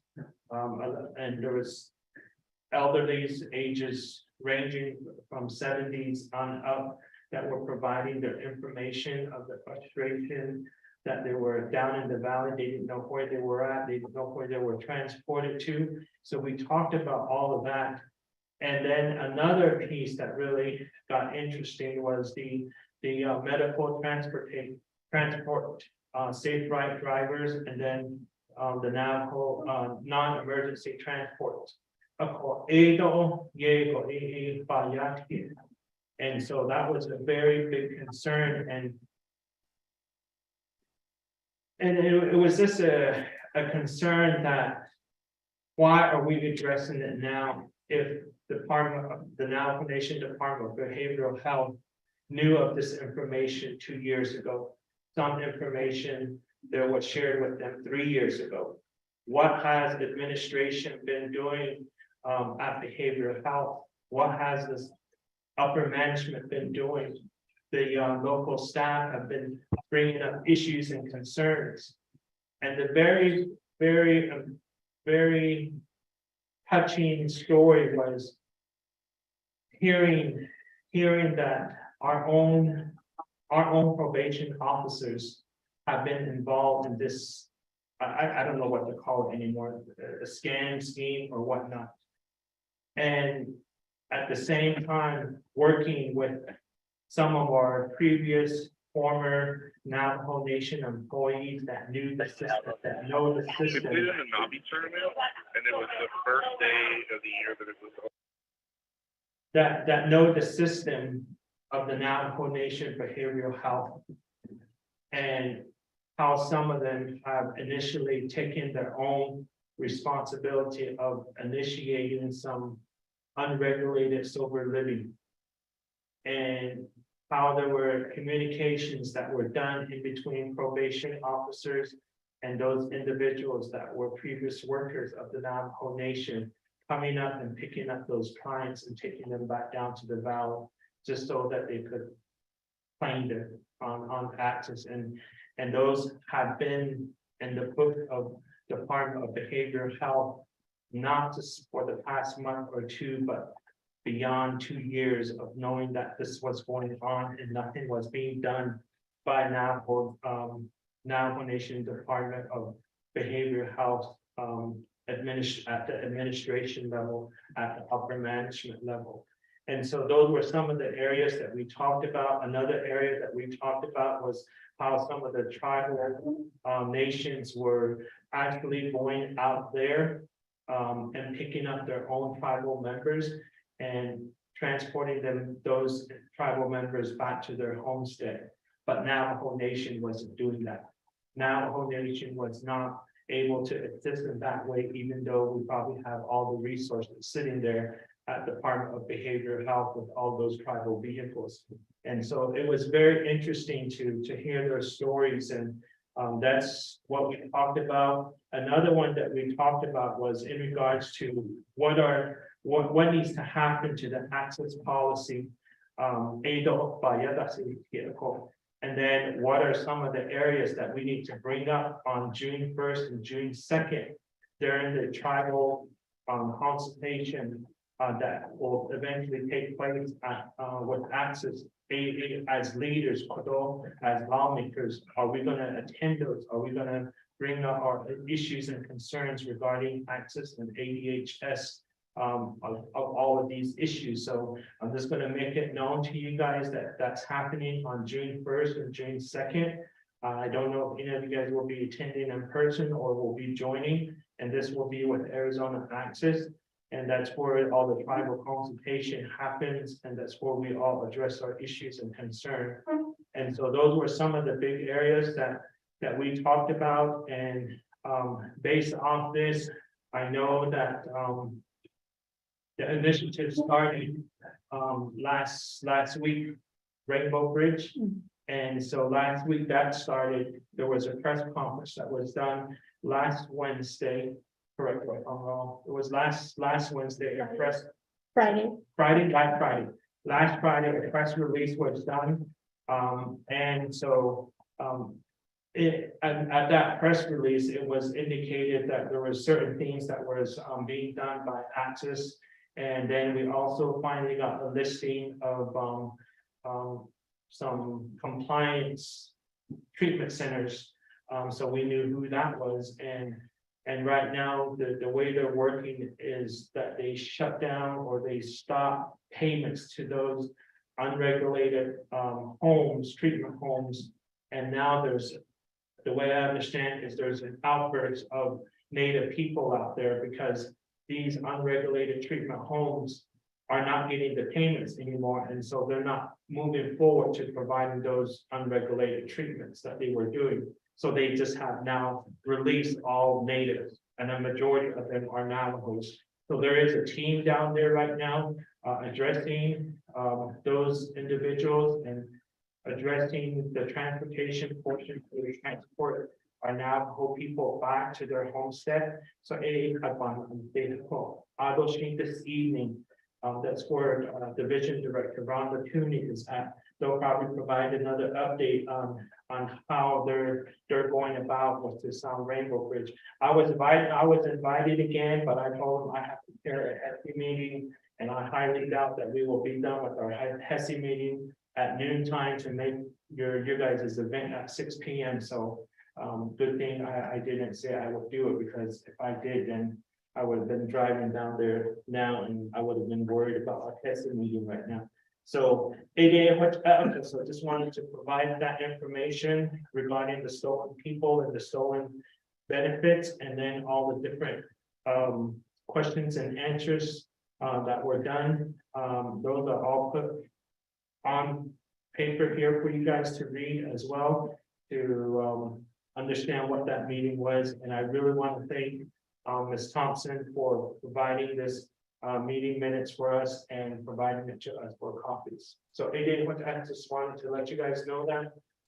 So I don't know how many minutes we have left, so that will complete the presentation report in regard to NAMUS and then the MMIW and then the overall briefing of our meeting. So so with that, that will conclude our presentation. Unless anybody wants to say anything else. If not, that will conclude our presentation from Ms. Perry, and then just a real quick update regarding our meeting minutes. So so with that, I will call for a motion to accept the report that was done by Ms. Perry and myself with the written meeting minutes. Motion made by Honorable Toll, second by second by Honorable Halina Nazbagay. So we had this. Okay, the Honorable Toll. Chair, and then members of HEHSC, also people on the call, presenting any others standards for this information. What you said is true, that there now one nation knew about it, because my brother was involved. I took this picture, the van. This van took him down to Phoenix.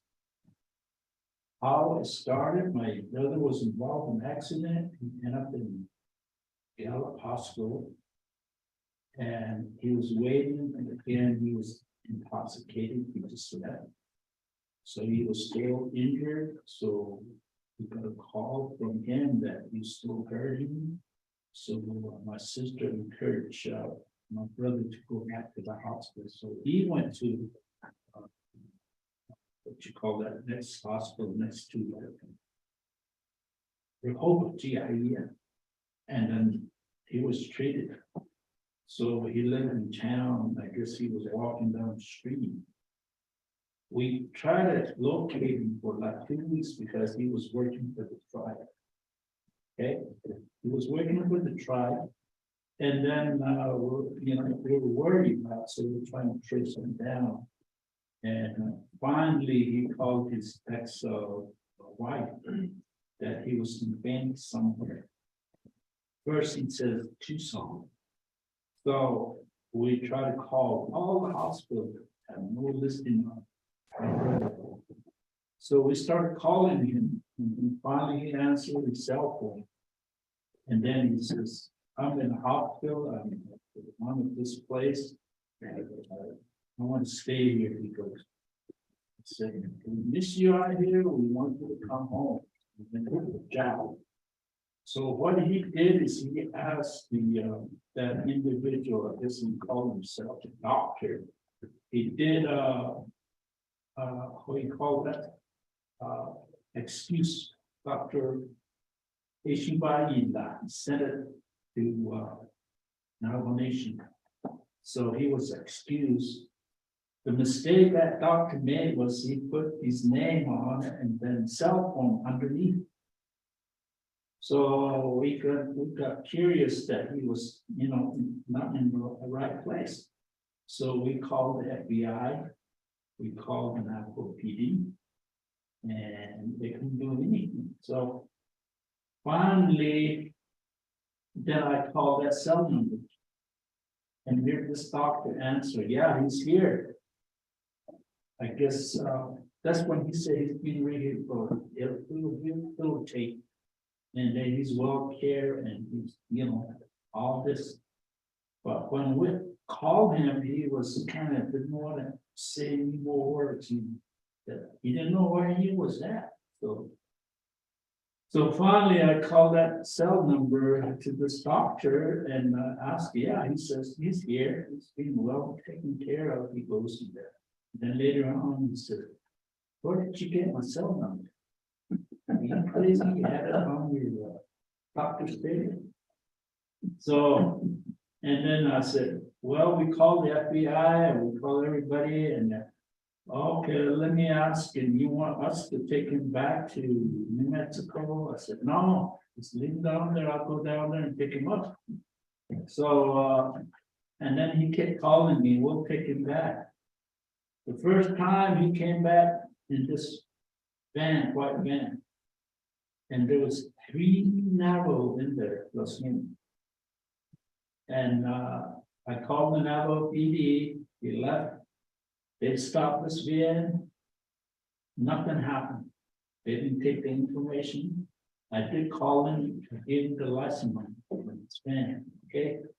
So gave it to Navajo PD, they stopped him, but nothing happens. Along the line, they pick up another individual. And that's when the police officer stopped again. So the guy just took off. So I don't know where these guys are taking him. So they chased that guy out of there. So one day I went over there to pick him up. I couldn't find the place. I was looking for a good facility. And here he was at the residence. And they were driving this van on our own Navajo. So there was non-Navajo in there. He wanted to get you right back. I said, no, you have. I came here from my brother. I said, that's why I picked him up. It took me 2 weeks to trace him down. It is true. I'm glad somebody's doing something. The criminal investigation did it. I called him. And at that time, I wasn't constantly back in 2020. So he thought, it is true that my brother was involved. Now he's home. We took him out of it. We called the FBI, like I said, we called the BD, we called criminal investigator in George Henderson. Abe's found him. They couldn't do anything. So why don't you guys do something? So yeah, I just wanted to mention that to you. I have a picture of 15 that kept it. So I don't able to another to something. Was kind of bad.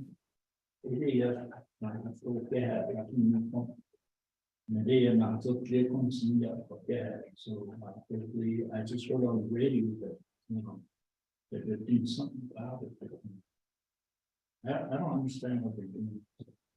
Kind of crazy, not taking people out of here. So yeah, kiddo, who's working on, whose idea was it? Yeah. They tell them thanks. Just speak something about it. Yes. Yeah. Thank you. Yeah, thank you. So with that, we do have a motion made by Honorable George Toth and second by Honorable Harina Nancy Gay. Committee members, are there any other questions, comments to the reports? Going once? Going Honorable Baltanez? Yeah, thank you. So when it comes to NAMUS, I was looking at some of the variables that they're also obtaining. And you indicated earlier in the presentation, the top 2 information that will be included. So it's good that the repository system now like grown when it comes to identifying our relatives. And with this one, just needing a little more education, what areas can NAMUS also attract as far as variables, specifically as it relates to Navajo. And the other thing, you mentioned in your presentation as well, that this is also can be readily available with Navajo Nation. So to that extent, where it is currently public safety with this, with NAMUS. And then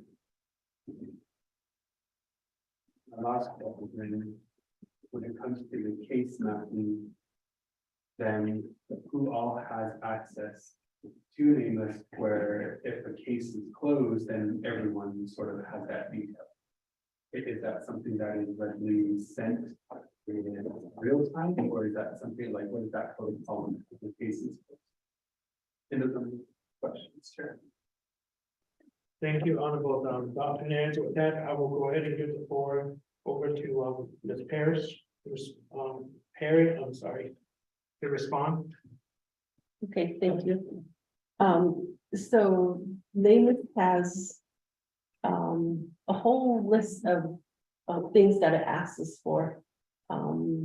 There's like medical, you can put medical in there, like for instance, if they had a knee replacement, or if they had a I don't know, not teeth, like maybe a heart transplant or something like that, all those have the numbers, right? So you can put everything, all that information in there. Tattoos, maybe one side of their eye is an artificial eye or something like that. Everything, it lists all the questions that a law enforcement should ask a family member. Hey, is your family member, what kind of medical conditions do they have? So all these things that they can put in there. And then there's a section where the law enforcement will ask, is this person Native American? And then on another section, it'll say what tribe. So there is a section where you can put Native American and then what tribe, and then Navajo comes up. And then there's a section where has this individual been living on a federally recognized land, then the police officer will put yes. And then was this person missing from the federally recognized land? Yes. So there are questions like that pertaining to natives for Navajo Nation. And you also goes into this, one of the other questions you asked, who can use the system. So it can be law enforcement, it can be medical investigators or examiners, foreigners, and then the general public. Even all you guys can register as a user. You can go on NAMUS website. I'll give you my business card, and you can register on there, and you can see if you're not public safety, or if you're not medical examiner. It's kind of like a professional user, and then just a regular person user. So a professional user, you can see all these information that a regular user, like family members, they can't see. So only certain sections they can see. But if you're a professional user, you can see like what type of medical conditions they have, and family contact information. They have all those where a professional user can see. So that's kind of like the users. And then as far as public safety, you're speaking with Navajo Nation, right? So as far as I know, like I said, only one person from the Delcon district does input information into NAMUS. And then the Chinle district also puts information into NAMUS. I think there's maybe one or two other individuals from the Navajo Nation, they do put it into NAMUS. But it's not all the districts that use the NAMUS system.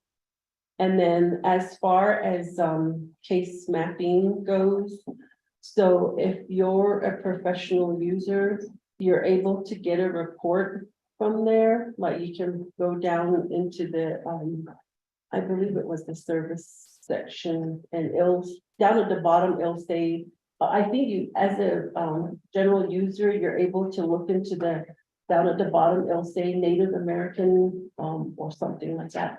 It'll say on there, just press on it and it'll tell you like how many natives are missing from, like, let's say Arizona. You can even put Navajo, how many Navajos are missing from Arizona. You can even go by the counties, you can put in Apache County and how many are missing from Apache County, and then how many Navajos are missing from Apache County. Or you can put McKinley County, Navajo County, Apache County, San Juan County, all those together, like for the Navajo Nation, you can put that in there and it'll tell you, it'll kind of give you like a report. And then that's how, the mapping, it can give you that. All this, you can do it for free. And then, you're also asking who has access. That kind of goes back to the professional user and the general user. So, professional user, you have access to everything on there. And then general user, like a family member, they can't see what's being inputted by a law enforcement person. And when a person is found, right away, the individual that puts it in there will take it out. Not take it out completely, it'll be archived in there, so like 10 years from now, it'll still be sitting there, but it's an archive where you can't, it's still there, but you can't do anything with it. So that's kind of, it's real time. As soon as the person is found, you contact one of the regional representatives. We have regional representative across the whole United States. Contact one of them or myself. In this case, it'll be myself for the Navajo Nation. And then we'll get the person's name and information out of the missing people section where it'll go into archive.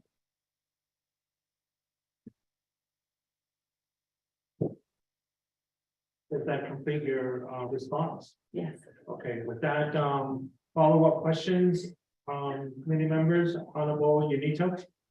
Mine's not a follow-up, but I just want to ask a question.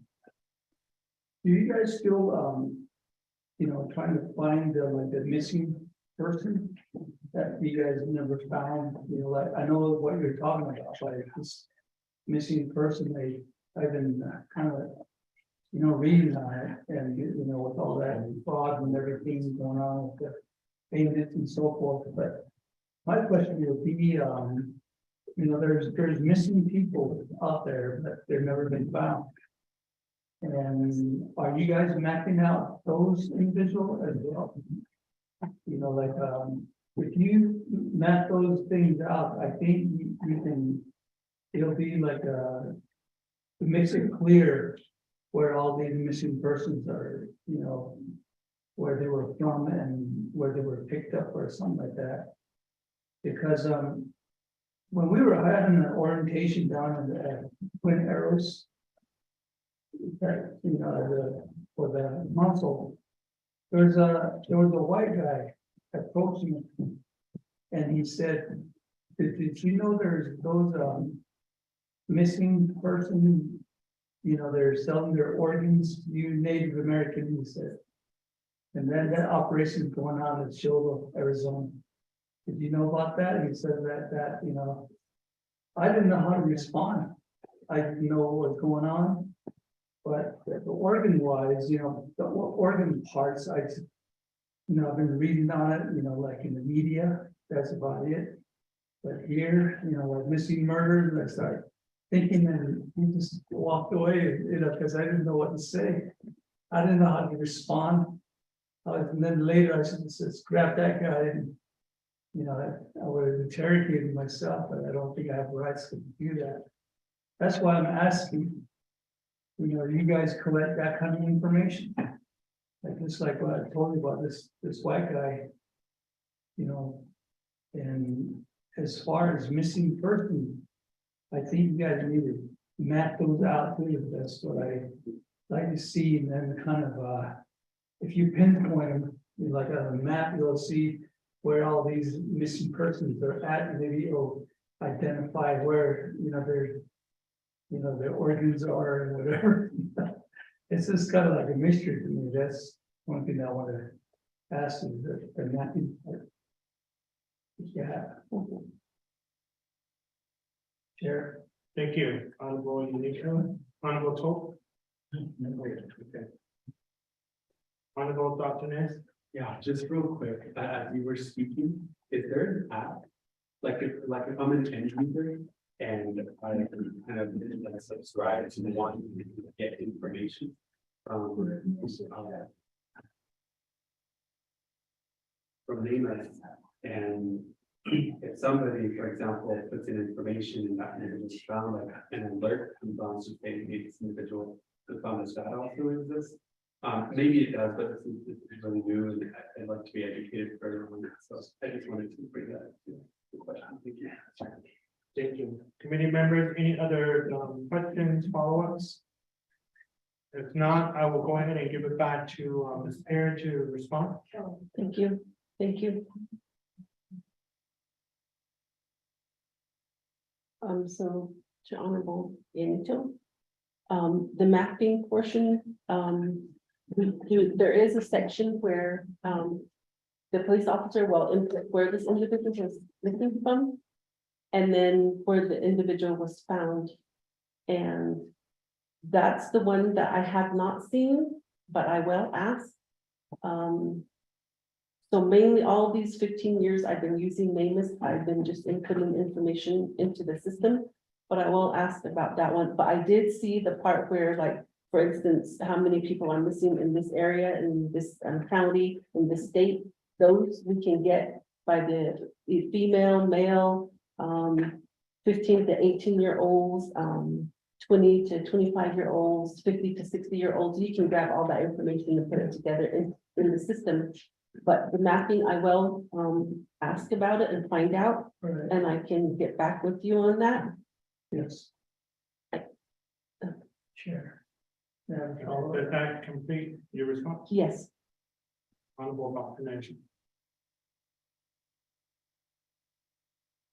Honorable Dr. Nancy. Okay.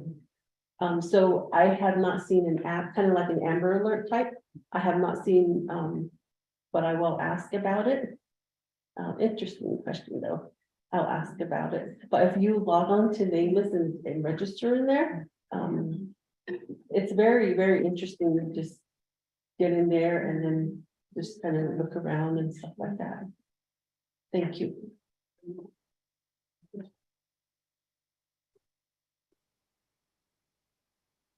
Does that complete your response? Yes. Okay. With that, going back to the committee, follow-up question, Honorable Yanita? Yes, I had a call from the family of LMA Brigade. And they asked me for a map. You can go find me a map. And I said, what map? You know, those maps are pretty expensive, you know, the detailed one with the roads and everything. And then they start, you know, talking about the incident, because I only read it, you know, I've been hearing on the media. And then they gave me details and I was just taking notes. And then, you know, like, this is what happened, that happened, and so forth. And they wanted, you know, ask me for some funds, you know, where I can find some funds for searching again. And then as I, you know, like, she was telling me all these things, I wrote everything down and everything. And then I mapped it out, you know, on Google. And when I did that, you know, it formed a trail all the way, what she told me, I put it all down. And then I sent it to her. I said, is this what you're talking about, this kind of mapping? And she said, where did you find that? Where did you find the app? I said, Google Earth. And he was really surprised. And, you know, that she told me about where they did their research and so forth. And, you know, I kind of, you know, kind of colored it where they did the search and everything. And she was really surprised on that. And that's why I'm saying, you know, if there's like a mapping like that, you know, if you can do that, what it'll cause is that if you can put that on media, other people can start searching those areas where it wasn't searched. And so that's what I told her. I said, maybe, you know, right now, you should ask the law and order, because they're on top of this, and I know they have to know the detail, and I don't want to contaminate anything, because there's a trial already coming up. That's what I told them. So, you know, that kind of gave me an idea of that mapping, because That's why her telling me I mapped it all out and she was real surprised and that's, I think that's the way the investigation goes. That'll be my response there, yeah. Thank you very much for your question and your comments. With that, I'll go ahead and give the floor back to you, Ms. Perry. The police department should have all that, the mapping, the emergencies, the emergency management section. But I'm not sure if they're collaborating with one another between the family and the police department. But the police department should have that with emergency management, because they also did searches in that area. Yeah. So, and also, I will find out though, I'll find out and then get back with you on the mapping and that may go back to the analytical assistance that NAMUS does provide, and maybe we're able to help families in that way. Thank you. That's. Okay. With that, many members, are there any other follow-ups? Any other questions? If not, for one, for twice, there was a motion that was made by Honorable George Cook and by Honorable Lena Nancy Gay. If there is no other questions or comments in regards to the report, I will go ahead and for the roll call vote. Honorable Lena Nancy Gay.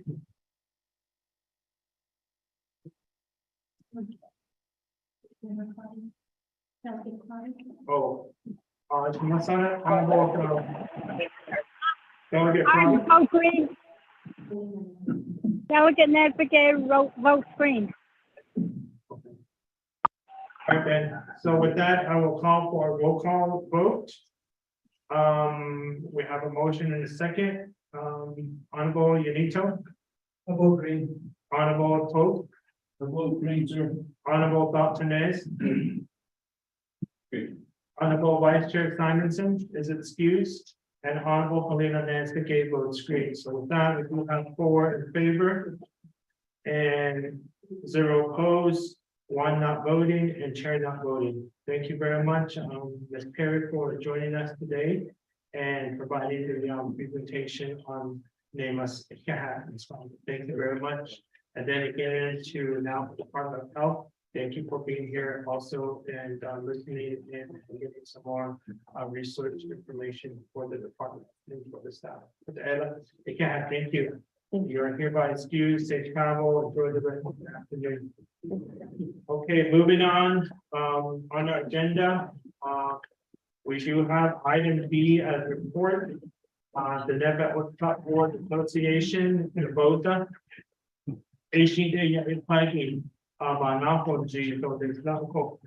Although we do have the presenter here, Mr. Jordan at City, Executive Director for the BOZA. So with that, I'll go ahead and provide some time for you to do your introduction. And I'll go back after your introductions regarding your presentation. So introductions. the Chair James, Dr. Nez, Honorable Tope, and Honorable Yanito Jujado Shida.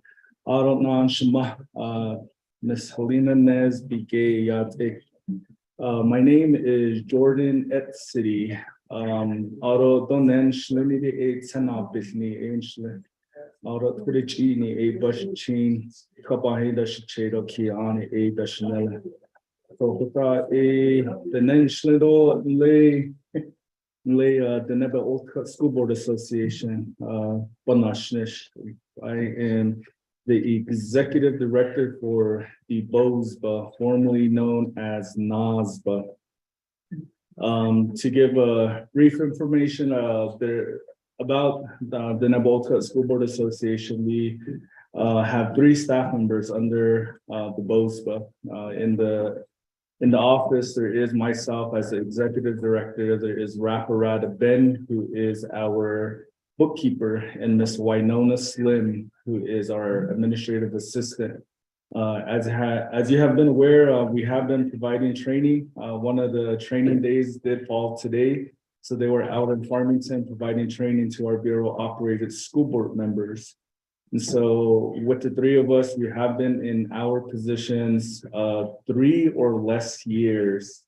And so I just hit my 3-year mark. Raparata, she had hit her 3-year mark. I think it was the end of last month. And Winona, she's going to be hitting her 3-year mark. So we do have a young staff. And brief history or my experience in education, I started off, well, actually, as I mentioned before, I did graduate from the Tohajale Community School class of 2006.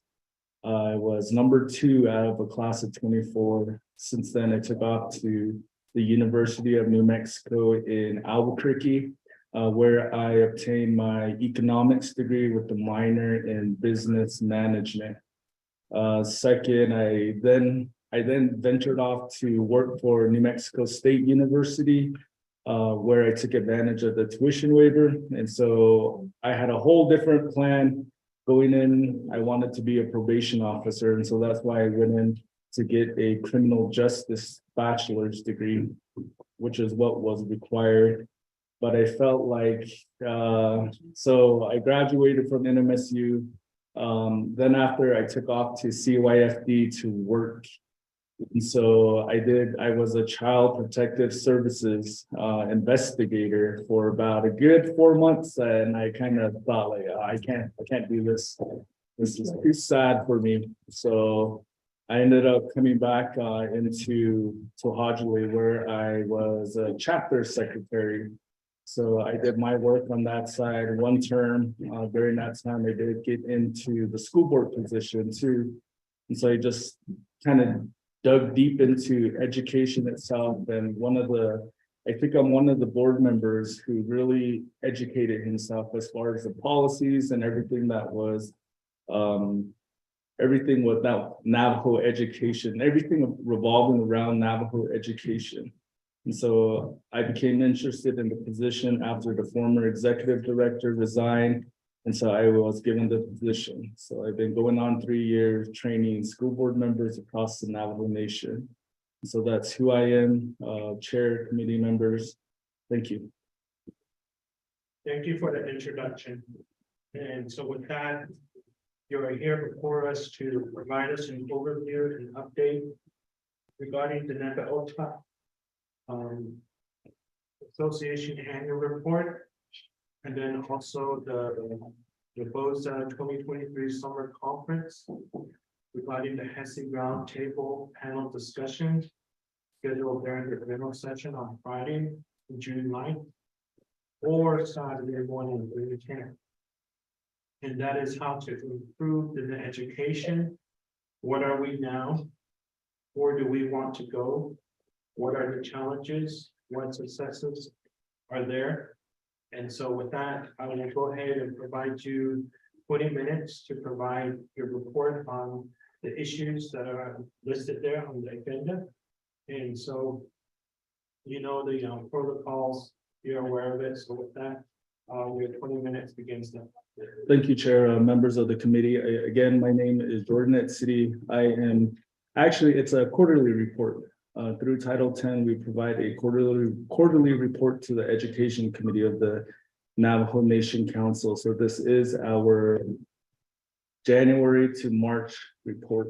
I just wanted to, as the report mentioned, I want to just provide over the BOSBA mission statement.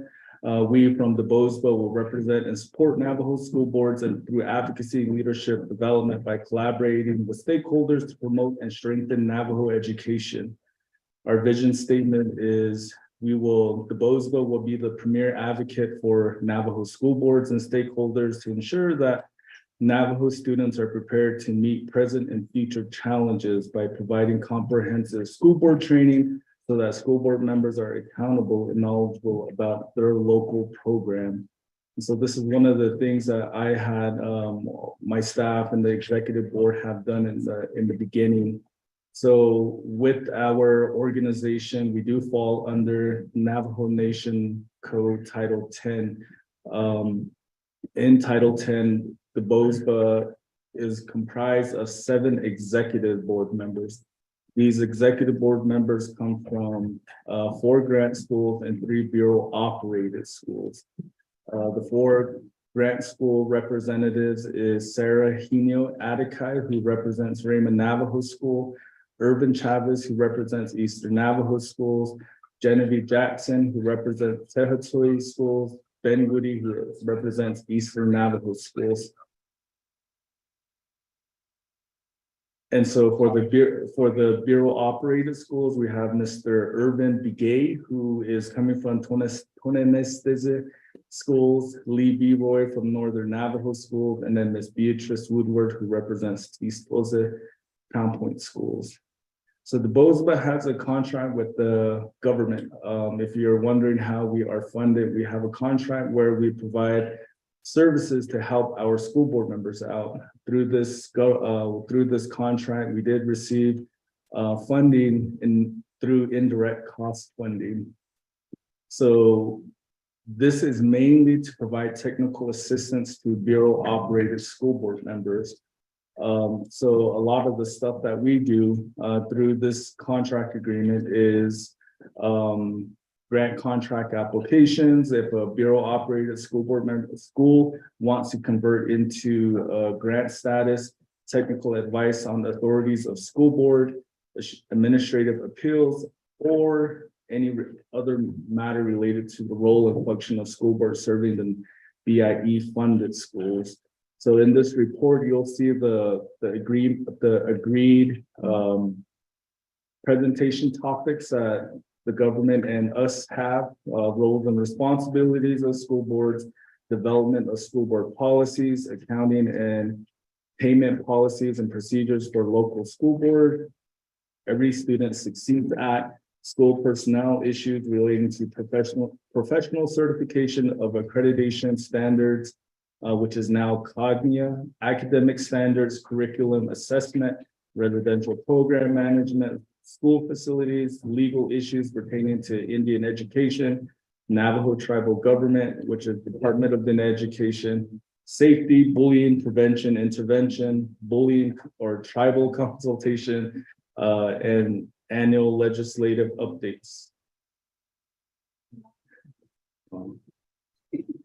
Do I stop? Or? Okay, I guess for everyone listening on, the BOSBA has a local training. It's kind of has a local training plan to be used on all agencies, Navajo nationwide. Training activities, school years. Their main purpose from the BOSBA is to provide training to school board members through the agreement that we have with the government. So for the bureau operated schools, and you'll see a list of all the training that we have all the training that we can provide to school board members. Additionally, one of the things that is we're talking to your guys.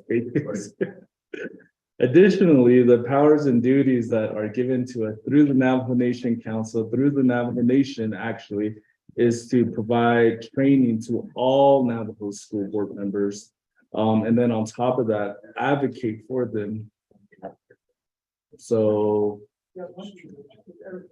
through the program management, through our 638 contract, we do administer the funds that we've received through the 5 management policies, which is personnel records, procurement, fiscal, and property.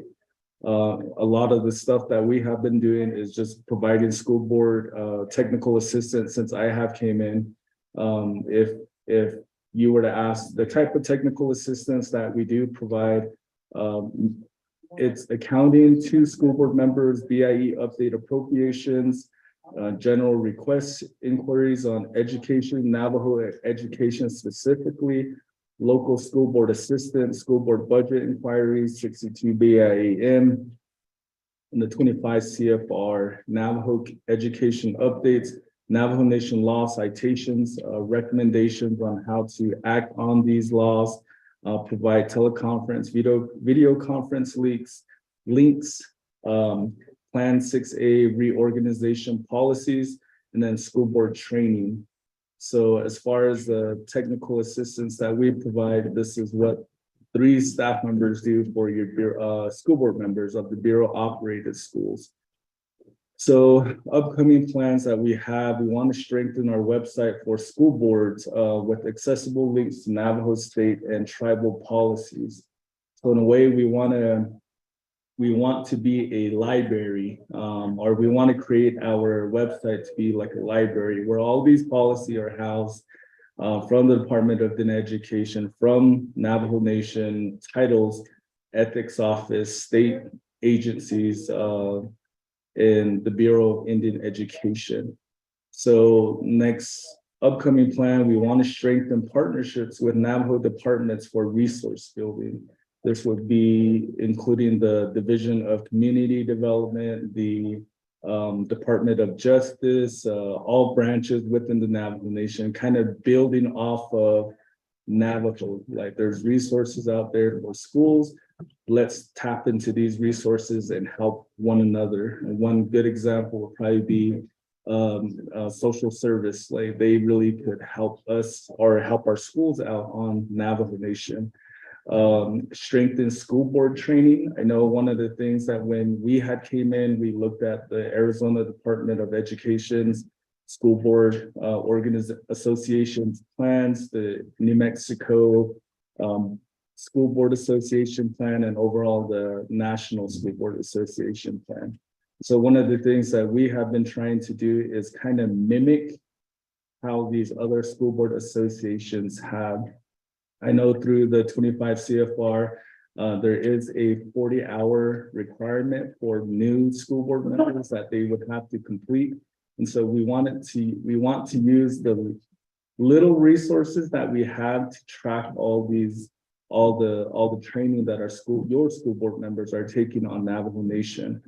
Another upcoming plan that we want to do is provide a 60-day or even a public hearing on the Department of Indian Education Public Law 93-638, and kind of really giving an understanding to our schools, our educational stakeholders on what it really means, and really digging deep into how this will affect Navajo, whether it be positively or negatively.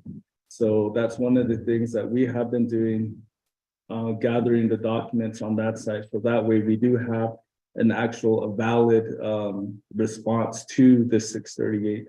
Next one is public hearings on the grant conversion maintenance handbook. This is the reauthorization process. This is also known as the reauthorization process that the Navajo Board of Education does, which was delegated from this committee for that board to handle. So we wanted to really dig deep into why, I guess, like have a different approach to it right now. This, if you notice in the title, this is actually what it's called, a grant contract conversion. So that basically it's bureau operated going into a tribally controlled school, but through Title 10, it says community controlled school.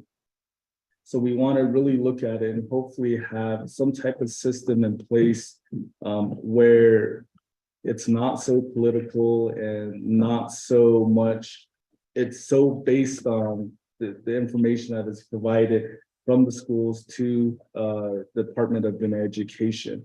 So another one that we want to look at and look into is the Navajo Nation Code Title 11 regarding reapportionment and school board qualifications.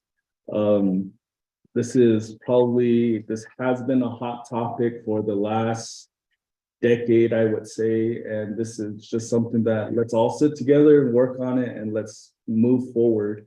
So, and lastly, our plan for I guess like our main plan is to train our Navajo school board members to be effective.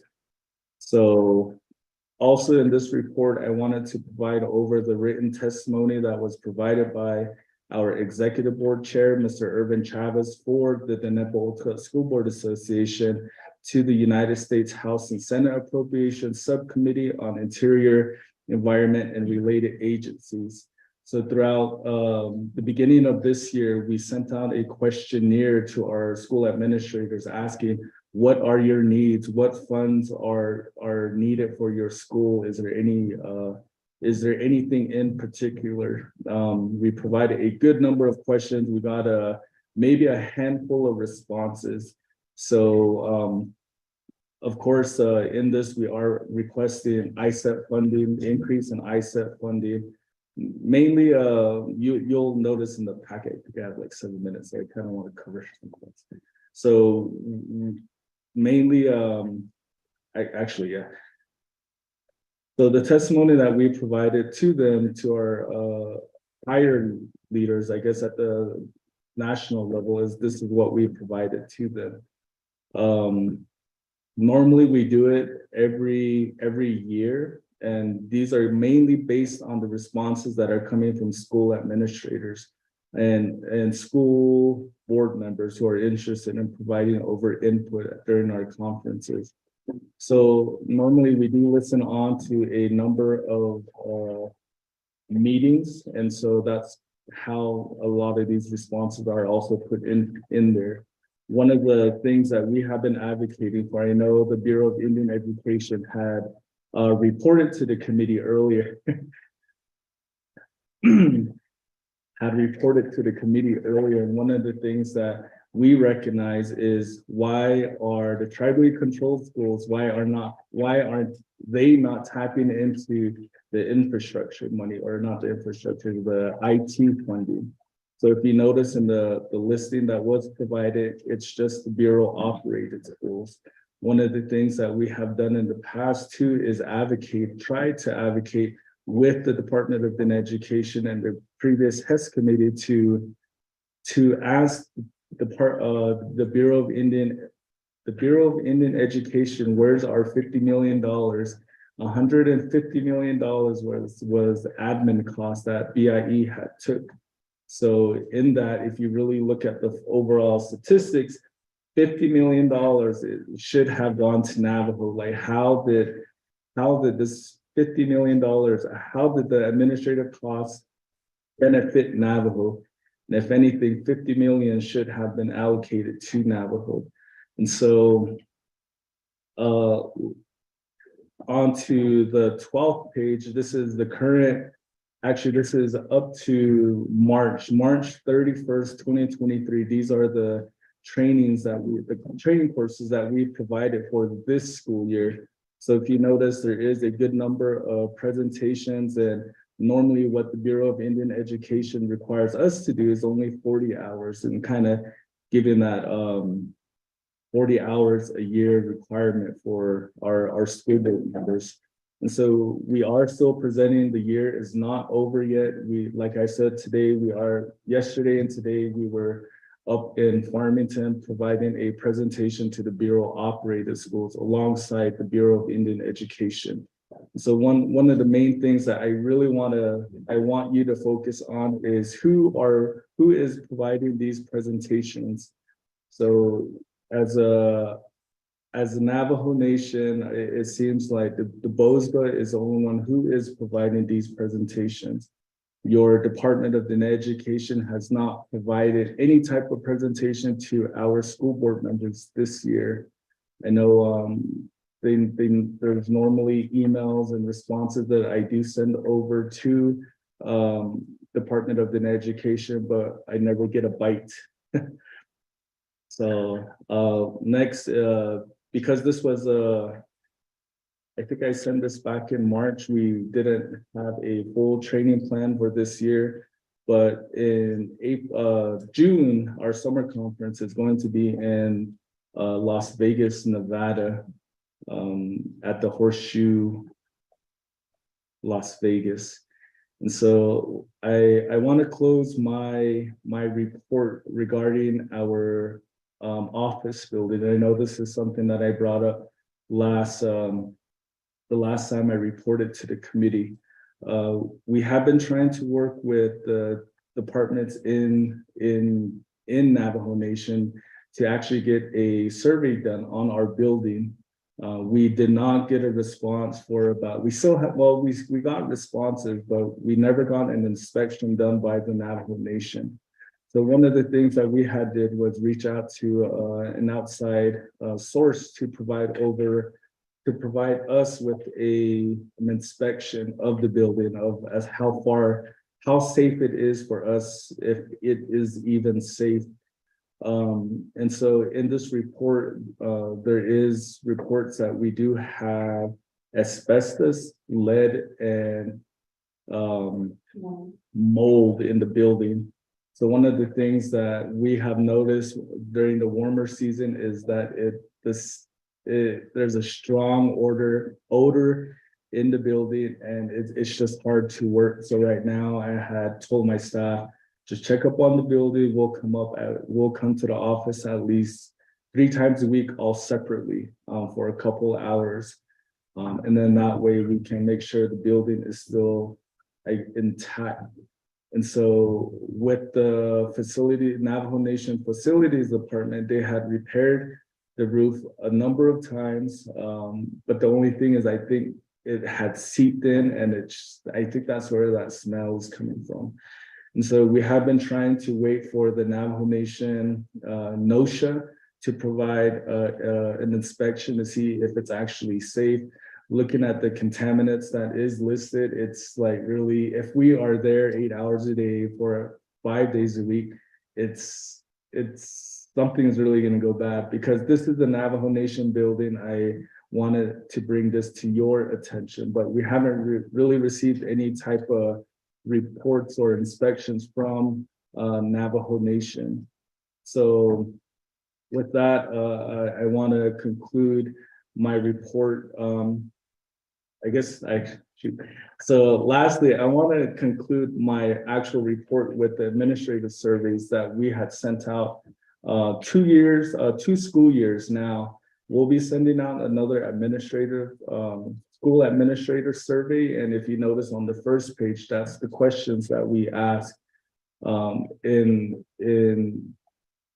With Navajo Nation, we feel that we all need to work together. We all need to make sure that we're held accountable for the services that we provide to our students, to our schools.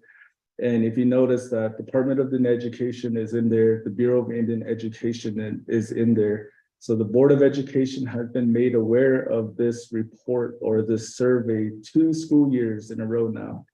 So most likely, oh, that one's mine, sorry. Most likely the end of this school year, we'll provide over another report to the Navajo Board of Education with the same questions.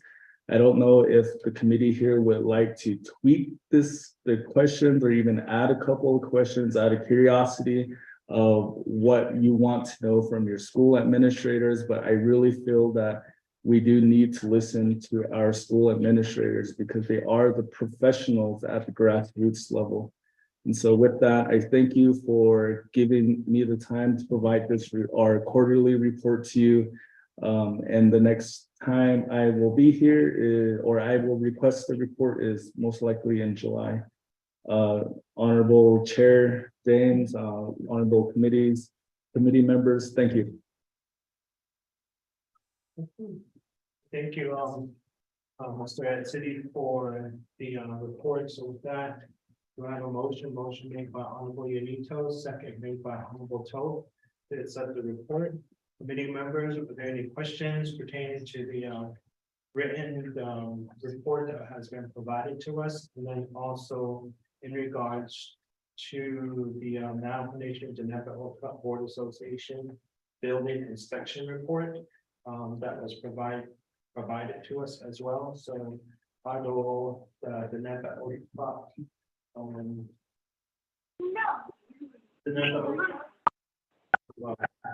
so those are the information that's in the packet. So with that, committee members, I leave that up to you, but we do have a motion in second. Any questions, comments? Regards to the report, the written report, first, I'd like to thank you for providing your quarterly report. that has been here, that you provided for us. And it gives us an outline, a brief description of each of the different areas and the different things that you have done up to this point between January and March. And these are some very helpful key points of the job that you guys are doing and the job that you are doing as being the executive director.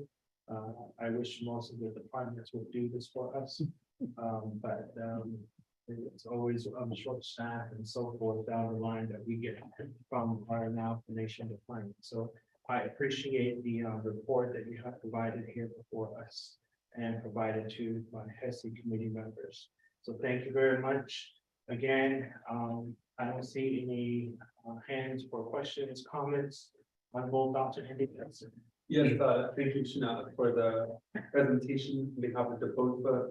And granted that the BOSBA has been, the primary role is to provide the training to school board members.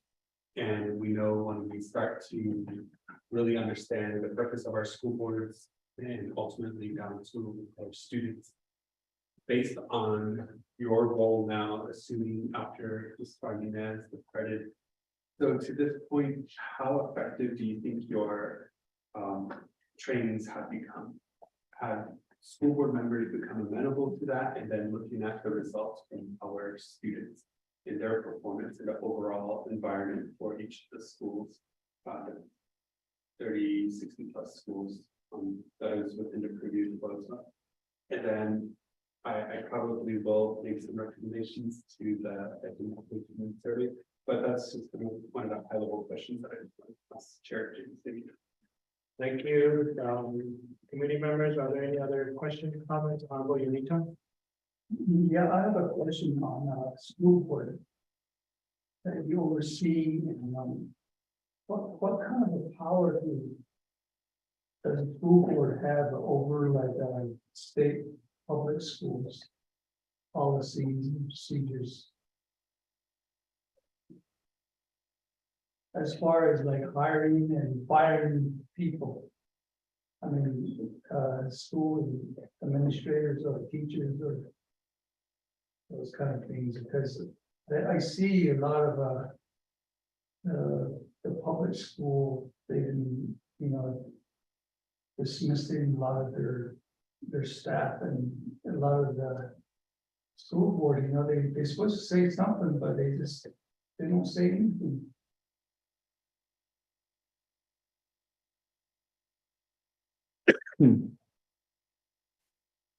Does that complete your questions, Colin? And then the next one would be, that presentation that you did right there, you did the same as this right here. Can you invite that email? That'll be the only two questions I have. Thank you, Honorable Yunita. Committee members, are there any other questions pertaining to the quarterly report that was provided to us? With that, I don't see any others. Staff, please get out.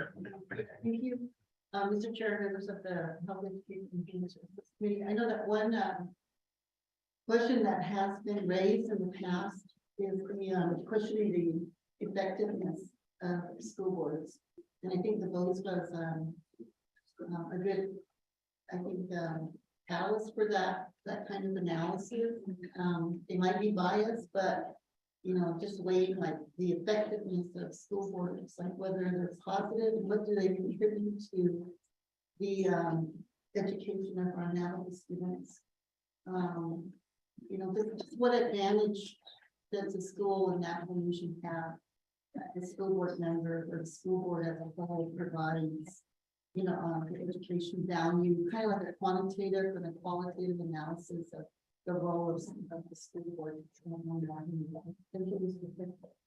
Thank you again, staff, for that. I don't see no other individuals, committee members wanting to ask questions. So with that, I'll give the floor back to you, Mr. Edsity, to respond to Honorable Dr. Nez, Honorable Yunita, and then our staff on this phenomenon. Thank you, Chair. To respond to the questions, Dr. Nez, as far as the effectiveness of our training, within the last 3 years, I really feel that our schools have been benefiting as far as the resources that have been provided at our training. Like I mentioned before, if you really pay close attention to the training that is provided from the BOSBA or the presenters who do come to the BOSBA, you'll see that a lot of these resources are outside of Navajo, with the outside Navajo education, I would say. So as far as the effectiveness, I know one of the things that for the Bureau Operator School is we really have been pushing training on the 25 CFR as far as their roles and responsibilities as a school board member. So when contracts come in, when calendars come in, how that approval process goes. And it's like that with all school board members too, but for the Bureau Operator Schools, they would have to follow the government's code of federal regulation, and also the 62 BIAM, which is the personnel manual for the Bureau Operative School. Honorable Yanito, as far as how much oversight that the school board members have, your question is related to the public education department. As far as our organization, we only provide training to Navajo school board members. Anyone that comes out of the Navajo Board of Election Administration, that's who we assist on our side. As far as the state education, I'm pretty sure they have their own process on how to I guess their whole personnel policies within the state of education office. But I mean, if anything, if you're to relate it to the school board members on the tribally controlled side, the community control side, the grant school side, they do have that power to hire, fire. Most of the schools do. But then again, like there's a system in place that if it's like if it was a wrongful hire, then ONLR comes in. So there's a process on that side. And then if there's such things as retaliation or anything that goes in that area, the Navajo Nation Ethics Office comes in. So regarding school board members, it should be noted that school board members fall under Title 11 as far as how the disciplinary comes in, not under Title 10. Title 10 is more the process of how education is handled, Navajo education is handled. So in there is the school board's powers that are in there in Title 10, but nothing else. It doesn't say anything about anyone within the Title 10 has authority over school board members. Ms. Benali, as far as the effectiveness of school boards and our training that we provided, I really feel that our school board members could be the best school board members nationwide. But the thing about this is that there's certain organizations, departments that are not willing to work with us to vent out or lay down the issues in accordance to Title 10. Title 10 has its plainly written in there. If there's any issues with anything education related, which relates to school boards, Department of Education, the Bureau of Indian Affairs, and then the Bureau of Indian Education have to bring these issues to the agency level. One good example would be the schools not submitting their audits. And another issue would be like this school board member is using excessive funding, or there's nothing in place on that side. Then during that time, this issue would be resolved. But how I've seen it, how I came into the Nebo-Otukut School Board Association is community members would come in, vent to the HEHSC committee, to the Board of Education, to the Department of Education, and then from there it would blow out of proportion. So really, I think policies need to be followed, and one of the things that I have really been pushing on for the last 3 years is a working relationship with BIE and Department of Education.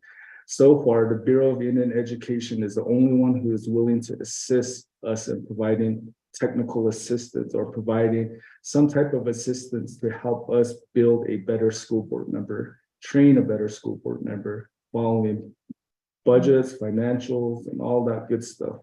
So, and Chair James, as far as your comment on short staff, like I said before, we only had 3 staff members and we do a lot. It seems like we have a whole department, but there's just 3 of us. Chair, thank you. Thank you. Follow up, Honorable Yanita? Yes, since you're talking about training. You know, in your department, you're training your board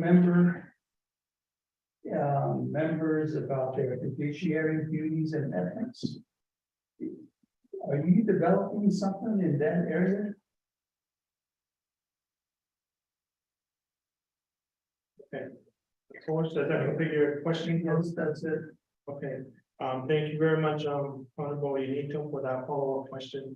And then also, Mr. Etiti, I know our staff, our legislative advisor, Ms. Benali, did ask a question as well. So if you can respond back to her, but other than that, let's do respond to others. Chair James. So with that, the floor is back to you for response on Mr. Etiti. Chair James, thank you for the floor.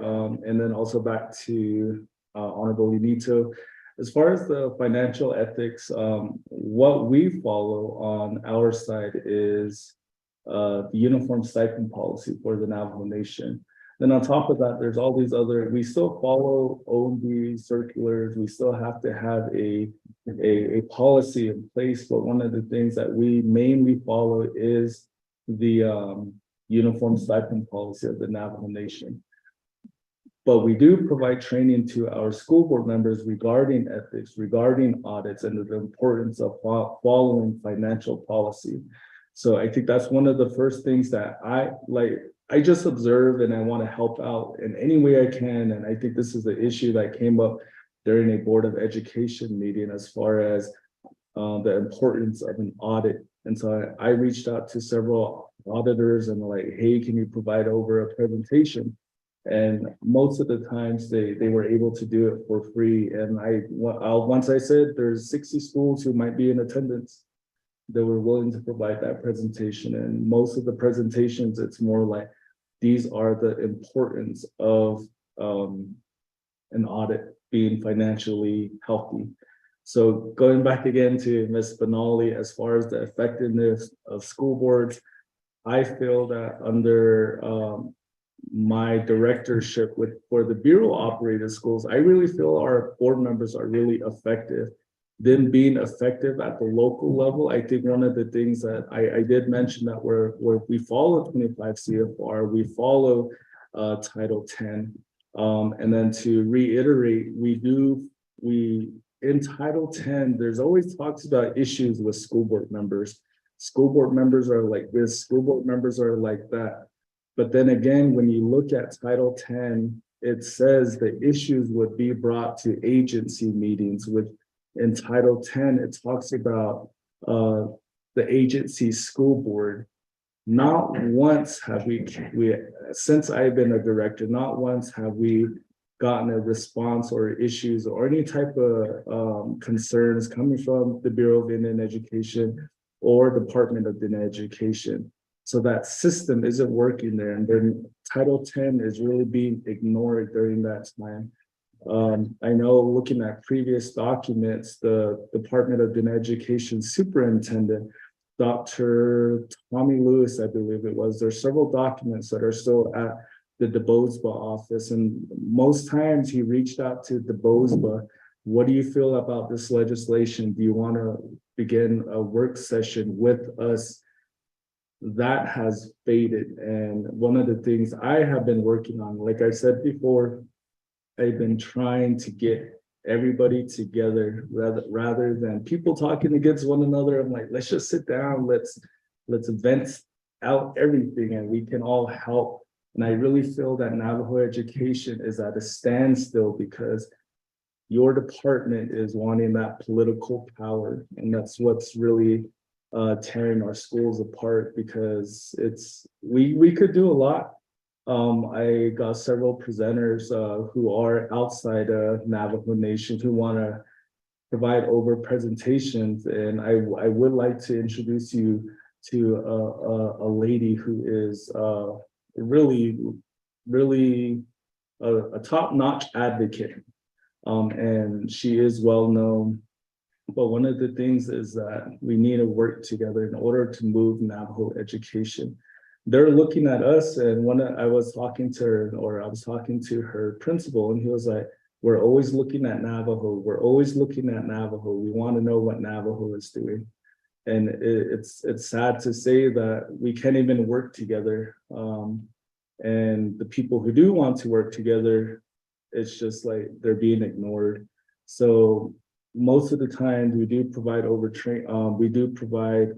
administrative meetings, or I get invited to attend administrative meetings too. And we usually talk about how can we improve education? What are our barriers? And I could tell you now, if there's always one barrier, one main barrier. So with that, Chair, thank you, honorable members. Thank you very much for the response. I believe Honorable Unito would like to be excused. Yes, has other events on behalf of this chapter that he needs to get to the meeting that starts at 4. So you're excused. I'll go ahead and vote yes on the report. Okay. Hey, gotta be here, sir. Zoom in. Yeah. Ms. Canali, question? Yes, Mr. Chair and members of the Health Education Human Services, the reason why we, asking that is because there's really not an entity that would study and look overall about the effectiveness of school board as a whole. And just like they're under Title 11, which covers elections. So they're kind of elected officials. And so, but Title 10 is what they're involved in the education aspect of it. But there's no policy that indicates that covers the school board members, like what they're responsible for. And they have the authorities, like Mr. City did indicate. There's some authorities in Title 11. But then we're going to be the Health Education Human Services Committee is going to be dealing with the redistricting issue, and that, like Mr. City's indicated, is going to be a hot issue. And so they've already there's already changes that were made in Plan 6, and right now we're going to be listening or considering. HEHSC is going to be considering that possibly either the same plan or different plan. On that Plan 6, but it does come down to the effectiveness of school board members as elected officials and what they have the authority to do as a school board member as well under Title 10. They kind of overlap Title 10 and Title 11. It was just like the downsizing of the Nomination Council from 88 to 24. I mean, there was a lot of both sides were for and against it, but right now we're at 24, and we've adjusted to it, and so I think that's something that I think HEHSC is going to be listening to some of the current school board members. If the nomination council can downsize to 24 and still be effective, and what other reinforcement plans that has to be considering for. For all entire nominations, school board entities. And then the question always comes up is, why do we have school boards? Why do we have agencies? Why don't we have an overall nomination school board? Those questions always surface as well. But I think that the VOTA is with all the information that they do have about school board. And school board effectiveness and training that they have to do. I would think they would have gathered some materials and, you know, how the growth of our current now nation school buildings, you know, and especially what impact they have on changing education for quality education. And the budget is enormous too for school board members. And that takes a big chunk out of the nomination budget as well. Thank you, Mr. Chair, and members of the Public Education Ministry School. Okay, thank you. With that, I will go back to Mr. Edsity for response. Yes, thank you, Chair. Again, to respond to your question, Ms. Benali,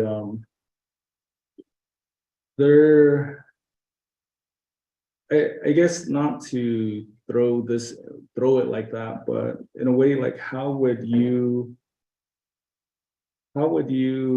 evaluate your council delegate is kind of like the question you're asking regarding school board members.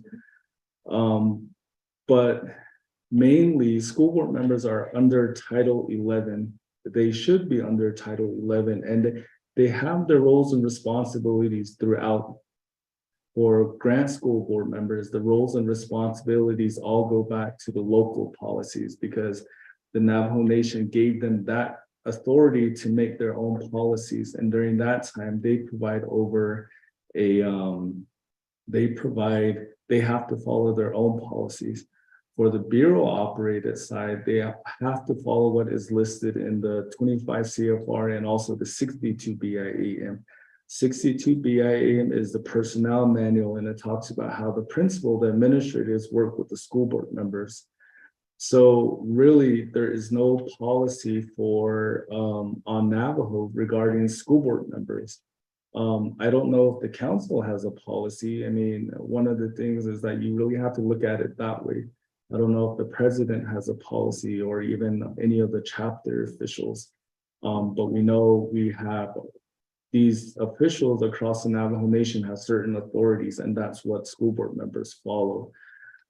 As far as the effectiveness, how I see it, like I said before, Title 10 talks about issues, concerns, recommendations that are brought from the BOSBA, from BIE, from DODE. So right now, if you look at the agency meeting minutes, you'll think Navajo education is running smoothly. Rather, it seems like the department, the BIE, is jumping hoops to where none of these issues are brought up, none of these concerns are brought up. It's not, that's how I see it as far as the accountability. There has to be a paper trail somewhere, and Title 10 hasn't laid it straight out. As far as the redistricting issue, the reapportionment plan, I mean, it's really difficult for a lot of these schools to adjust to it, and with no plan in place, it's really hurting our schools. So there are changes that are made in Plan 6, and this Plan 6, one of the things that the committee has to also recognize is that when a community wanted their school to go grant, they got the approval of the full Navajo Nation Council to get funds from the Navajo Nation.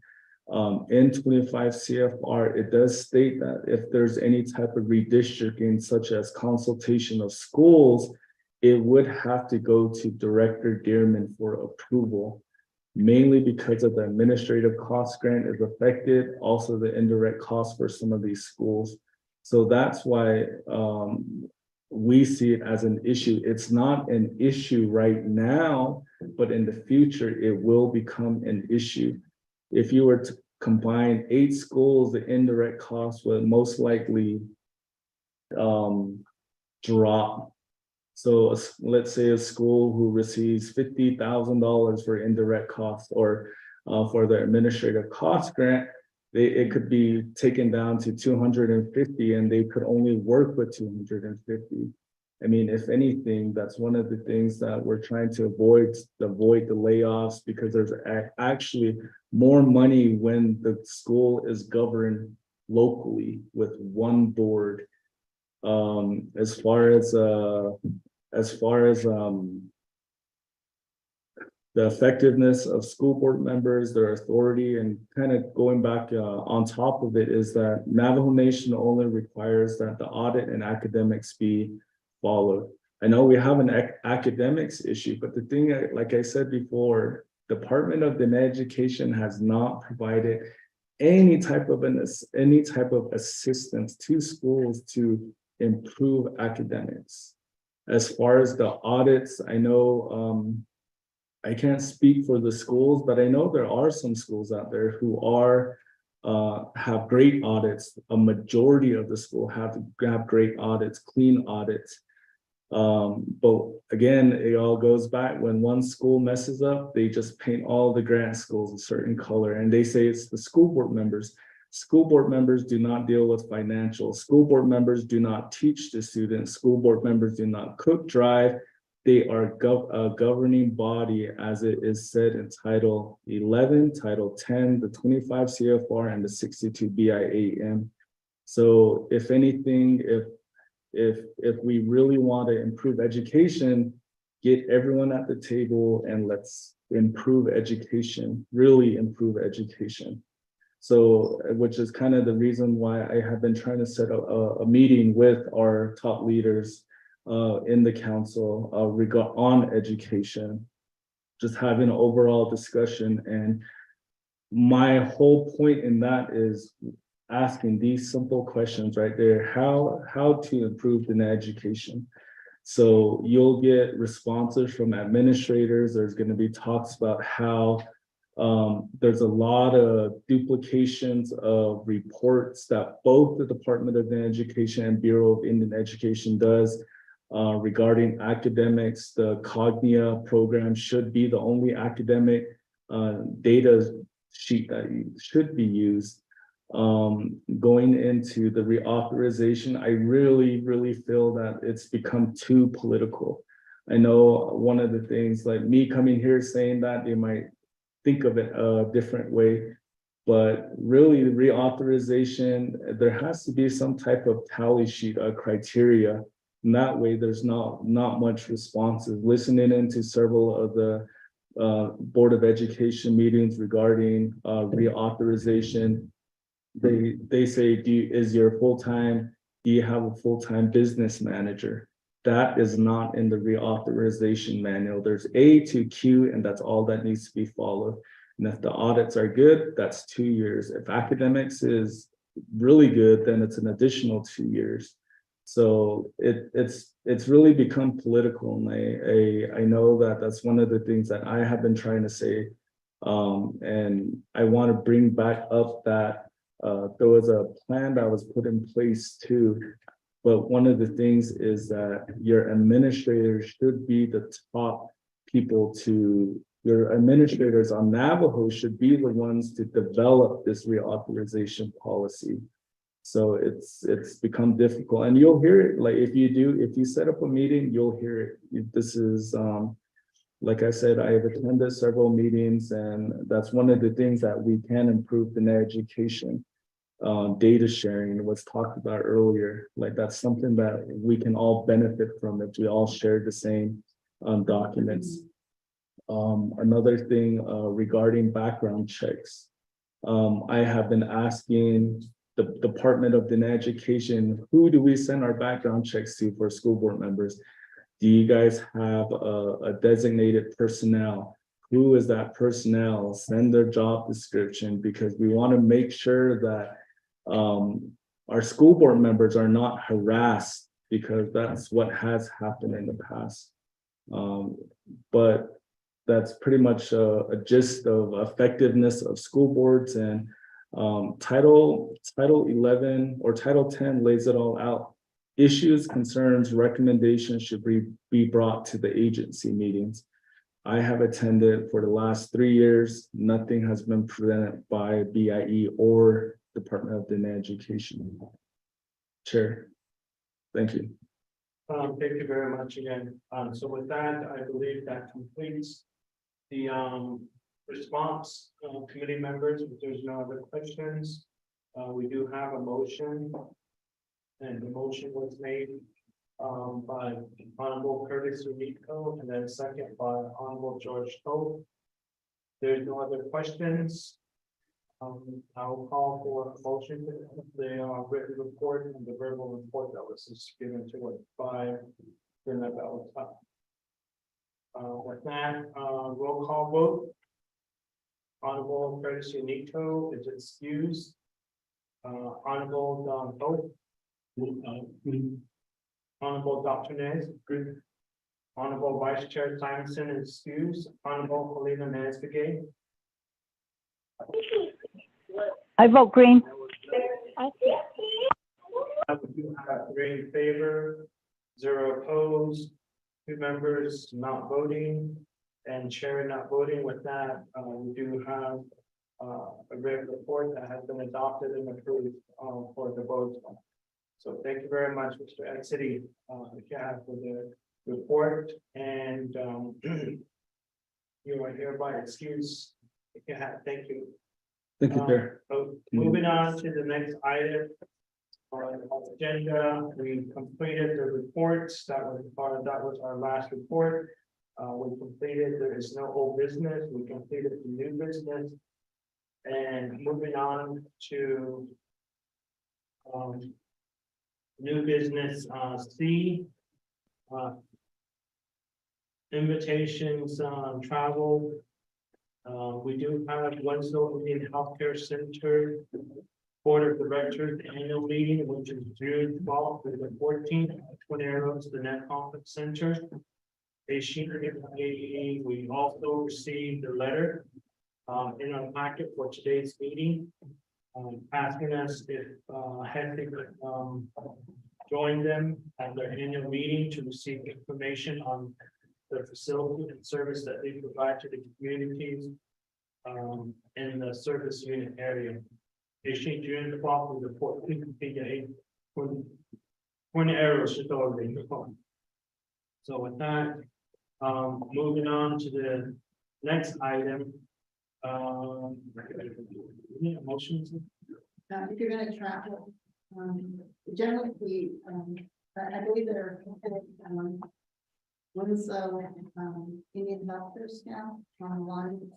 You need to ask me further questions, but the invitation is to attend their annual, board of directors annual meeting. And I think before it's been by Zoom, they did announce in the internet programs. Okay. So that's a difference. Thank you for the clarification. So with that, committee members, are there any committee members that will be joining June 12th through the 14th at Twin Arrows for the Winslow Indian Healthcare Center?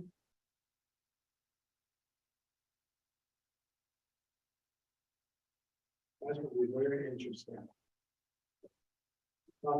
Yeah, I can attend not all 3 days, but I think it like it's at least and one time. Maybe the first day. Yeah, so I can put it on the schedule. Okay. So Delegate Nesbitt can attend if I don't have anything on my schedule. Dr. Ned will be attending. Honorable Helena Nesbitt will be attending. Honorable Vince James will be attending. Any other committee members? Honorable George Toth will be attending. I don't know if Vice Chair Simonson or we need to.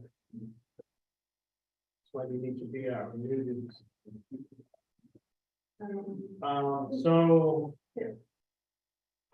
Committee members, just let me make it known that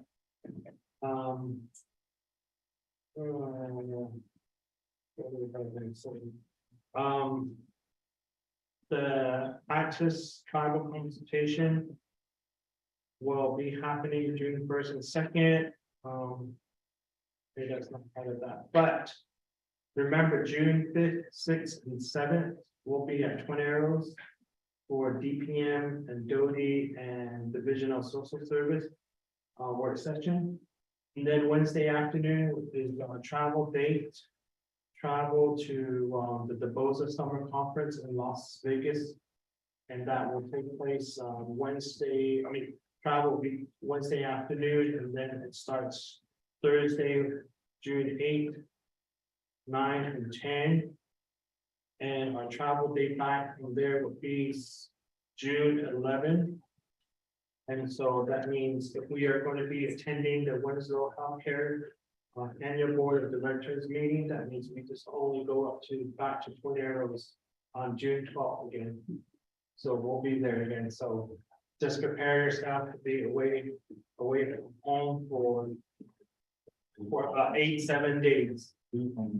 So so 8 days, I just wanted to mention that. So with that, I will call for a motion for Dr. Nez, Alina Nez McGee, Vince James, and George Toll to attend the Winslow Indian Healthcare Center Director's Annual Meeting. It could be June 12th to the 14th, or it could just be 1 or 2 days out of that. So 8 days, do I have a motion? Motion made by Honorable Dr. Nez, second made by Honorable Toll. With that, are there any other questions? If there is no other questions regarding our travel to Point Arrows for Winslow Healthcare, I will go ahead and call for the vote. Honorable Curtis Nito is excused. Honorable Toll. Honorable Dr. Nez. Honorable Vice Chair Simonson. Excused. Honorable Alina Nez McGee. Agree. Okay, with that, you have 3 in favor, 0 opposed, 2 members are excused, and chair not voting. So with that, we now know who will be attending the Winslow Indian Healthcare Center annual meeting. Moving on to item D under new business, HEHSC budget review, HEHSC 2023 budget issue review, HEHSC 2023 budget transfers, and the presenters are Karen Thompson and Angelina Benali of Office of Legislative Service.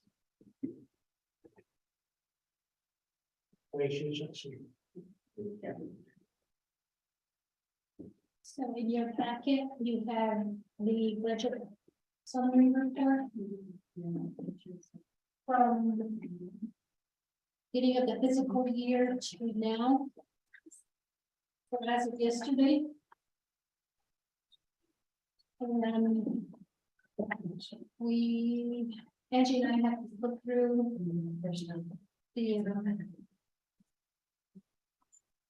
the review summary since October, and on your budget review summary, it indicates that certain line items have in the negative. And there was a budget transfer that had been made to cover airfare back in November from programs to airfare for about 2,000. As of right now, if you look at what you have as of yesterday or Monday, the 22nd, you're going to see that there is some line items that need our attention and budget transfers. However, when we look at Angie and I were looking at what we can transfer, we still don't have enough.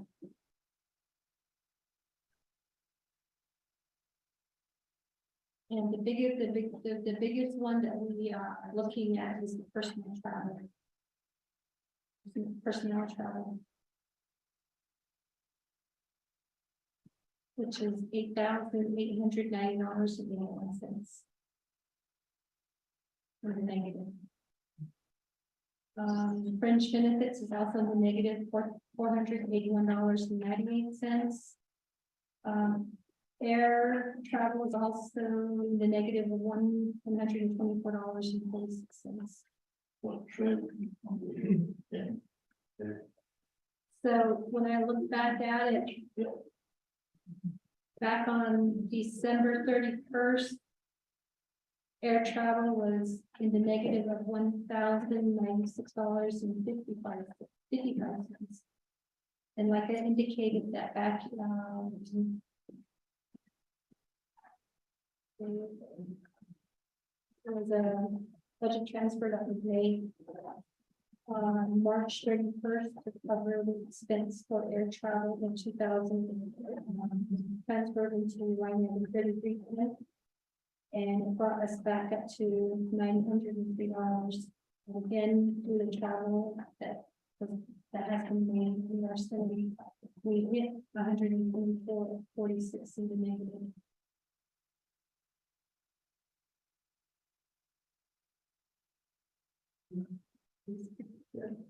Yeah. I think that I know there's that legislation, requesting supplemental funds from the USD. And I did submit a budget request for health education and services team. And it is a big amount. You know, but primarily it's to cover the areas that we are in the red, and then also to carry us to, you know, to the end of the fiscal year. And I do recall as of December, the end of December, the Health Education and Human Services Committee, even though it was just one quarter, the previous committee already spent 75% of the budget. So that left 25% of the S budget for this committee. So that's why we're so, you know, it's up in the red. And in our travel request, I do request to utilize either NAVI or the council's budget for that's travel up to Washington and to I think it was like Santa Ana and Phoenix, and I can't recall what other, and Twin Arrows. To once we were in the negative, that's what I started doing, is requesting to have NAVI and council's budget cover our travel, HEHSC members travel. And they have been doing it, and Karen verified it that the travel expenses for the members have been charged, you know, to the council or NAVI's budget. But we're still, you know, in the red. What I probably need to do is under that, from that program, the area preferring the 7,000 areas, is transfer all of that into travel. And so it will decrease the amount that we are in the red.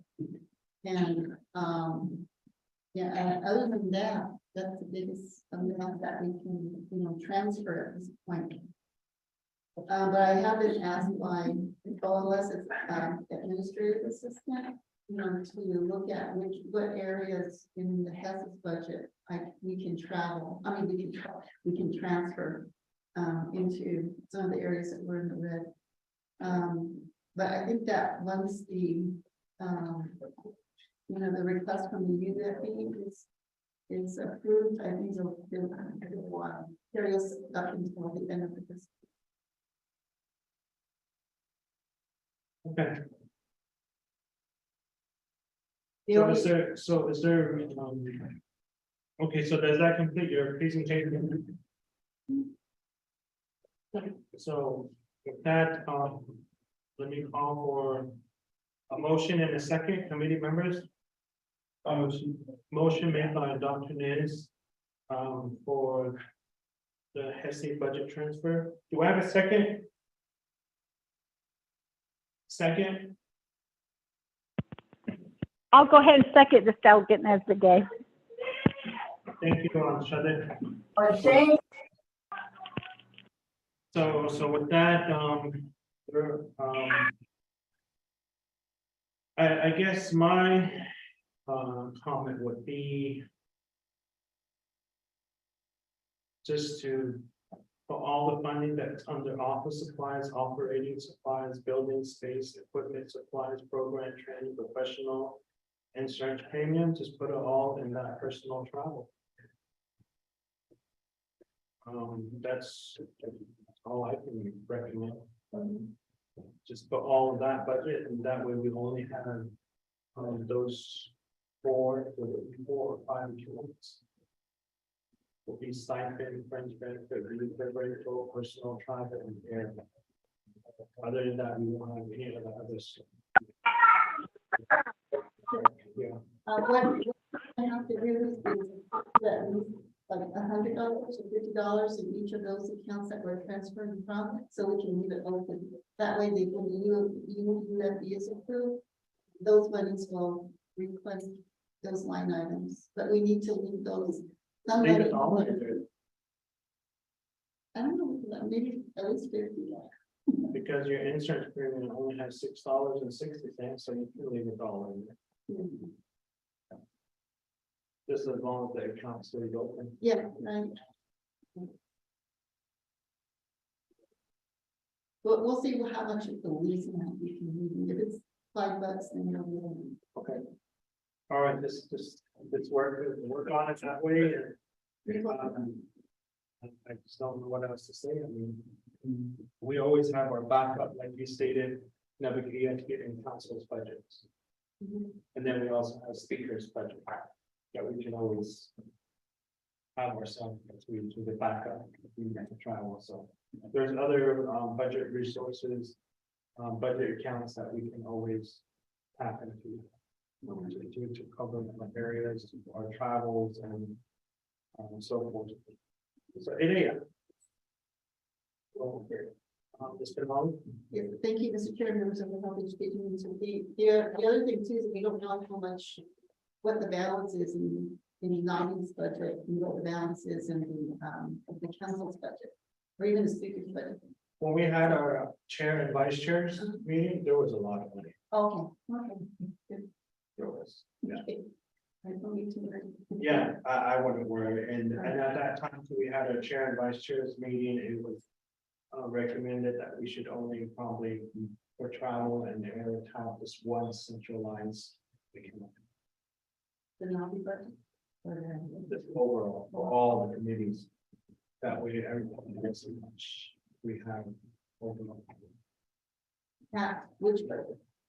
That was just a recommendation, just to have one account for travel and I see air. what you mean. Yeah, instead of separating it by committees. Right.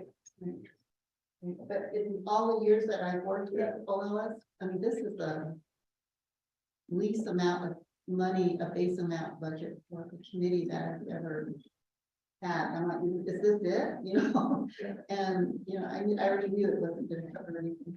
Yeah. All right, thank you. Okay. So any other questions, comments? Anybody want to donate some money? So with that, there is a motion that was made by Dr. Nez and Polina Nez became second, and then thank you staff for providing us the documents and then providing us the presentation. There's no other comments, questions. I will go ahead and call for a vote. Honorable Curtis Unito is excused. Honorable Toth. Honorable Dr. Nez. Honorable Vice Chair Simonson is excused. Honorable Helena Nez Begay.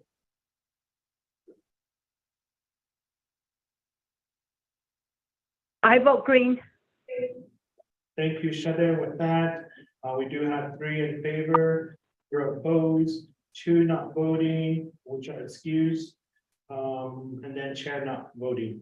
So with that, we do adopt and approve the report regarding HEHSC's 2023 budget transfer.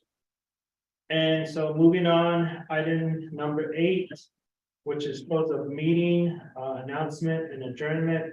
Announcement, just be aware that June 5th, 6th, and 7th is the Twin Arrows HEHSC work session, special meeting with Department of Personnel Management, Department of Education, and Division of Social Service.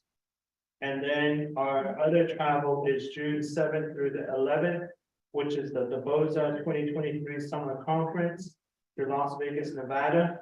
And then our next regular meeting will be until June 14. June 14. And then just know that on June 19th is a holiday too. FYI, so Juneteenth or whatever, 10th or whatever that is. I don't know what it is, but I was surprised to see that we have a holiday in June. So there's a holiday in June on June 9th, the day after Father's Day. So if you're a father, you get to have two days of Father's Day. June 19th. Oh, June 19th. So 8 a.m. at Ella, so, and then of course, we know that we have several meetings that are coming up. The next one that's coming up is tomorrow, which is our Navigatia meeting, and which is a special meeting that starts at 11 tomorrow, or is it 10 a.m.? It is a regular schedule. It's on 11, then tomorrow morning at 7. Yeah, and then we have the executive session at 7. Is that right? Well, did it say quality? Yeah. I thought it said special, but well, I guess we'll find out more tomorrow morning. I'll just leave it at that. We have Chairman. a meeting tomorrow. Chairman, Yes, this is Manuel Rico. The Navikia tomorrow will start at 11. You guys are looking to adjourn your regular session. The latest probably 10:30 or earlier. okay, So 11 a.m. tomorrow. 11 a.m. 11 a.m. is our special Navigatia meeting. So 8 a.m. that'll be tomorrow. And then of course, there's graduations that will be happening. There's some today, some tomorrow, some Friday, some Saturday. So today, up and on and again, our next regular meeting is not until June 14th. Any other announcement, Dr. Ness? Yes, thank you, Chair. On the DeBoca 2023 Summer Conference, I know one of the questions coming from the director was what day they wanted to do their roundtable discussion with committee members that are going to change the but I know that's something that, you know, we're open to the committee to determine so that they can accommodate the schedule, do their talking circle. And then the second one is, I just want to announce tonight is Neville Pines graduation. It's my alma mater where I graduated from the. Okay. All right then. I thought I saw you on the agenda in Las Vegas. Your name was really on here, being the main trainer over there. On the quarterly report, so all this now. So with that issue, maybe we'll wait after the meeting. Or do you want to discuss it now? I don't have everybody here. So it is with Ella. So with that, if there's no other announcements, I will go ahead and call for a motion to adjourn. Motion made by Dr. Nez, second made by George Toll. Are there any other questions regarding adjournment? If there's none, we'll call for a roll call vote. Honorable Dr. Andy Nance votes green. Honorable Curtis Yanito is excused. Honorable Toll, green. Honorable Vice Chair Simonson is excused. Honorable Helena Nance Gay. I vote green. Thank you. With that, we have a vote of 3 favor, 0 opposed, 2 excused, not voting, and chair not voting. We do hereby adjourn at 4:27 p.m. With Ella, thank you very much. Yeah.